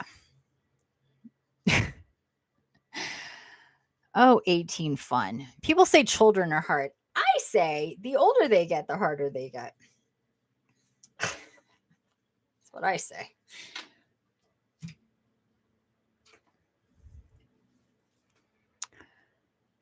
Okay, so let's focus on your daughter and not so much how her dad feels about you.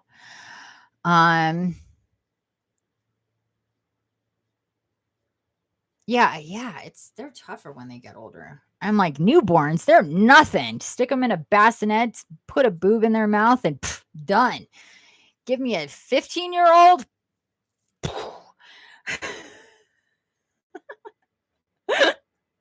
That's where it's hard. Actually, if you're my kid, he was like 2, and I was like, what is happening? So, Miss Ella. Okay, I'm going to tell you right now. I don't even have to get to the chords. I'm going to tell you right now. This is always a theme because it's so important.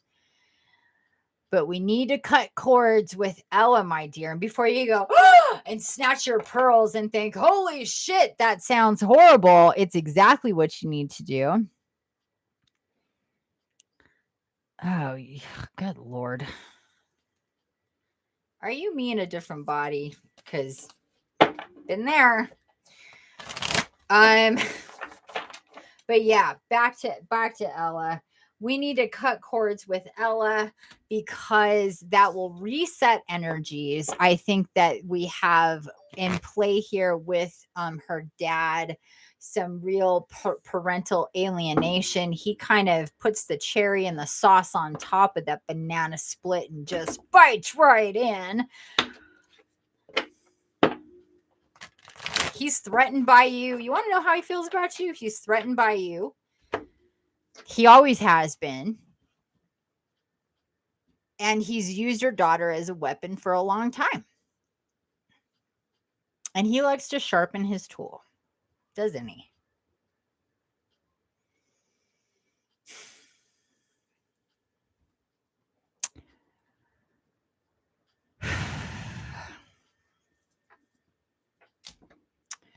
So,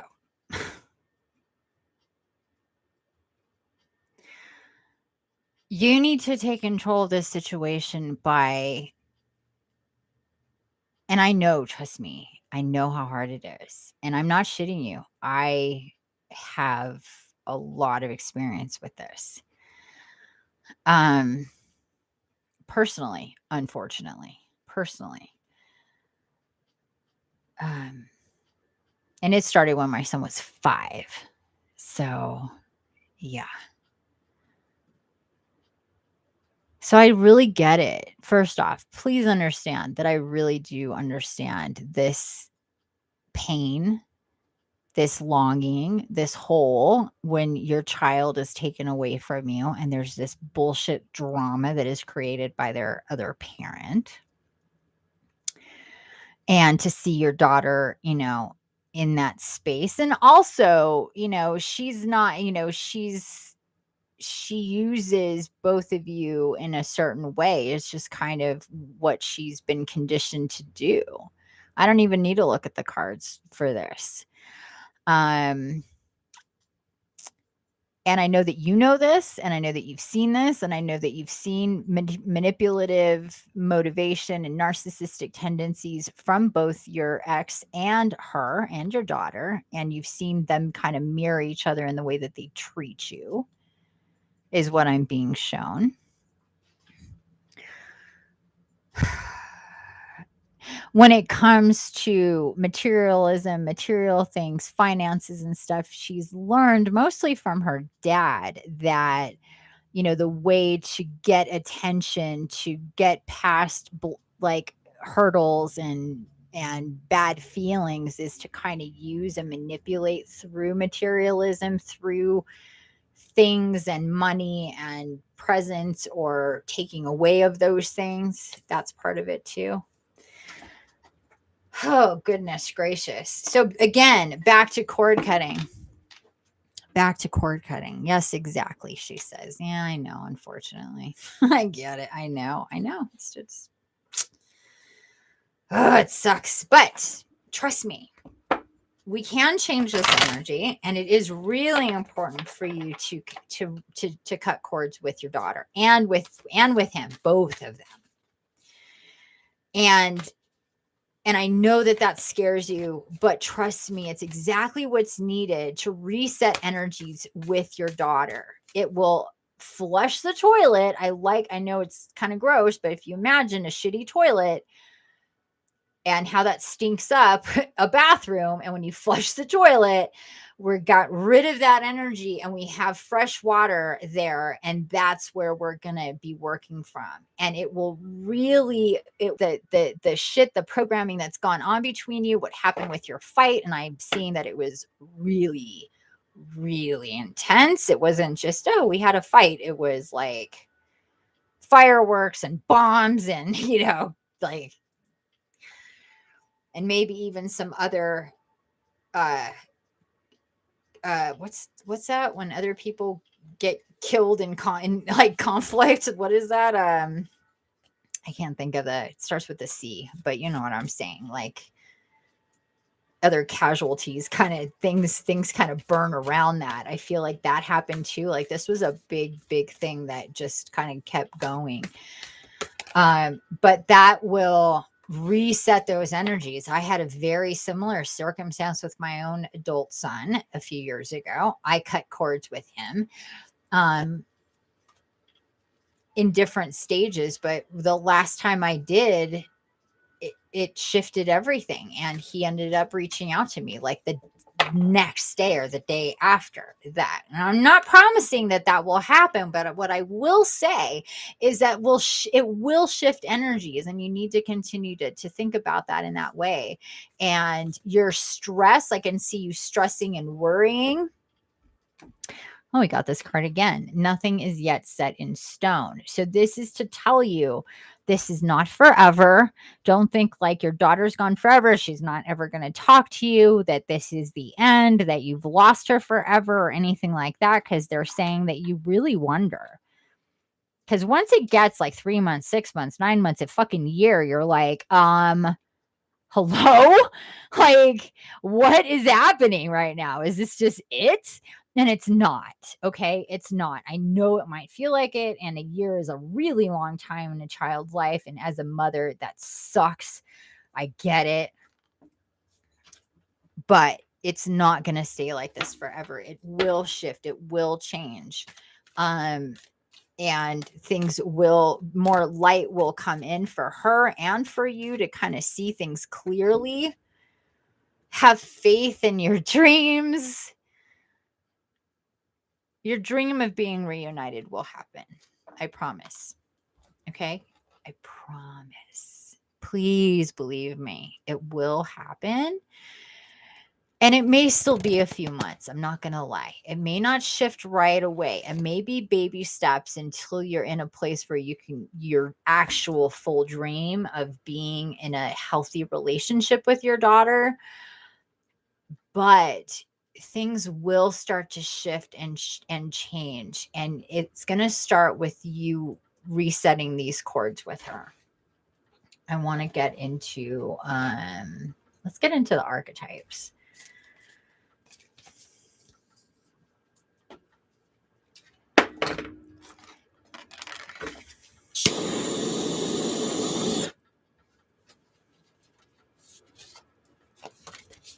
I always do this, or almost always do this because it's just to kind of clear energies from the last reading. And it's sage and Palo Santo, and I think there might be some bay leaves still there, but I have bay leaves, and yeah, I smell the bay leaves. Okay.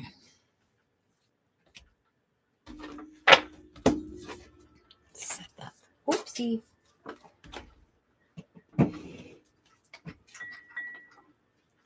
Make sure everything's staying where it needs to be. Okay.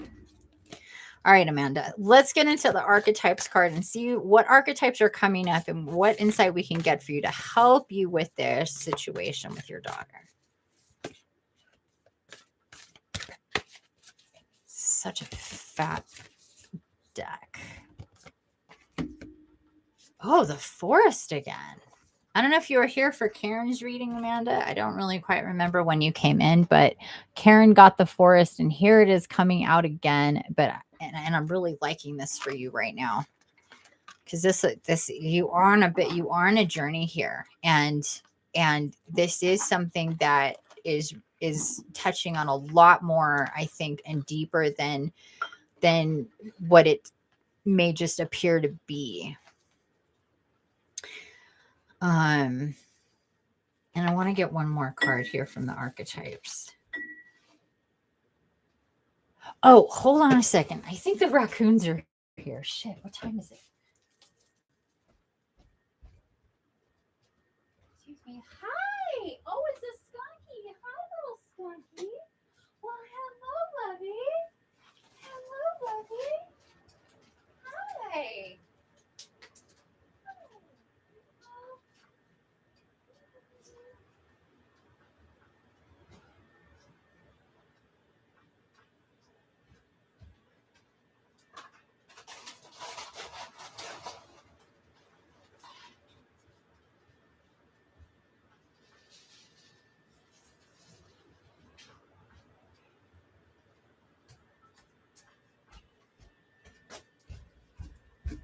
Time is it? Oh, yeah, it's definitely approaching that time. I have skunks and raccoons that come every night, and it is almost 8 o'clock here. And I heard crunching, and it was the skunk getting into the food. So anyway, there we go. All right, so back to this, my dear. I want to get one more card for you. We got the forest, and I'll read to you the forest, but want to get one more card. I'm hearing one more card for you here.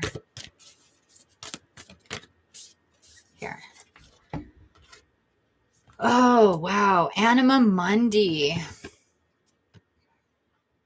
This is a really powerful card. Anima Mundi.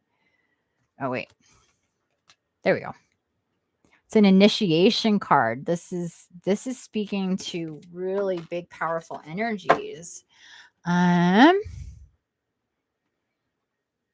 Is there a list for readings? Yeah, there is, but I've closed the list. I'm on my last one for right now, James. I'm so sorry. I'm gonna need to end it after this one that I'm at right now. But subscribe, and I will be back probably in the next few days with another live. But I have been on here for quite some time. I'm starving, and my raccoons and my skunks are coming. And I'm gonna need to take care of them. So anyway, we got Anima Mundi and the forest. Where is that book? Here it is. So let's get into the forest first for Amanda. Where's the forest? 135. There it is. Okay. The woods, the thicket, the jungle. Consider for a moment your earliest memory of the forest. It's likely it included all the mythic dynamics of this archetypal space, a little fear, a little enchantment, perhaps losing your way, perhaps discovering a secret mystical treasure. Such is the magic of the forest. It requires first that you enter it and then that you get lost within it. You may think there is a path to lead you straight through, but soon enough, you'll be on what is known as the pathless path. There are tricksters here, dense foliage and entanglement, but equally present are the glimmers of fairy light and friends among the trees. You're on an adventure now, and there's no turning back. So embrace the dim light and the moving shadows, whether literal or imaginal. Brave the forest and get lost getting found. And when light, magic abounds, childlike wonder, adventure, the hunter, the maiden, the crone, and the shaman make regular appearances in the forest. Don't be surprised if these cards come up together. Let the narrative repeat itself. And I would say that you're going to be kind of like your own shaman here, unless you want to hire me personally, of course. But you're going to be your own shaman to take you through this. It's kind of like I'm feeling like you already know what is like there's certain kind of markers ahead or something. Like I don't know how else to put that, where you're like, I know that. I see that. Maybe I kind of touched on that earlier, that you're like, I need to deal with that. I need to deal with that. And I do think it's regarding this whole relationship and maybe before it or beyond it with your ex and the different entanglements. Like it's talked about entanglements. I feel like there's other entanglements that we haven't even talked about here with other people that are also attached to this, that it's not just you, it's not just him, it's not just your daughter. And deal with here, other cords to cut, other healings to deal with within yourself. And that is the adventure of the forest, of what this is the catalyst for. Everything has its purpose, even when our children are taken away from us, has its purpose for us to deal with in some way. Trust me, I know. And that is what I'm feeling here with the forest for you, that you're going to be kind of going step by step, and the pathless path is not a straight line. It's a winding road. You can't really see the next step until you finish this step, and that feels like what that's like. So if you feel like it's just been like you're kind of hitting a wall over and over again, you're not gaining ground, sometimes you're slipping backwards, it's because of this energy is like literally keeping you in that space. Okay, Anima Mundi. Whatever this person, what does it say? True shall. No, I'm sorry. I'm not doing any more for tonight. I'm going to be finished here. But please subscribe and join me in the next live. Or like I said before, I'm going to be going daily live in the mornings on Instagram. So follow me there. Okay, Anima Mundi. This is a great combination here for you. Let's get into it.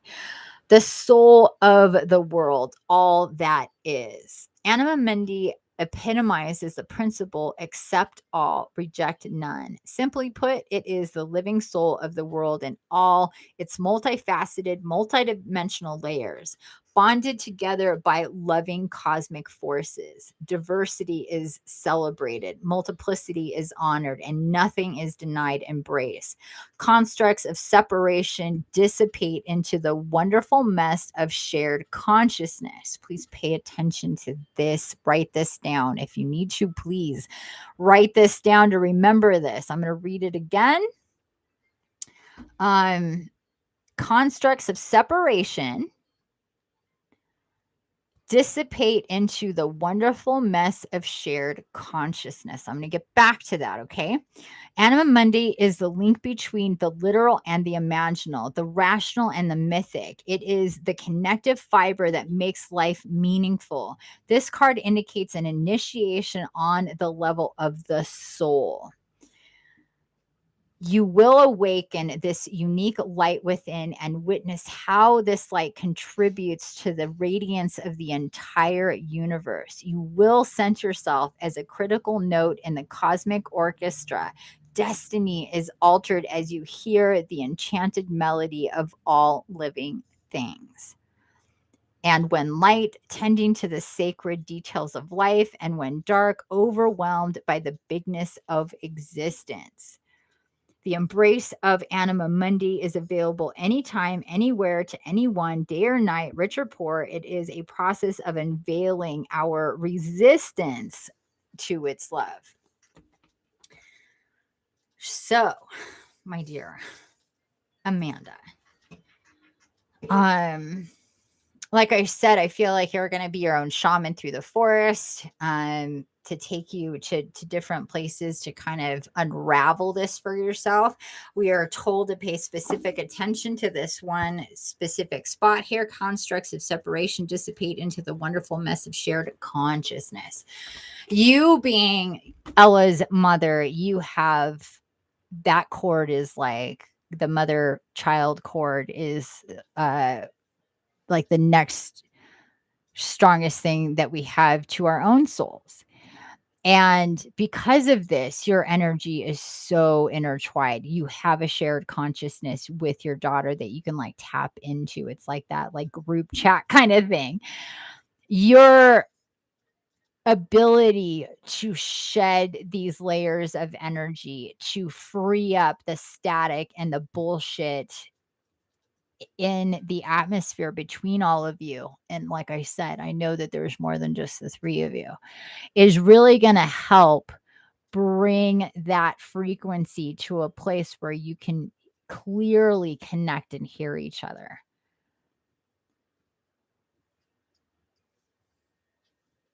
Not just your daughter, but your guides, your own soul. All of this is a process for you to be better connected, to really tap in and feel like more of the like, yeah, like psychic that you are. Cause I feel like what's been really also difficult for you is feeling her energy so clearly, feeling the negative energy from your ex, feeling her like fractaled energy or fractured energy with you, kind of knowing when things are tough and rough and all of that. You have dreams, you have visions, right? Like you experience this stuff. It's like, yeah, you might have been separated, but you haven't really been separated. But it has been more of like the lower vibration, negative type energies that you're picking up on, and that really can kind of come in and like rock your world. So this process that you're going to be going through, hopefully, I really hope that you will do this work for yourself, for clearing this energy, for cutting cords with her, for cutting cords with your ex and the other people that are involved, that you'll see what this does for you, and that it will prompt you for more of this deeper like soul connection. Like your spiritual awakening and process of all of that is directly tied into this whole thing. And it's very karmic. It's tied into past life stuff. Even it's a big ball of energy that you're dealing with here. And I think you know that. I don't think this is like, I think you're just getting validated, honestly. I don't think this is like what like, I think you get it. So there's that. Let me see if there's anything else here. I love this. Destiny is altered as you hear the enchanted melody of all living things. I think at this point, like you've been like, it's been far away, like the pulls of the certain things to recognize, to tap into, has been kind of like pulled away, and you just need to pull that closer into you. I will do it. Yes, validation. Yes. High five, sister. Yes. Yes. Good. Pump yourself up. You are very psychic and connected, and especially to your children and this whole thing. And it needs to be done, because it's like the people that are so connected to us, especially our family, they're so inside of us that it's like we need to be that like nesting doll and take ourselves out of that energy, so we can see ourselves. When we have the identity of mother, daughter, sister, aunt, whatever, we're not like who, when, where are we? And all of this is going out, and all of this anxiety and stress, because things are all fucked fucked up, it's really hard to feel into and be okay with ourselves and go in the direction that we're meant to go in.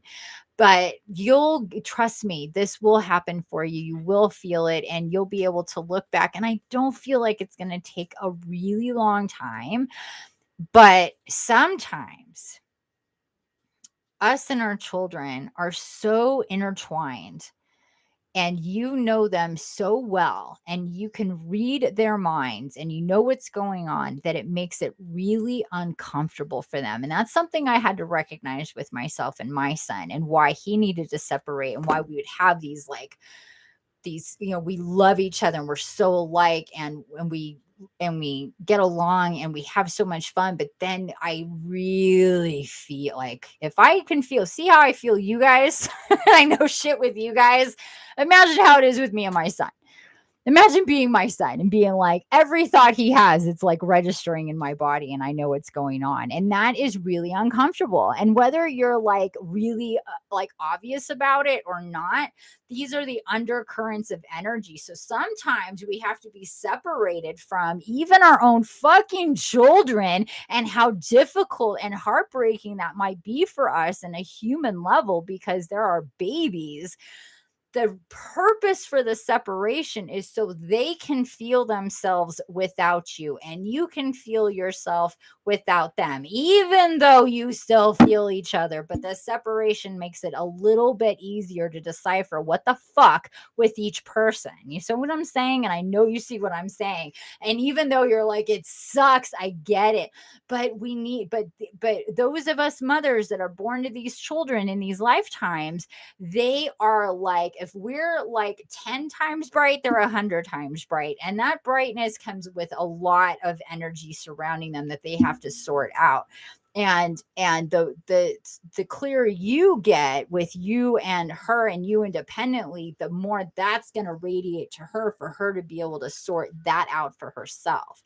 And I think that like being different, feeling different, not associating like normally to the world, is also part of it that adds to the friction, because it's like it's just so interconnected and fractal back and forth that it can just get explosive, like it did with you guys, right? That's a perfect example of what happens.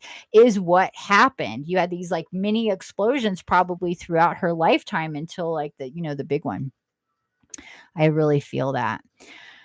You felt like that with your son. Yeah, Karen, you get this too. You understand this very well. You have a similar type of story.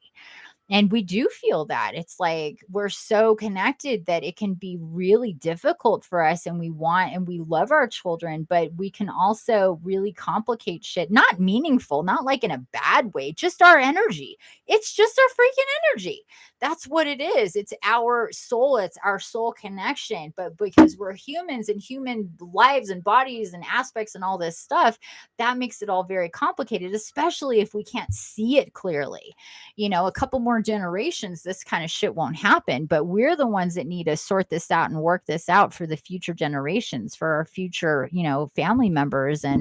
And we're the ancestors that are sorting it out. We're our future ancestors for our bloodlines, so we just got to, strap on the boots and tie them up tight and put on our combat uniform, and, and just know we're in it to win it. And it's going to be, kind of ugly at times, and it's going to be bloody and snotty and shitty, but we can do it.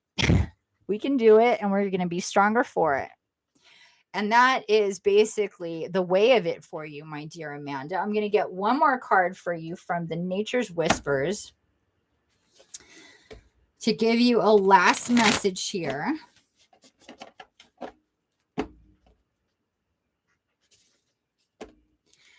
And please watch also that they're showing me my video on narcissists and empaths, because that will really help you with with understanding this dynamic, not only for your family, but for the future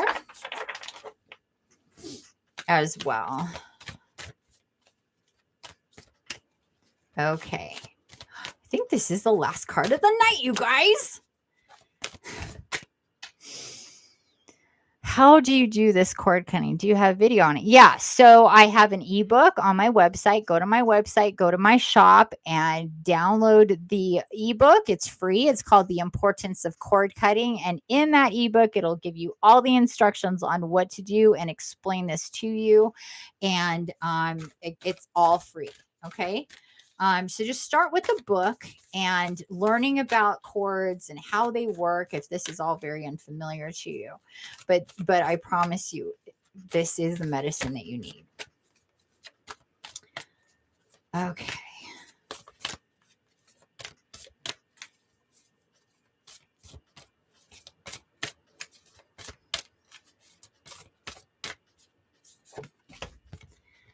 Oh, look at same card again, assurance.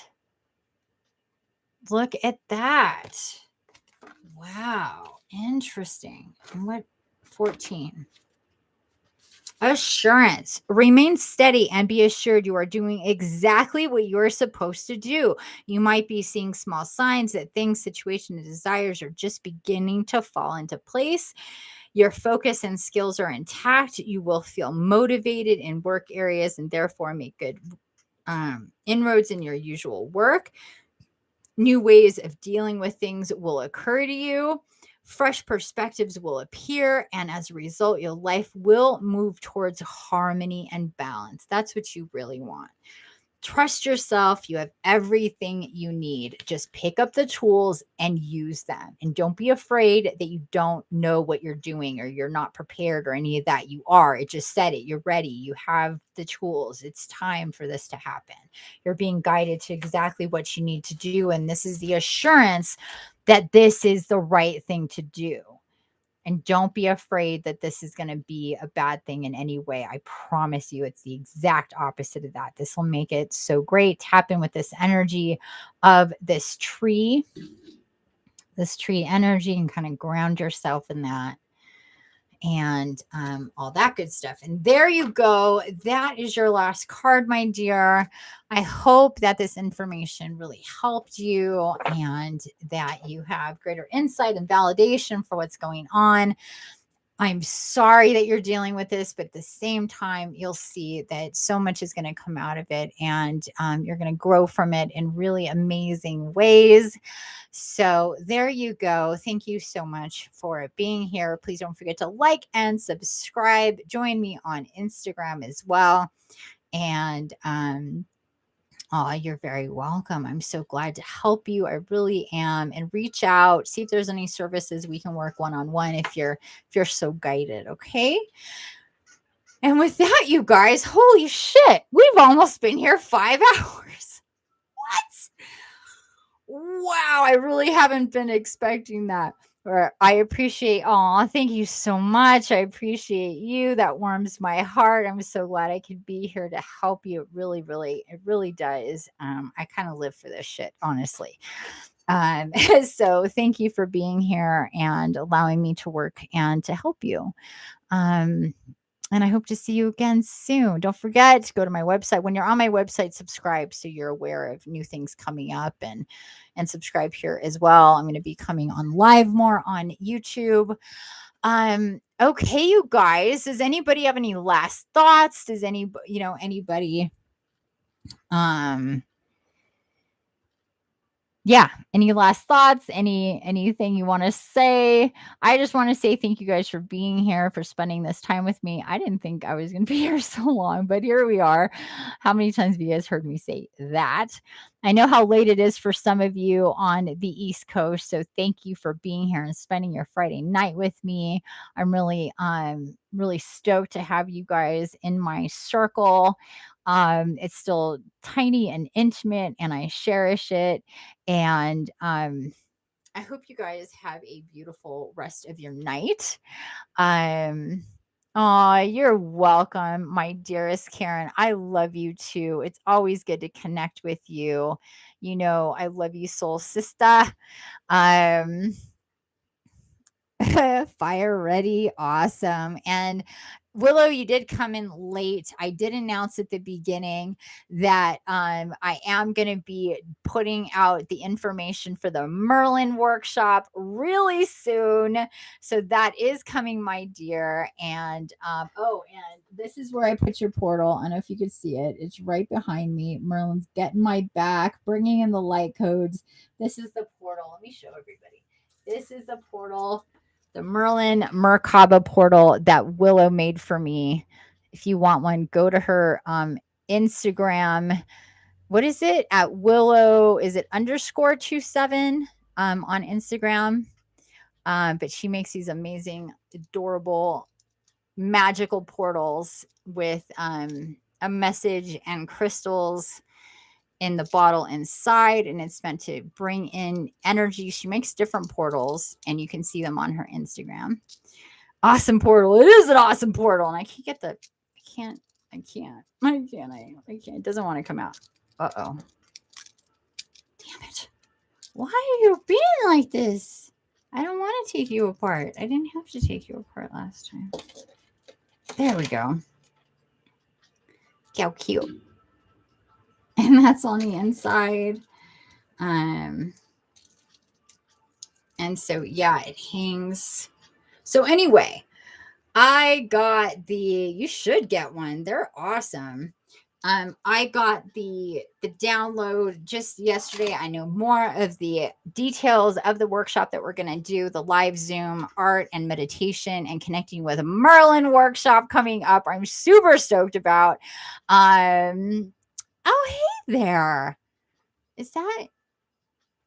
It is. Hey there, Adrian. Not Adrian. Yeah, Adrian. Is that your name? I'm spacing. I think so. Well,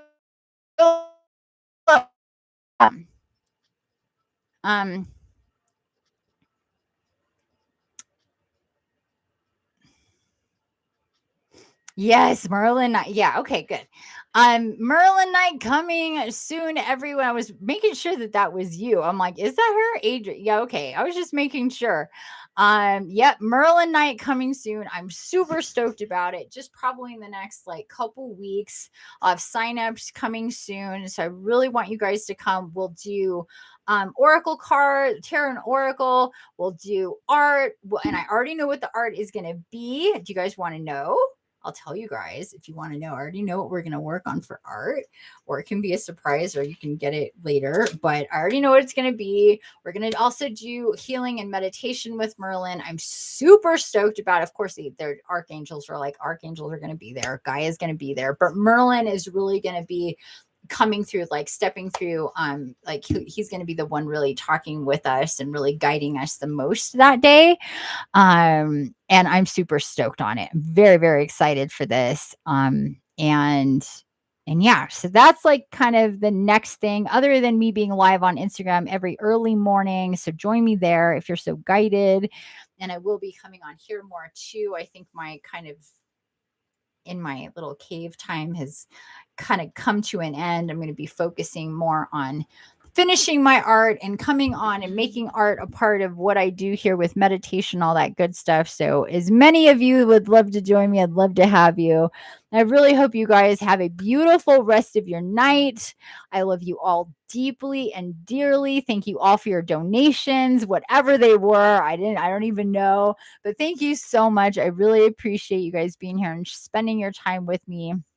It really means a lot to me, and I'm really glad to share this space and time with you guys. I love you dearly. Have a wonderful night. Sweet dreams. Infinite love and blessings. Bye. Good night, guys. Thank you so much. I'll see you soon.